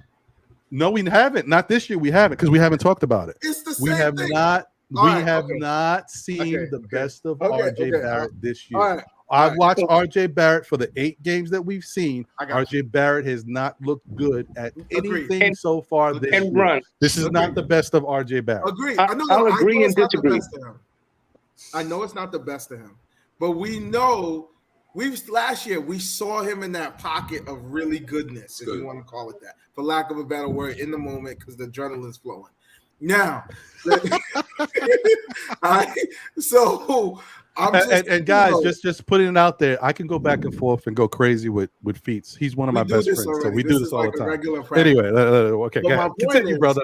My point is that I just don't see him being any better than the best of RJ last year. I don't think the best of RJ this year will be better than that. You know what it is, Prof? I mean, look, I hear what you're saying, and I told this to JLs in the chat that, NBA history is working against you if you feel that RJ could get out of the run in 5, year 5, 6, stuff like that. But you can't say it's impossible. But at the same time, you have to go back to the source of the issue. The issue is that he should have never been paid, and he should have been thoroughly evaluated within his 4th year to decide what his fate was going to be with the team or without the team, or how you were going to sign him. That pressure is a big problem. It's true. To me, I think that RJ got credit for a lot of things that weren't really him last year too. It's just like when everybody was screaming when he hit that game-winning shot. In reality, okay, he hit the game-winning shot, but it was Fournier that kept us in that game the whole game. He was playing horrible that game. He just hit that game-winning shot. So it's not like he's getting us over the hump. And let me get to Jay Ellis. He's got a lot to say. I'm sure he does. But let's go. Before I do, I want to say that. Shoot, did I just forget it? No, it's still there. Okay, I want to say that when it comes to RJ Barrett, guys, he is a wild type of player because there's so much potential that we may or not ever see. And the fact that he's a slow starter doesn't help. Do I think we've seen the best of him yet? No. Do I think we've seen the worst of him? Maybe not either, because he's surprising me every game. What I will say, though, is that RJ got his extension because this front office was in a little bit of a can't say that. They were in a sword swinging match, if you will, right, with Utah and Danny Ainge, and Leon was trying to flex his muscle, have his position, He was not happy with the way things were being dictated by Danny Ainge. He felt like they were being jerked around, or I don't have any other way of saying it, messed around with. And so what he knew was it would now became apparent in public that a person we thought wasn't in a lot of trade talks was now evident that everybody was in trade talks, and RJ included. So now he had to save face, not only what he thought he had to do with the Knicks fans, but also with RJ. I put you out there in the trade. It doesn't look like it's happening the way I want it to happen. So I got to sign you now to save face with you and make sure I don't lose you, and then show the fan base that we are committed. We love RJ Barrett. I don't think it was the right thing to do at that point. I thought they should have let him play the year out and sign him after if he deserves it. But they gambled, and I don't think it was the smartest thing to do. So I just wanted to throw that out there before we got to Jay Ellis and see what Jay thought about. Listen, guys, if y'all haven't already, definitely salute to my guy Jay Ellis and his show, the Nick of Time Show. Great content, one of the pioneers of this game. I'm always going to give it up to him and his platform. They're one of the reasons why, still Knicks Fans even has a show. So once again, thank you for being here, Jay Ellis. Appreciate it. What's your thoughts, my brother? Man, woo! Bonfire. All right. All right. This is what I'll say. First of all, the narrative that RJ Barrett hasn't gotten better. I think RJ Barrett hasn't gotten better at shooting. I think that's what it is. But I do feel like there's little things that he's done over his career that he's picked up that he's gotten better at. Like, I feel like he's better handling. I feel like he's better handling the ball right now. I do feel like there was a time where I felt like he was better reading defenses when he was driving to the hole and passing. The problem with RJ Barrett is he kind of has that same thing that Quickly has, where like he just wants to go. Mm-hmm. And even though I feel like both Quickly and RJ, they both have like that aptitude to like survey the area and make the right pass. They don't do that consistently, and they choose to just go to the hole. But I've seen RJ get better at like reads when collapsing defense and making the pass to the guy at the 3-point line. I've seen him do that plenty of times. I've seen him pass it pretty well at Duke. So when people saying he hasn't gotten better, he hasn't gotten better at quantitatively. The numbers haven't shown that he's gotten better shooting, and that's the biggest issue with RJ Barrett. The shooting has to take a step at some time. Otherwise, everything else is not going to come together. And also, I feel like he has to put things in practice that he has gotten better at, like surveying the defense and making the right reads, and do that on a more consistent basis. But I do feel like he's gotten better at that. Number two, to say that he's not an athlete and he can't get better at anything. We have a guy in Jalen Brunson who was shorter than RJ Barrett, is not as quick as anybody else, but is getting buckets, been consistent his whole career with shooting. And I feel like all RJ Barrett really has to do is copy paste Jalen Brunson's game into his own folder, because both Jalen Brunson is a strong dude who gets to his spots. And how does he get to his spots? Head fakes, pace, fast, slow, get into the hole, using his strength. He's very crafty. Very crafty. Him and RJ, to me, have the exact same strengths. Jalen Brunson just knows how to use those strengths. RJ Barrett still doesn't know how to use his greatest strength, which is his strength. I've seen RJ Barrett do something. See, I've seen RJ Barrett get to the hole and actually take a beat and survey. I never seen him do that before. That's like very small things I've never seen him do. Jalen Brunson does that all the time. And I feel like Jalen Brunson being here, RJ Barrett should learn tremendously from him and take his game to the next level. So I do feel like there is a pathway for RJ Barrett to get better. Now, as far as the money goes, the cap is going up. The cap is going up. The cap is going up. The contracts this year aren't going to look as bad next year. And hopefully with RJ Barrett taking the time to get better like he does every year, it will look even better if he starts to finish more. Because I feel like he's worked on his free throws. That's starting to hit. Mm-hmm. The finishing is still shaky. It's still shaky. I've seen glimpses where he's using his body correctly, getting into the defense and then finishing. And I've seen stints where he's just flailing. But he's still better at that. I was looking at clean the glass stats yesterday. He's shooting 50% from twos right now. Still collectively though, 3-point shooting is still down. The mid range is still down, but that little part has gone up this season so far, and I'm hoping to continue that. So what I'm saying is there is a pathway for RJ Barrett to get better. It's not doom and gloom. He has not hit his prime in 25 at 26. If when he gets to 25 and 26 and he hasn't getting better, then y'all can throw my hands up and say, well, it's a wrap for RJ Barrett. This is what it is. He is who he is. But I still feel like there's a pathway. And lastly, I'm gonna say the Julius Randle usage rate versus RJ Barrett Brunson thing, I feel like is one of the big things that we have to adjust to see what we really have. You know what I mean? Because right now, beginning of the season, we've seen the success with the Memphis Grizzlies, even though we lost, with Brunson running the game. We start to see RJ Barrett. I know people will say, you know, he just got to the hole and he didn't use any finesse, but he started to get used to reading defenses when he had the ball in his hands a little bit more and knowing when to pass and when to pass the ball to his teammates. I feel like for him to get to the next level, we're going to have to adjust the way this team is run.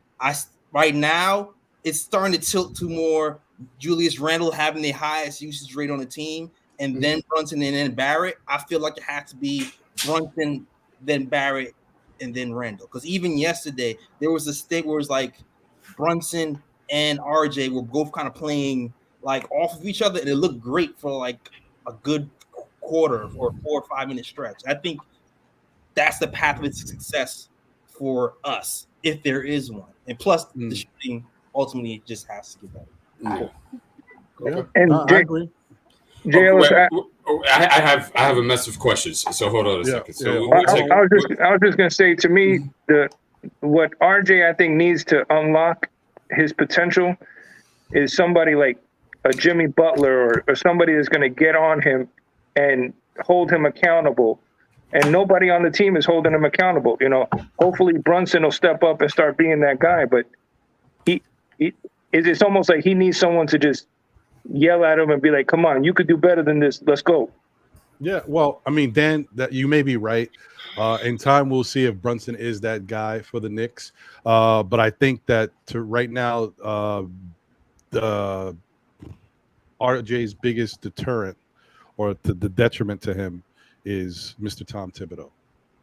Tom Thibodeau is making RJ look worse out there, if you ask me. I'll elaborate on it in a little bit. I'll elaborate on it in a little bit. But I want to get to D and what D is going to say, and also I want to welcome my guy. What's good, y'all? To the panel, what's good, bro? Good. Yeah, man. Definitely, I'm gonna get to you right after D. Go ahead, D. Yeah. So I got a couple. So, I don't know Joe. Joe, it's very nice to meet you and stuff like that. So I just like to go ahead and just build with people and stuff. So when you mentioned the improvements of RJ Barrett, right? Because you did say there was some ball handling stuff of that nature. Would you consider that to be minor improvements or drastic improvements? No, they're minor. I'm sorry, I got you from Duke, because I always like to measure Duke because it was the one and done. And I do think there's a lot of similarities in the game to what we see now. So I'm saying from Duke to year 4, would you consider it a minor or drastic? I would say the handle is a minor improvement. I don't think his handle wasn't super crazy, but his handle is tighter from year 1 to now. His handle is tighter to me. Like before, yesterday you wouldn't see RJ Barrett put the ball between his legs and then get into the middle of the plane and try like a little floater. Like you wasn't seeing that before. Yeah. Okay, I got you. I think the issue that we have with RJ and why there's a divide is because you just said it, they're minor. And it's not anything that's drastically moving up to a leap as he's entered his 4th year. And you had mentioned it before, and I'll dig a little bit deeper into it. With his rim, look, for the rim, year 1 he was 54%, year 2 was 55%, year 3 he was 55%, and this year is actually his best year so far at 62%.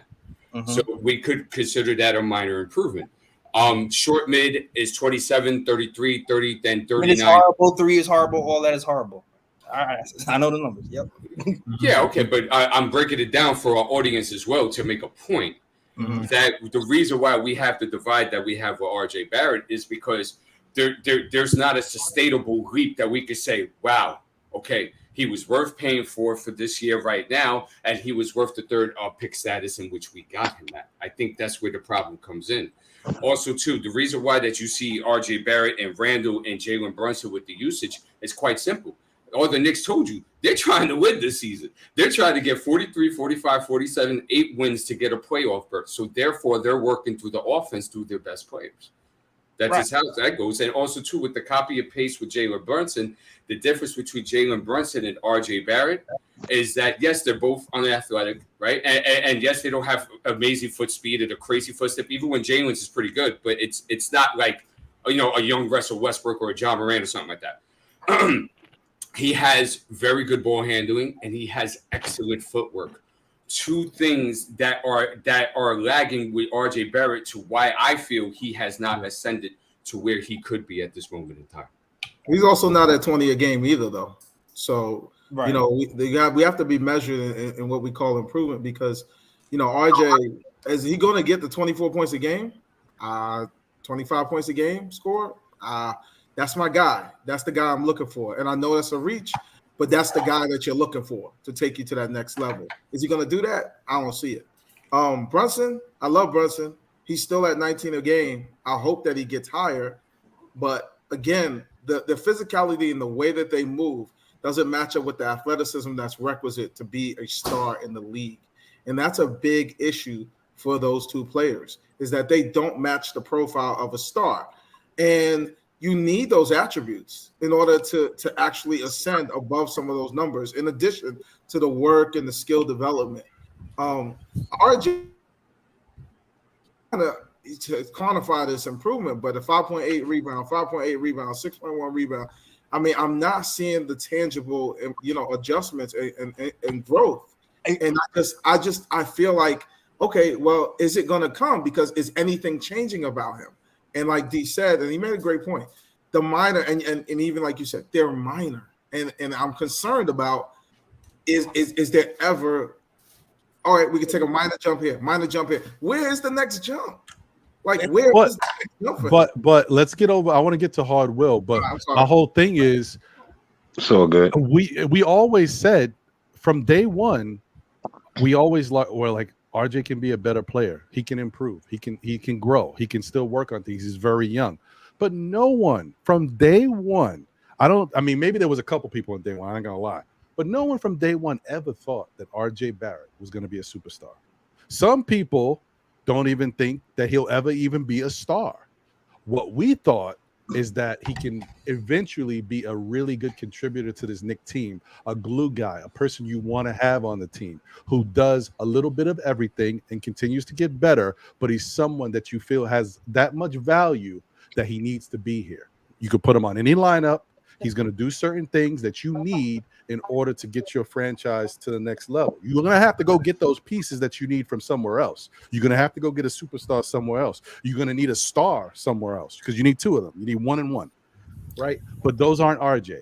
So I'm not saying that I don't think RJ will get better or he should be getting better because he's getting paid good money. So he should be improving consistently as always. It's just my whole thing is the expectation level for him shouldn't be, can he be that 24, 25 point game scorer? He won't be. He should be the guy who can give you around 18 to 20 a night, who should be better at playing good individual and team defense, who should be making smarter basketball decisions out there, making smart passes, at least doing what he did in the past. This year has been an aberration as far as some of his decision making. Get back to what you were doing before. And that's all I expect from him. And also hit your free throws. Use him like Mathurin. Use him like Mathurin's being used in Indiana, because that's the only way you're going to get everything out of him with that much usage on the same floor at the same time. There's no space for him to shoot. You got to get Brunson shots. You got to get Randall shots. You got to use him on the second unit, just like they're using Mathurin allowing him to just be free and take. Yeah, but you can't. I think you might be right, but you can't do that yet. He's a $100 million player. I know, 100%. right. And the Knicks do not have enough talent You're right, to Ron. be able to legitimize moving him to a second unit. Oh yeah, But let me get to Hard Will. Hard Will, appreciate you, my brother. Good to see you. How you doing, brother? And what's going on? What's good? Salute to the panel, to the chat. Can't complain. Just listening to everything that everybody's saying.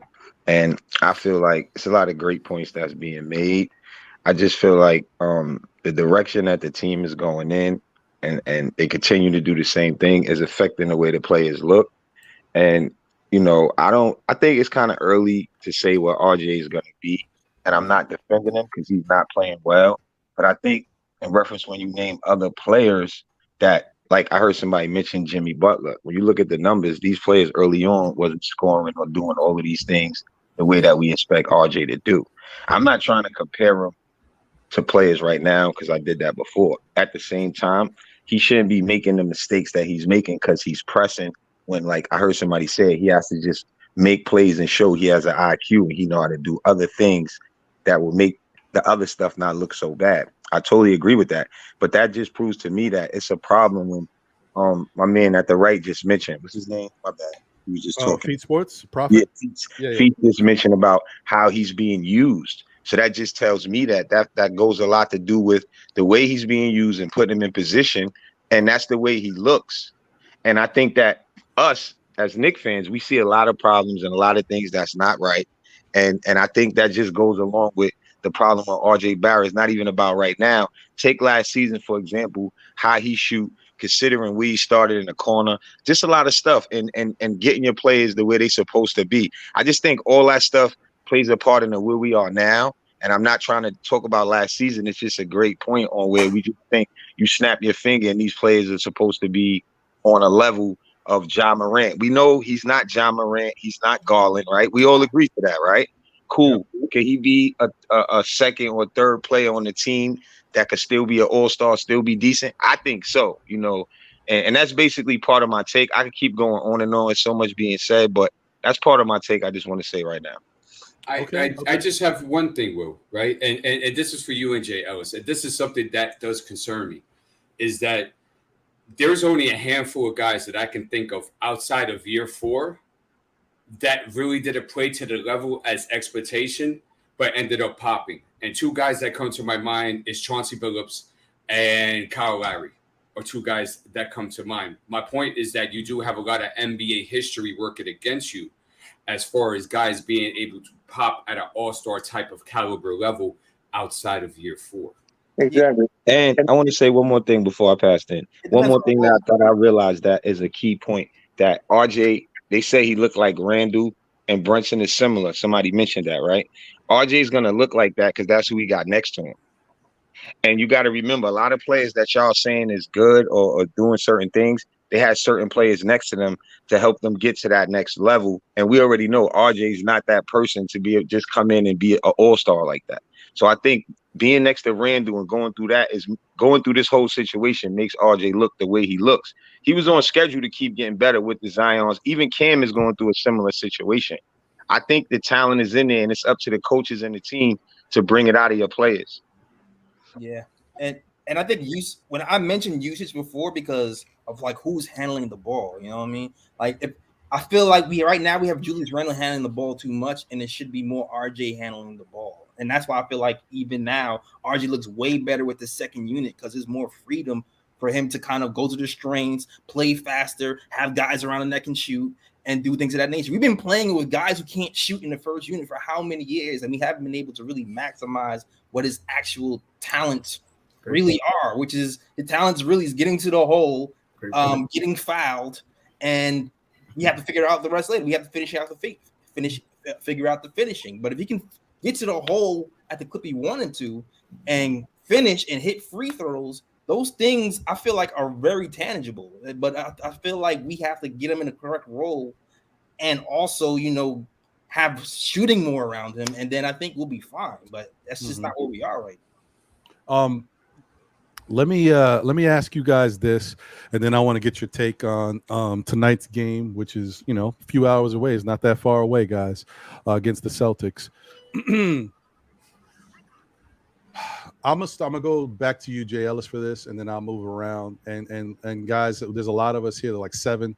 Let me get around to you guys one by one so that everybody gets their moment. What is wrong with the New York Knicks defense? And from what you've watched, there's been 8 games, right? From what you've seen, if you can put your finger on it, if there's something you could see that's pinpoint, like this is a problem, or if there's something you'd like to think that maybe they could add or do differently, whatever it is you can think of, what is going on with the New York Knicks defense this year? Jay Ellis, what's your thoughts, brother? Jalen Brunson and Evan Fournier have to be split up or we're doomed. That's For real. that's one. That's the one. Y'all talked about it before, but I feel like Mitchell Robinson's foul trouble has a lot to do with that backcourt just being decimated. Like, how are we gonna play Trae Young and DeJounte Murray starting Evan Fournier? How are we gonna have Evan Fournier guard Donovan Mitchell for long stretches of time and think we're not going to get burned at some point? Like, we have to separate those two guys. And Jalen Brunson is a pretty good defender one-on-one in stretches, but you can't keep relying on him plus Evan Fournier. That's number one. Number two, Mitchell Robinson. When I say I'm the one who kind of said he's regressed in the chat, but when I say he's regressed, I mean he's regressed a little bit defensively in the fact that he doesn't seem as disciplined as he was last year with avoiding fouls. I think he could get back to that last year, but I think that's also a big issue that's been happening. 3, RJ Barrett's been guarding a lot of speedy guards so far. I don't like it. It's not working. We need to throw that in the trash as well. And we have a lot of problems with that starting unit defense. And to me, off the top of the dome, those are the biggest issues so far to me. Yeah. I got you. So I'm going to go to Nev, Feet, Dan, Hardwell, and Indeed to clean it up at the end and bring it home. Nev, what's your thoughts on the Knicks defense? What is your thought, the Knicks brother? defense is basically we play one type of defense, a drop back defense. Regardless, it doesn't matter who we play. It could be a speedy point guard. It could be whoever. We go into drop back. We don't play a variety of defense. We don't play. We don't trap the driver like some of the speedy guys, like John Morant. That when a guy responsible for almost 60% of a team scoring, you got to trap that guy. There's no way you should like John Morant. You should play in a drop back defense in a drop because he's responsible for too much of this team offense. And we play everybody the same way. So everybody knows that the big man gonna drop back in the lane, wait till when you come, try to block the shot. That's what he's going to do. Everybody, our point guards, our guards are going to, drift off their guys on the outside and give a guy a wide open 3-point shot. How many times you have seen that? That's a quality shot. You do that, that guy is going to make it 50% of the time or 40-something% of the time. That's a high quality shot. We need to stop doing that. Stick with your man. Don't worry. Even in the Cleveland game, Fournier on the very first possession, he drifted off Mitchell. Mitchell took a wide open free. He's so concerned about LeVert. Why are you so concerned about LeVert? Let Brunson has him under control. Our players don't know what is control and what is not control. So the minute they see dribble penetration, they run into help. So a lot of times, just if we're going bad, that's one. Or if our defense is going bad, that's where it is going bad. Is how many guys just dribble to the side and a guy just leave his guy wide open for open free. That is one of the highest percentage shot you can give a team. That's and an we issue. do that. We do that so often, and we play that drop back defense on every team. We don't do. You don't say, "Hey, okay, let's do a drop back. Let's double team him. Let's blitz the guy. Try to get the ball in his hands." In the Cleveland game, you have Jared Allen. I'm setting a pick. There's no way I am not blitzing Donovan Mitchell or Levitt. Jared Allen would have to make every play on. If Jared Allen is setting a pick, he's going to have to make. He's going to get the ball every time. Yeah, I think I heard you. I heard you mention this before. That's an interesting point. Take the ball out of the hands of the bona fide scorers in Garland and Donovan, and make Jared Allen beat you. Yeah, I understand. But Nev, there's one critical thing to understand in that when you don't have perimeter defenders out there to contain the basketball, you can't blitz. When you don't have perimeter defenders out there, you're forced to go into a drop every pick and roll because you have to find someone to contain the basketball. No, you don't. No, that's you do. I disagree with that because every winning team play the same way. But winning teams have better talent and better defensive talent. If you blitz Evan Fournier and Jalen Brunson on Donovan Mitchell, the Cavs would have scored 160 points. No, they won't because you're giving the ball to Jared Allen. What he's going to do? He's not going to shoot a free. But hold on. He's going to try to take it to the rim. Nev, your point. I see your point. I see your point, Nev. But what to D's point, what he's trying to tell you is, even if you try, it's who you. If you try to blitz with certain guys, it doesn't matter. You could Evan Fournier could run with sticks at Donovan Mitchell. Right. Donovan Mitchell's gonna get up out of here, B. You know? I don't think California is that bad of a defensive. No, he is. I'm not giving him. I'm done with it. I'm not giving him credit no more. That was funny. Jay was like, I don't believe he's that bad of a defensive guy. What I see is lack of trust in these plays.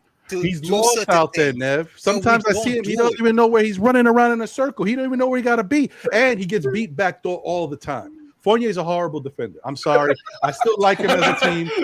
He's bad. He's bad. Easy work on the team. What we do it doesn't matter who is on our team. Cam is on there. We still do the same thing. We still play. You're right. Back. You're right. The mentality. It doesn't matter. You're right. You need drop coverage. You can drop coverage. We still play that. I can. Man, that thing frustrates me to the nth degree. All right. Well, let me move it around there because I got to get to Thomas anyway. He's next up because we got a lot of people. But before I do that, Thomas, real quick, I just want to say, because I want to get to this before I forget, shout out to the chat. William Luca Jr., appreciate you. Thank you for being here. Kareem Grant, appreciate you. William, all the way from Brazil in the building. Thank you for being here. Sandukan El Tigre de Malaysia is in the building. Salute to you, my brother. Thank you for being here. Big Blue 56 is here. C. Carter Jean is in the building. And Ala Wise, one of the day ones, is in the building. Appreciate you, my brother. Shout out to Parrish Duggar. Thank you for the generous super chat. He said RJ can get better when he values getting assists first. All the Knicks can be better if they trust their teammates and move the ball around. That's my opinion. Feats, your thoughts on defense, and if you want to respond to anything, with regards to that, that's fine. Go ahead, my brother. All right. So I was organizing my thoughts just to make sure I was concise. First of all, what I see, and I think a lineup that I'm thinking that might help alleviate some of their defensive struggles: Hartenstein, Obi, Reddish, Grimes, and Brunson on the floor at the same time, because there's some balance there, but there's also it's more athletic overall at all those positions, except for Brunson is what it is, but he makes good decisions, so that accommodates that. So that was just one thing I was thinking about. I was saying the matchups aren't really conducive to being able to guard. Like when you look at the personnel and how they just match up, it's just poor. It's just a poor matchup. You just don't have personnel that are athletic enough to really guard at a high level. I had a question. How often do they play the zone? Because they can use zone a little bit to mask how frequently they end up in those one-on-one matchups where they're going to lose.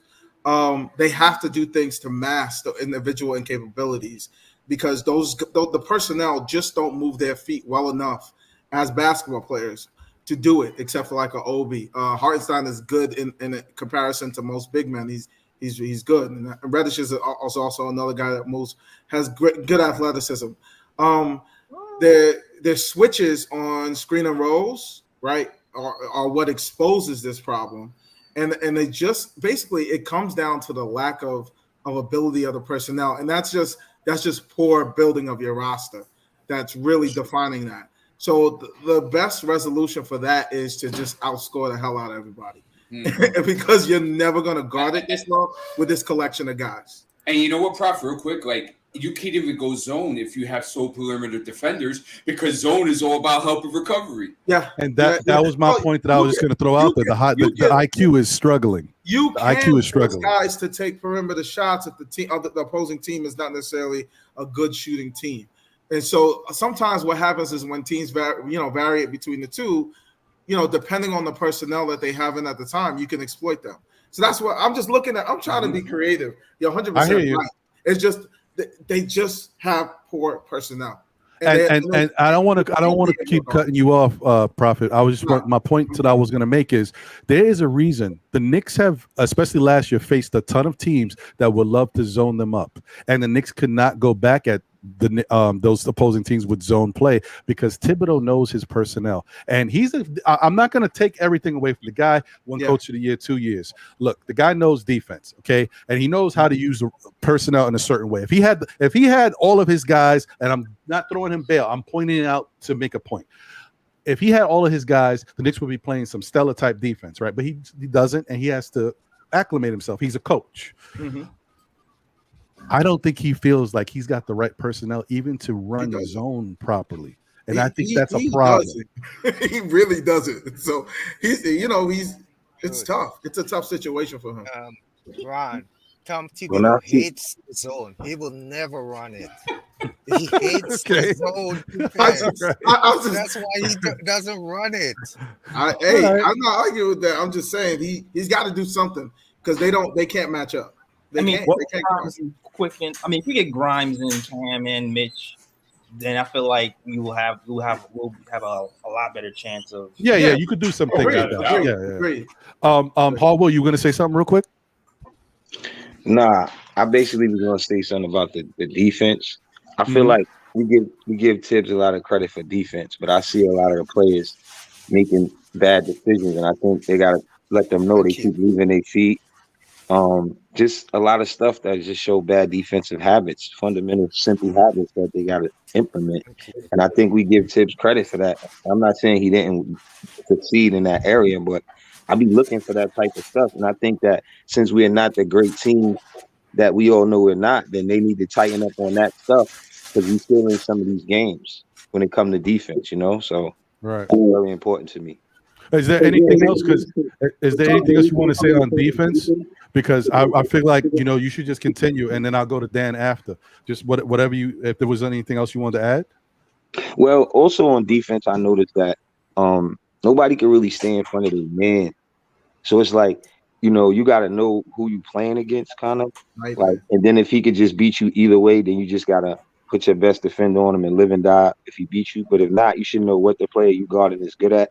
Try to force him to do things that he's not good at. You know what I mean? Like when we lost, when Wade hit all those shots, when I felt like after he started hitting threes, it's like nobody's saying, yo, he hit 3 already. Stay on him. It's like little things that I noticed that in a professional realm that shouldn't be going on. And these are the things that our team do on the defensive end. And like I said, if we're not a great team, we the Knicks, we normally hang our hats on defense. Where is the defense intensity? Where's the grit, the hunger that we know as Knicks normally bring on defense? I just don't see it. Oh, I hear you. That's still comes from Donovan Mitchell breaking down defense and getting Wade open. That's still cold. It still starts from the perimeter defense. But. Facts. all day. Yeah. I want to get over to Dan, but if you stay on your man, if you stay on your man and play honest D because he just hit him, it's still somebody else was open besides Wade. So you do got to give the credit to Spider for getting past his man and getting in the paint so easy. That's why I broke down. We have no perimeter defense. Like everything is either bringing everything to Mitch.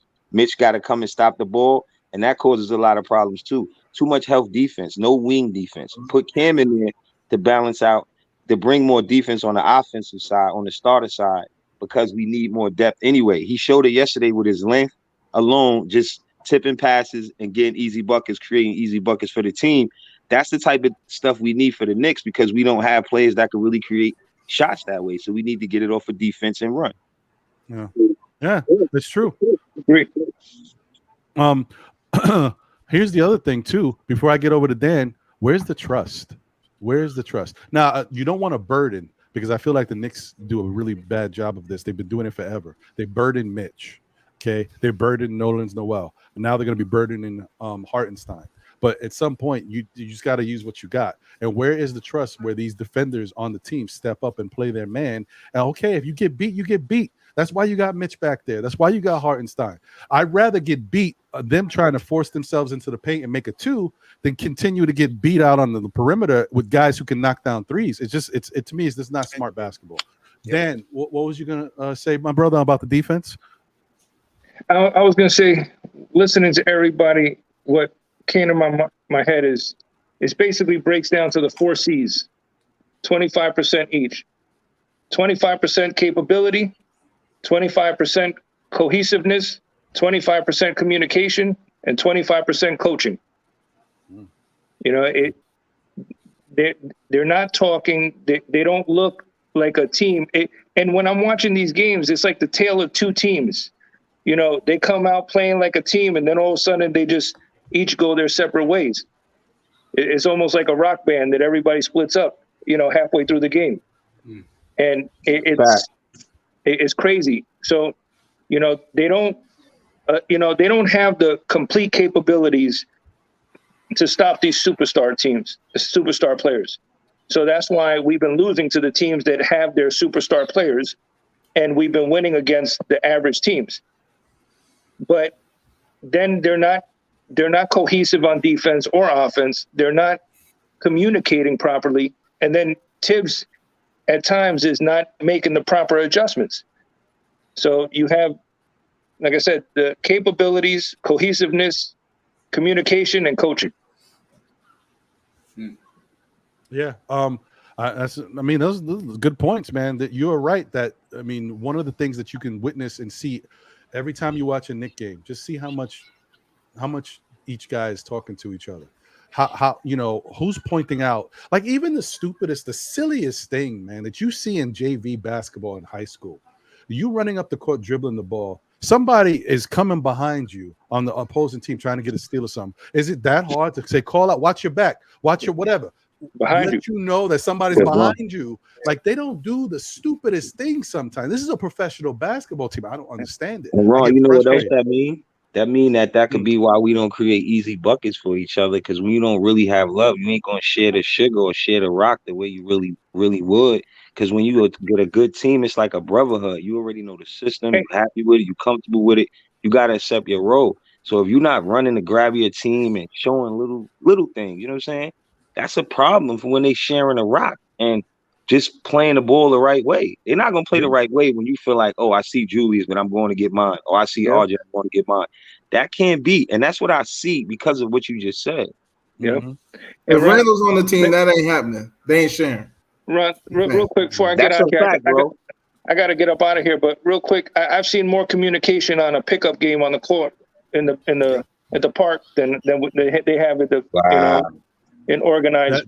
Dan, you're not lying, bro. That has a lot to do with certain players. Look, we've already said we value certain players on this team. We like them because they're here. The Knicks organization has valued them because they decided to give them money. They decided to give Mitch money. Mitch, don't get me wrong. Mitch, to me, is a good player that can be on this Knicks team. He can grow with us.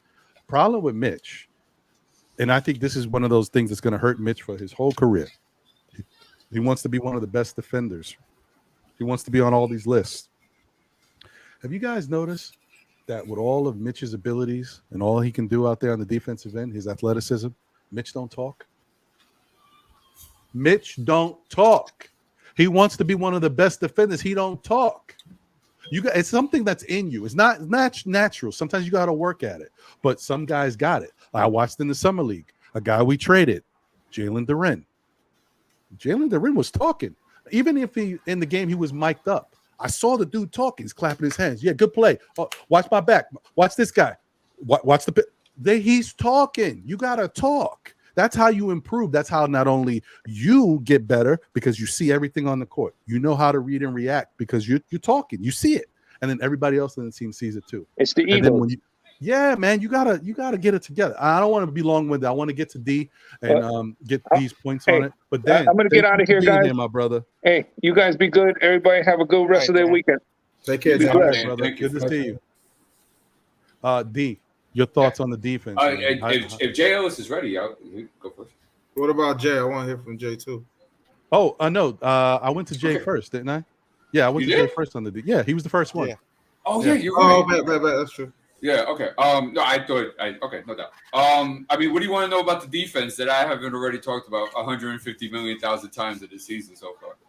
Well, let's base it on last night's game. Okay. Because this is a little fresher. I don't know. Yeah. Maybe something you saw or things that they can improve on, or if they got better at something. Whatever it is. Look, listen, and I'll keep it simple. You know, you're in a superstar perimeter-driven league. So therefore, you need perimeter defenders in order to be a deterrent to the superstar or star perimeter defenders. I mean, perimeter players that play in this league. So, for example, when we played against the Cavs, right, and we saw Cam on Donovan Mitchell, wasn't it harder for the Cavs to get into their offense because of the on-ball containment that Cam was getting Donovan Mitchell? Yes or no? Yeah. Yeah. Everybody just saw it the other night, and there's many more cases of that, but just to make it because it was current. The Hawks. Grimes gets in there, puts some on-ball containment on DeJounte Murray, and Murray had to pick up the ball twice and pass it the other time. So I'm saying that it's not rocket science. And what frustrates me is that, you know, Tibbs is all these things, but that should have been known off the bat. I'm sorry, a blind man could have told you that Jalen Brunson, Evan Fournier, and RJ Barrett was not going to work on your perimeter for containing the basketball, help of recovery, close out the etc. So why was that even done? And then all of a sudden Cam comes in there and then he plays some ball defense like he did last night as well, contained the basketball as well on Maxey, and Grimes helped with that as well. And you saw Philadelphia was so hard for them to get into their offense. They were shooting shots. They were just stuck around the 3-point line. Yeah. It's not rocket science, bro. So if you want to get your 43, 45, 47, 48 wins, you need to contain the basketball. Facts. That's the big part of it. Then, and you guys brought some good points I wanted to dive on too, was that communication defensively. Perfect example, Charlotte. Cam and Randall didn't communicate on the switch with PJ Washington, and PJ Washington with one little pinky toe should have said that into a second overtime. And you see that in transition defense all the time with these guys. I've literally seen Barrett run, and he's like this. Yeah, he doesn't know where the hell he is in transition because nobody's doing this. It happened to Mitchell a couple of times. I've seen Randall last night. Him and Brunson were caught in the backcourt, but Brunson was on the floor. Yep. And Randall stared at him, and they're in transition, and Randall's just... Randall's bad. There's no accountability, bro. Randall's bad. No communication. Nobody's concentrating on the point of attack, okay? Nobody's concentrating on containing the basketball. And here's the thing, too, guys. You have to realize this. It's hard enough hiding one guy in the NBA. You're going to ask Tibbs to go ahead and hide 3 guys? That's crazy, bro. Yeah. It's impossible. So, you know, I think it's just weird because, you know, Tibbs is an NBA coach for all the gripes that I give him. He's an NBA coach. He's a championship coach as an assistant coach with the Boston Celtics. He led a Chicago team to the playoffs every year. He should know better than this. You know what it is, though? It's a politic thing that has to run its course. That's what's happening right now. It's a politic thing that has to run its course. Everybody knows Evan Fournier is the weakest link. Everybody knows it. Tibbs knows it. That's why in the summer you heard all these rumors about Quentin Grimes starting in the summer before a game even started. That's why Quentin Grimes started today. Didn't have any games, hardly played in the offseason, hardly played in preseason. Tibbs in the front office already knew from rip, we need to fix our point of that defense. Quentin Grimes is back. Put him in the lineup. He started. Get out there, kid. Get out there. Go get him. Go get him. But But my question to you, Jay Ellis, right? Because that's a great point, right? That if it is politics, right? Then who does that politics fall on then? And who is held responsible primarily for the politics being the narrative? Do your job. It's you know what, this politics, there's a thing where NBA coaches have to manage egos. Of course. And Evan Fournier is a veteran, so you have to manage his ego. It looks crazy if you bench him straight on season, but I see it. I already see it. I seen it from last season when he wasn't finishing games that it was coming. I saw it coming a mile away. And so that Evan Fournier change is coming. Trust me. So you think it's Tibbs politics and not front office politics? No, it's Tibbs, because you need to bench Fournier, and whatever comes with it, his attitude, have him deal in the corner. If you need to send him home, because he's hurting your team. It's not worth keeping the relationship with him to the detriment to the team in the degree that he is causing that team. That's an issue. I think that just shows how many. Oh, my bad.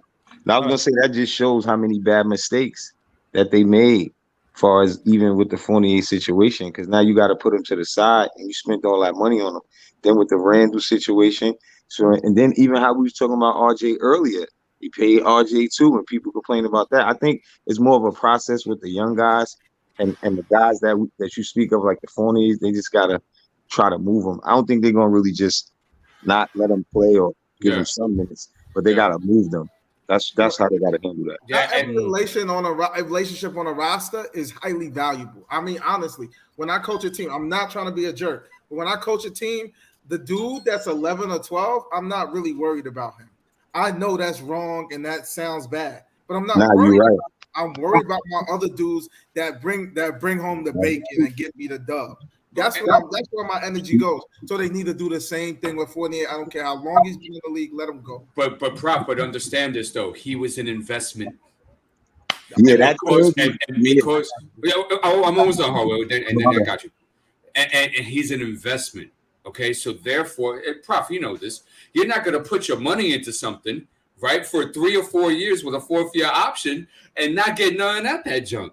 You're going to play him the 14 minutes that he is going to play, because he is going to play 14 minutes like he did yesterday. I'm going to take a hit when he played that bad defense. I'm going to take the hit. Because you got to bring him somewhere. You got to get something back in return. Yeah. And on top of that, if Grimes is injured and you got to go back to them, and you're already looking out the starting lineup from game 1. Now you're looking crazy coming back like that. Yeah. And it's coming out in the rinse that they don't know what direction that they're going in. Now this really proves it, because they was trying to get other guys thinking that playoff 4th seed run was going to propel them at Fournier, when they should have focused more on developing and letting those guys play, so they would have been better prepared for now. That's why I brought that up earlier in reference to it stems back to other issues where they was following things that wasn't sustainable. You know what I mean? And it wasn't good for the future of the Knicks. It's like how they try to win in real time and not develop. If it don't work, then you messed up, because now you're going to have to play these players and you putting them out there, and they ain't going to be able to perform at the level that they would be able to perform if they would have played more last year or the season before, because you can't switch directions mid-season. You feel what I'm saying? It's like you pivoting now, and it's showing. That's why they don't know what to do with Fournier. That's why Randall's looking the way he looked. You feel what I'm saying? And that's probably like what Ron said, why the players aren't really getting along, because they sense the same thing that we sense. This is causing a problem on the court. It's leaking over into the game, and this is a big problem. So who's that for primarily on, Hardwell? Primarily, notice that I said that.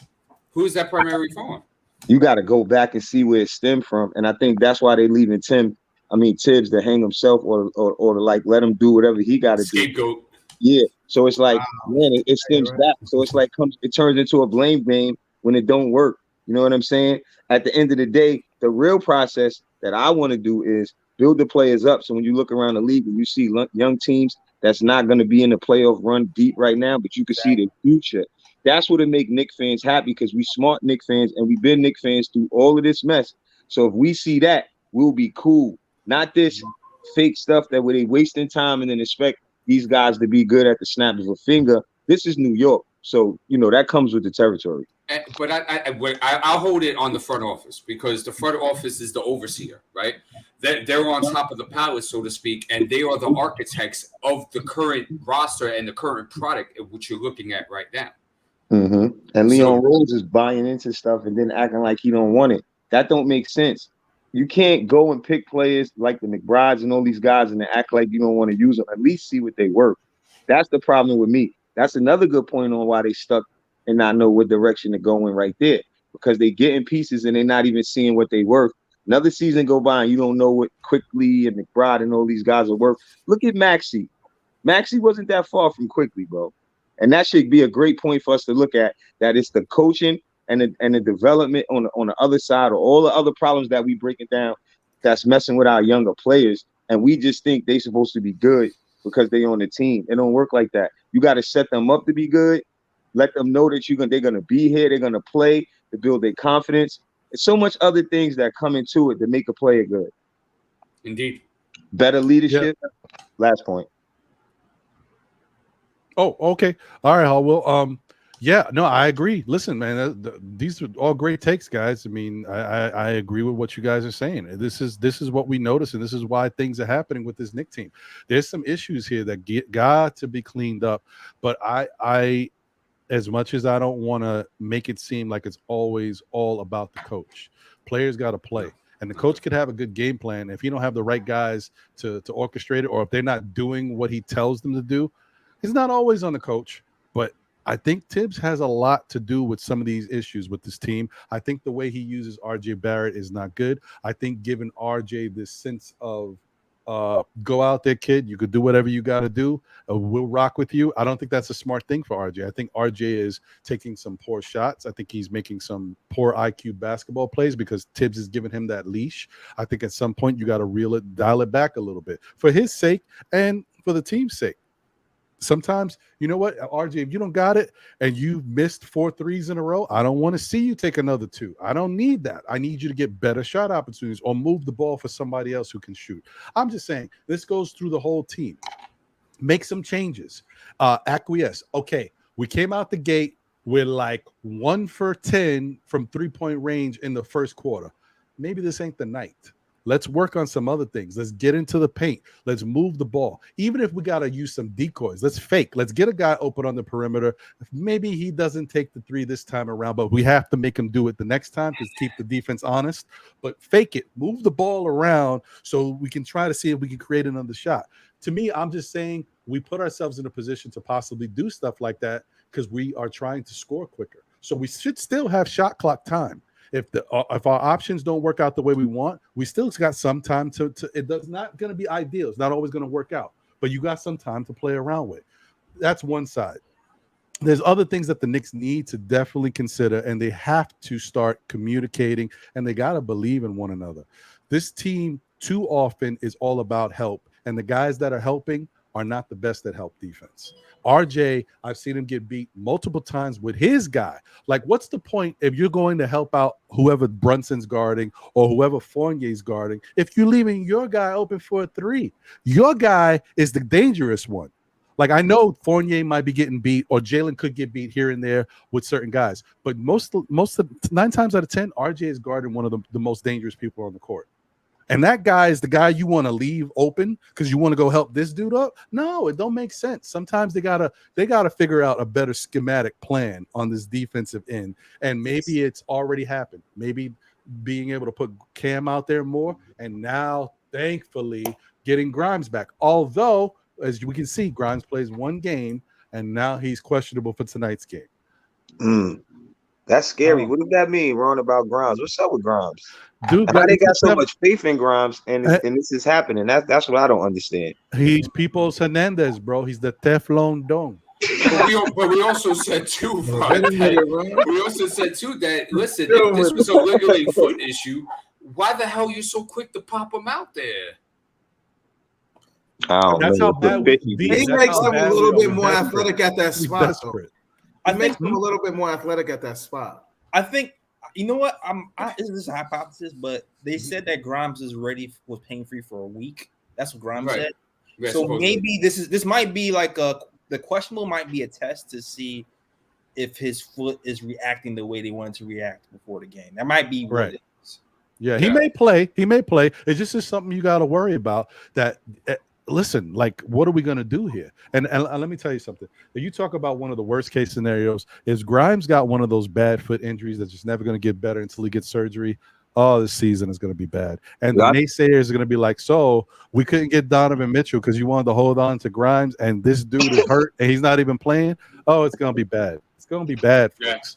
That's a bad one. Could they have set him back by just putting him in the starting lineup? Like, that's another level of pressure of somebody that's just coming back too. I think you're supposed to just bring him in and see how he do in a different way. You don't just put him in the starting lineup if he's coming back off an injury. I didn't think that looked strange. That looks strange. I mean, but that's the problem. Instead, you can start Cam instead. That's what I was about to say. Cam wasn't doing that bad.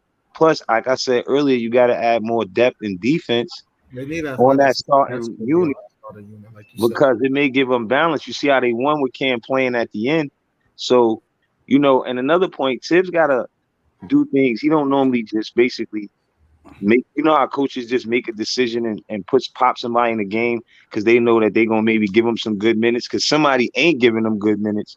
In that time, Tibbs got to make adjustments like that because that's what happened with Obi yesterday. But it was only because Mitch and Hartenstein's situation. That's the only reason why he was there. But they got to learn from that. Tibbs got to learn from that and do that more often because you'll get more wins that way just by making adjustments, going to what that game is giving you. What you see in that game, that's why we won because Obi was in the game and Cam was in the game. So he got to learn from what the game showed him. The game showed him that you went, and he never did it before. He never played Obi and Ramsey before. You see what I'm saying? Cool. That's bad because I don't know why you're not trying everything. We're not getting wins or we're not looking good. It could be one. And D, you know this. It could be one move that he could make that could make us be really good. You know how that is when you coach and you can make one adjustment and make your team everything. It changes the whole energy, right? Yeah, everything starts working. Oh man, yeah. And Ron, I told you that 3 years ago. You need to play Randall and Toppin together. I know I said that. I know you did. I'm gonna give you credit because you did say it, and you knew Tibbs wasn't gonna. In actuality, you said it prior to. Ago? Oh, that it wasn't crazy. 3 years, maybe. It was right. Imagine you how said good it right before the playoffs against Atlanta too. When Atlanta and Capella was killing them, they could have been more athletic and stretched them out more. And that's why I wanted, just to give better drive angles. That was the real reason why at the time. It wasn't that Obi was, but his rim runs, all those different things, they add value. And a couple of things, because you guys said a lot. I have to go after this, by the way. Yeah. That with Grimes, right? It may be because it's a back-to-back. Maybe this is a caution.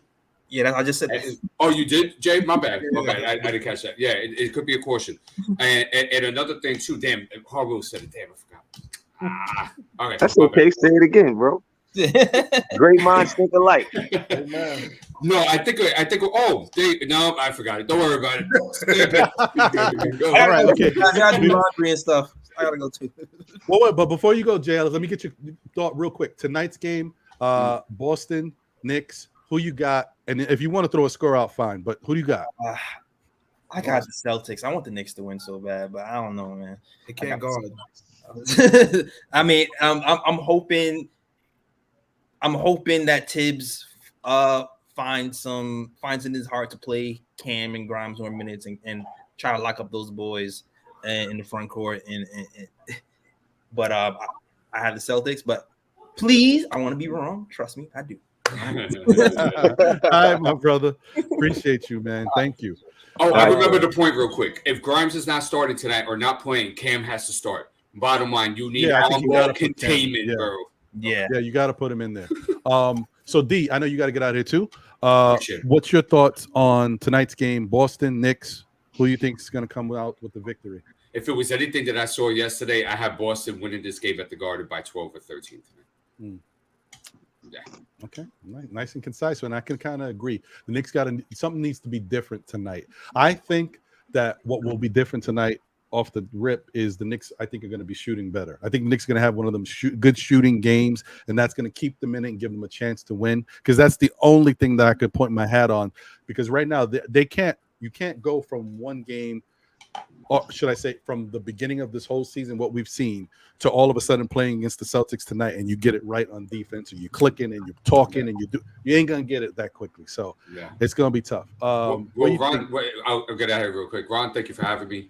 Chat, we love you guys. Without you guys, we do not have a show, so we always give our flowers a shout out to you guys. Paddle was sharp today. I'm going to be on tomorrow at 12 for the post game for this Knicks and Celtic game, so make sure you guys check that out. Guys, have a fantastic day. Enjoy the game. Don't throw your TVs out the window. Don't go ahead and start slapping up your dog and stuff like that because of these. Don't kill yourself over this. One game at a time. Stay objective. Open mind. Open heart. Open eyes. All right. Assess this team. No biases. Keep everybody on the chopping block. Guys, have a great day. Thank you, D. Appreciate you, brother. Nev, what's your thoughts about tonight's game? Knicks win, Celtics win. What's going on? Oh, you're on mute.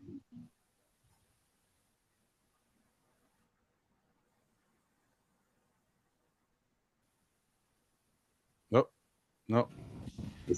Okay, can you hear me? There you go. Yeah, I'm actually going with the Knicks tonight. I feel like the last game, the pressure the coach was putting on all these plays. I think that pressure, that bubble has burst. So I believe the Knicks will shoot much better tonight. So I'm looking for a win. I expect Cam to be in the starting lineup. So our defense would have less holes, you know. So I expect Obi to be playing with Randolph. I expect him to continue on some of the things that started last game. So Obi and Randolph will be playing at some point. You mean Randall? Together. Huh? Randall?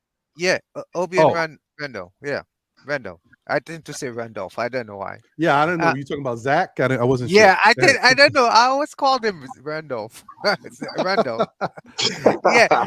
So yeah, I expect them to be playing together. I would like to see a big lineup at some point because that's what I've been calling for that all year, for them to go big. So I would like to see a big lineup with RJ or even Cam and Obi, Julius and Happenstein, because we have no Mitch. So I would like to see that at some point. I hope Sims can play well because, like I said, the more the pressure this coach puts on players, they tend not to play well. It takes them a while. I hope to see him makes a good contribution to winning. So that's what I'm saying. I'm going with the Knicks tonight. I think the pressure is the bubble has burst, so the player is going to start hitting freeze. Okay, that's my hope. All right, I listen. I'm happy either way. Listen, yeah, I hope that you're right. Harwell, what's your thoughts on tonight's game, brother? Well, I don't think the Knicks, if they play like they played last night, it's going to be a long night because I feel like that was second, like Embiid wasn't there, Harden wasn't there. So I feel like we can't play the same. Hopefully Cam is in the lineup to bring some more defense, to help them on the defensive end in that lineup. Mm-hmm. Boston is playing good. They just won last night. They beat the Bulls. I think Tatum had 36, DeRozan had 40-something. 46, I think. Crazy. 46, yeah. So Knicks we always in the game. That's what like I said, Ron, I'm happy that at least we have a team that could compete, coming from the type of teams we have had. I've been a Knicks fan for a long time, so it's like I'd be just happy that we in some of these games. Mm-hmm. And I just feel like years to come we gonna be good. Regardless of, I didn't feel like this year we was winning the championship, so I'm not really getting too upset about anything. That's what I mean with a lot of Knicks fans is critical thinking. Even on my takes, I'm trying not to be like that because it's early, and if you didn't think the Knicks was gonna win a chip this year, then how are you really breaking down young players or really the whole process of what's going on? You know what I mean? The front office, like I said, is making these mistakes, putting us in this situation, skipping the process. For us to be good the way we want to be good, they got to follow something and stick to it, and then it'll be successful. We can't keep on, going for the big playoff burst that we can't even really get to yet. So back to the point tonight, I think Boston going to win the game because they got their whole team. Boston is coming to play, and the Knicks just ain't really ready yet. They need work. Yeah. Listen, you ain't wrong. You ain't wrong. So I agree with you on that. I hope you're wrong, but I agree with you that I think you're right. I have a feeling that the Boston just might be a little bit too much for the Knicks tonight because they're a little bit more complete. They definitely play much better basketball, and they have some defensive principles that the Knicks just aren't there yet. So we'll see. Shout out to Paris Duggar. Thank you for the generous super chat. He said fans have to realize the team is changing alphas now, which is a big difference, and also points to the fact that I don't even know if you guys are uncomfortable with what's happening right now with Fournier and how he's being used or moving him to the bench. Some people might be like, oh, he deserves to play or deserves, I don't know, whatever. But the other side of it is, how do you even move Fournier if when he is out there, you're not featuring him the right way? You're not getting him open. You're not getting him on curls, not getting him open looks. Fournier is getting the ball and then being told or being forced to put the ball on the floor, do a little dribble, maybe a step back and shoot a three. That's not what he's good at. He can do anything, don't get me wrong, when it comes to that shooting, but that's not ideal for him.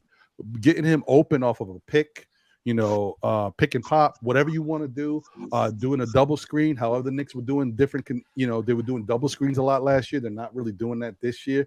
Certain things you could do to get Fournier open and get him to help the team. And also, don't forget, you're always featuring players, especially a guy like that who you might have to move. You got to put him in a better position to look better out there. Anyway,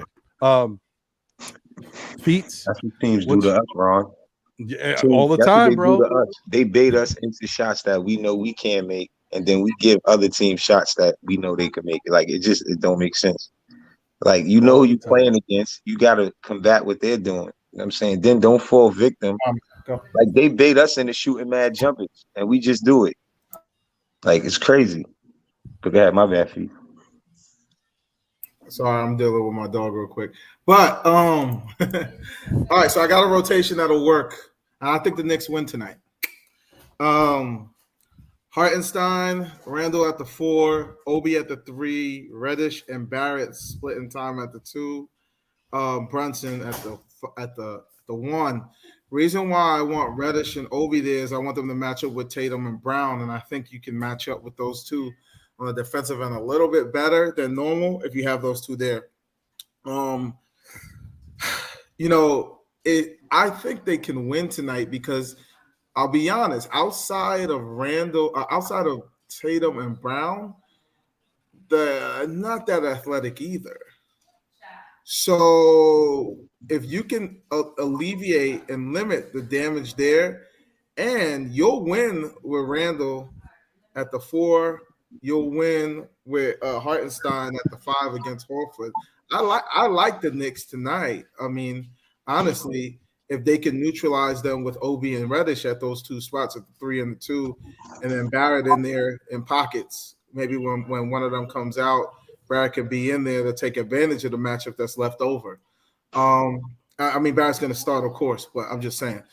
And Obi's probably not going to play the 3, but they should put him at the 3. If not, then I'm going to go Reddish, Barrett, Reddish at the 3, Barrett at the 2. I'm just saying. I think they'll get it right tonight.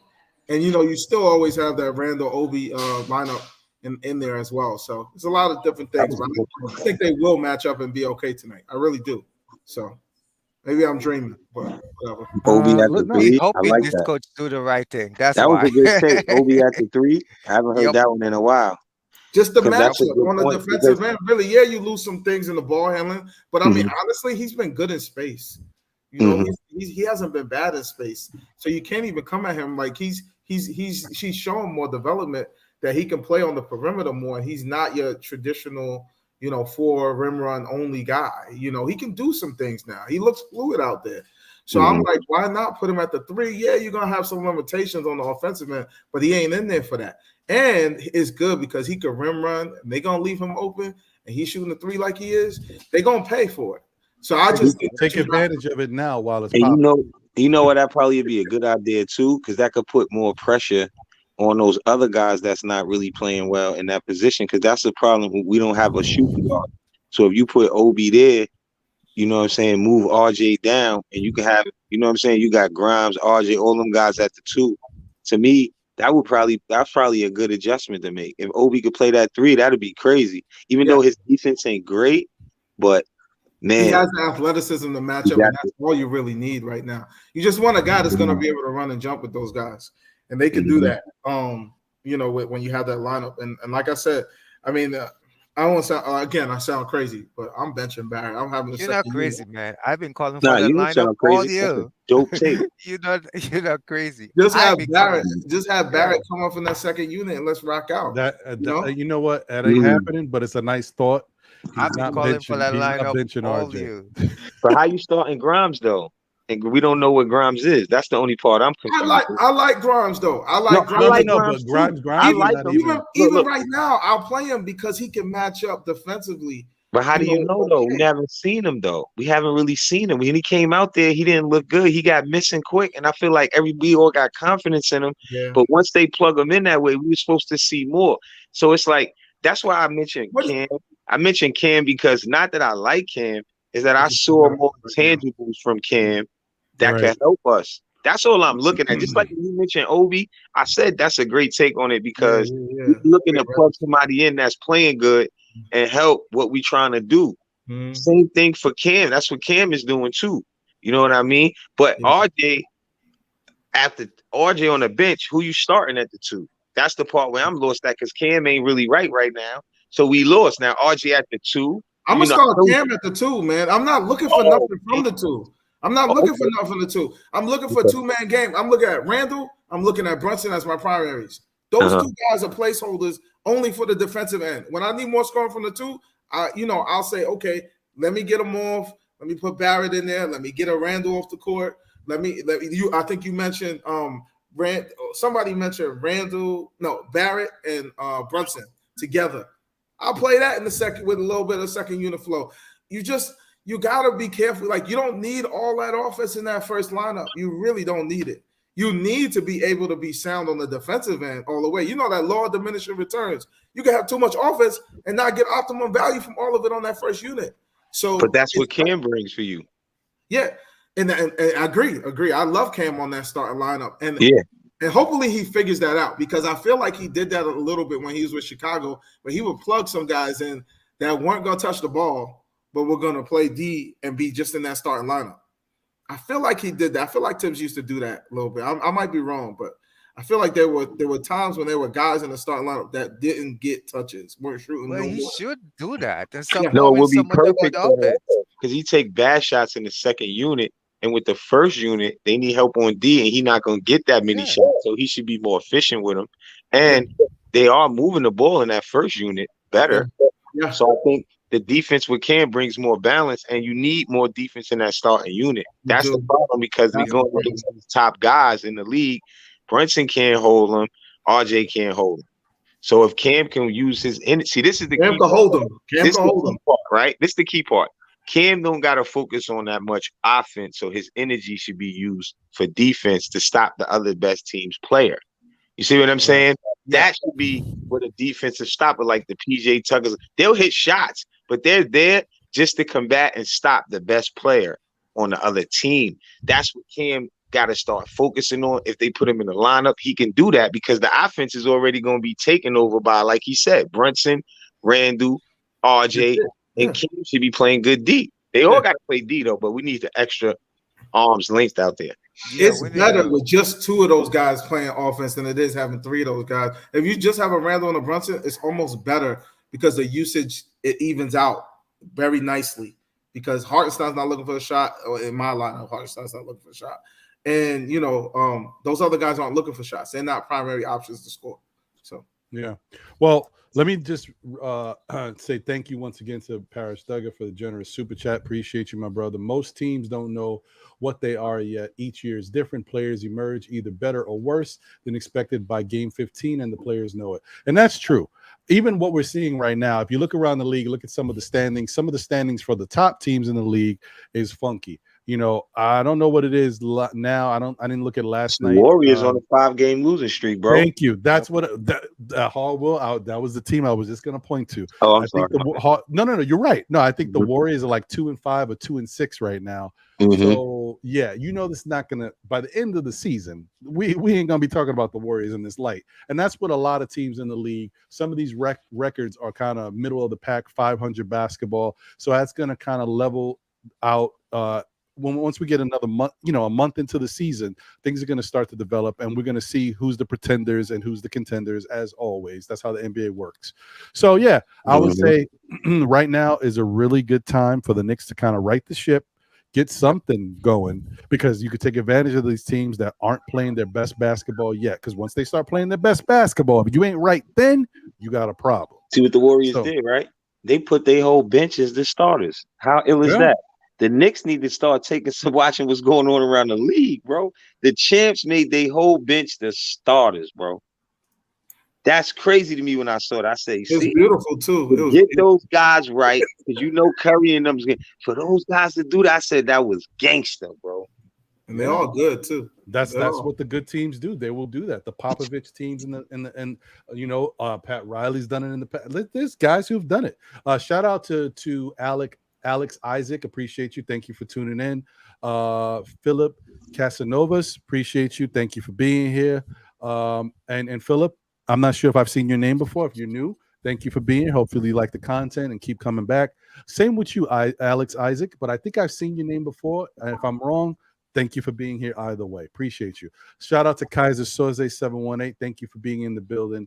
And before we get out of here, Allah Wise said, Will, I've been seeing Obi at the 3 all summer. I just don't think he would do it unless Obi was hitting the 3, which he is. So as I said, right now, if there was a time to experiment, now is the time to do it, because Obi is knocking down that shot. Yeah, like my bro said right here. He said it. You got to put in Randall and Obi, because if we got two guys, like let them match up with us. Like, think about that. We can't match up with the bigs, but go fast, and now they can't match up with us. So now we in our bag. That's what Obi brought. That would be difficult as hell. Yep. That's why we won last night. And Randall is fast too. So think about it. Cool, they'll try to get a ball down low on Randall, but think about it. If we running with them in that game, it's going to be a different pace, bro. But that was my last take. No, appreciate it, man. Shout out to JT Riddick. Thank you for tuning in. Appreciate you. I know you're coming in at the very end. But you're definitely welcome to watch the replay. It's a long one, so I don't know. Maybe you got some gardening to do, or some work on the shingles of the house. But thank you for rocking and being with us, man. Listen, appreciate you guys. Thank you as always for being here. Let me get around, get any final words. Let me see if I can cheat a little bit and go to the YouTube and kind of look back. I want to make sure I don't. Okay. Let me salute to my entire panel today. Today was star-studded. So many great takes and fantastic. We had so many people here. Shout out to my guy Divine. Thank you for being here. Appreciate you. First time on Still Knicks Fans. It was fabulous. Shout out to Feet Sports. Thank you, my brother, for being here as always. The Prophet. Shout out to Nev. Thank you for being here. You're welcome, buddy. Shout out to my guy Hard Will. Appreciate you, my brother. For the love of the game, guys. Don't forget, if you haven't checked it out, please do. YouTube, For the Love of the Game, with my man Hard Will and Worldwide L. 4. That's right. OUR. Love of the game. It was good meeting y'all. I don't get on a lot, but it was good meeting Hard Will. Excellent, man. Great talking to you, Nev. Excellent. Yeah. Same for you, Feet. Nice to meet you, bro. Definitely. Boy, I gotta check you out. Nev, you too. Nice to meet you, bro. Same man. Definitely. It's always a pleasure. Yes, sir. I'll be back. To Dan, who was here as well. Thank you, Dan, for being here. And D is balling. Yes, D is balling. Dope show, bro. Appreciate you, D's World of Hoops. He'll be on tomorrow at 12 noon, right before football. So check him out. And also shout out to my guy. Oh, go ahead, Hall. What were we gonna say? No, I was gonna say, my bad, Ron. I'm going on at 5:10 to do a quick show because I didn't do a show after yesterday. So y'all want to log on. Number 4, For the Love of the Game. Just pull it up, subscribe, check us out. I want to get on your show one time, man. You welcome anytime, bro. We go on Monday, Wednesday, and Friday. We only talk. Me and L talk for like a good 30 minutes, and then we throw the link in. You always welcome anytime. Come bring your takes. The more good people I feel like that I meet over here on other shows, that make my show more dope. You know what I mean? Even though it's already dope people that already pull up. So y'all all welcome, bro. That's what's up. Thanks, man. Also, shout out to D'Angelo. Thank you for being here. Appreciate you, my brother. Shout out to Nick of Time Show, my guy Jay Ellis. Thank you for being here and rocking with us. As we already mentioned, D is Ball and D's World of Hoops. Thank you for being here. And also, unfortunately, we wasn't able to really get him on. He jumped on, but I think he got a phone call. I hope everything's good. I'll reach out to him. Shout out to man Ron Cleveland. Hopefully you are doing good, my brother. Thank you. We didn't get a chance to get your takes, but next time, my brother. So yeah, Dev, final words. Let's win tonight. That's what I want to see. I want to see a win. I want to see a variation of lineups. I want to see these coaches stop backing at the referees, manage the game, stay poised and composed. I've been looking for that all year. That's what I'm asking this coach to do. Manage the game. Don't back at the referees. Show some respect. Actually, I believe his team is getting punished because he doesn't respect the referees, and they are not giving us the 50-50 calls. We are not getting the 50-50 calls right about now. That's a fact. You're right. You're right. Yeah. That's it. All right. Randall got to shut up too. He's starting to talk more to the ref again too. We got to be quiet. I said that, Harwell. I'm noticing the chirping, D. It's like he addicted. He can't shake it. He can't stop, bro. He can't stop, man. Yo, he's running back, still talking to the ref with his head turned. I'm like, yo, just get your man, son. Yo, somebody got to grab it, put an arm around. And I know Brunson don't feel comfortable yet. You can see it. It's going to come. The more and more they play, Brunson's going to wind up getting in there and like pulling him to the side or something. And hopefully Randall listens. Listen, it is what it is. Man. I don't know what they're doing, man. What's your final words, Feets? All right, pleasure. I think the Knicks win tonight, man. I feel like now that he don't got no choice, he's gonna play that lineup that I've been talking about for 3 years, and it's gonna help him because, like Harwell was saying, it's gonna put the onus on the other team to match up a little bit. Because I'm telling you, Obi is hell if he's got rim runs going on him, and then now that he can shoot it, you got to guard him at almost, well, I'll say 2 levels because he's not mid range yet, but I will say, if you have to guard him on the catch and shoot 3, and then you got to guard him going to the rim, that's a lot because he's a superb athlete, and I think that hopefully he'll be able to impose his abilities on the game tonight. And I'm hoping that Mitch being out will force the issue. I'm hoping that there'll be some reservation on putting Grimes in and then I hope that Evan Fournier has the illness designation and he doesn't play tonight.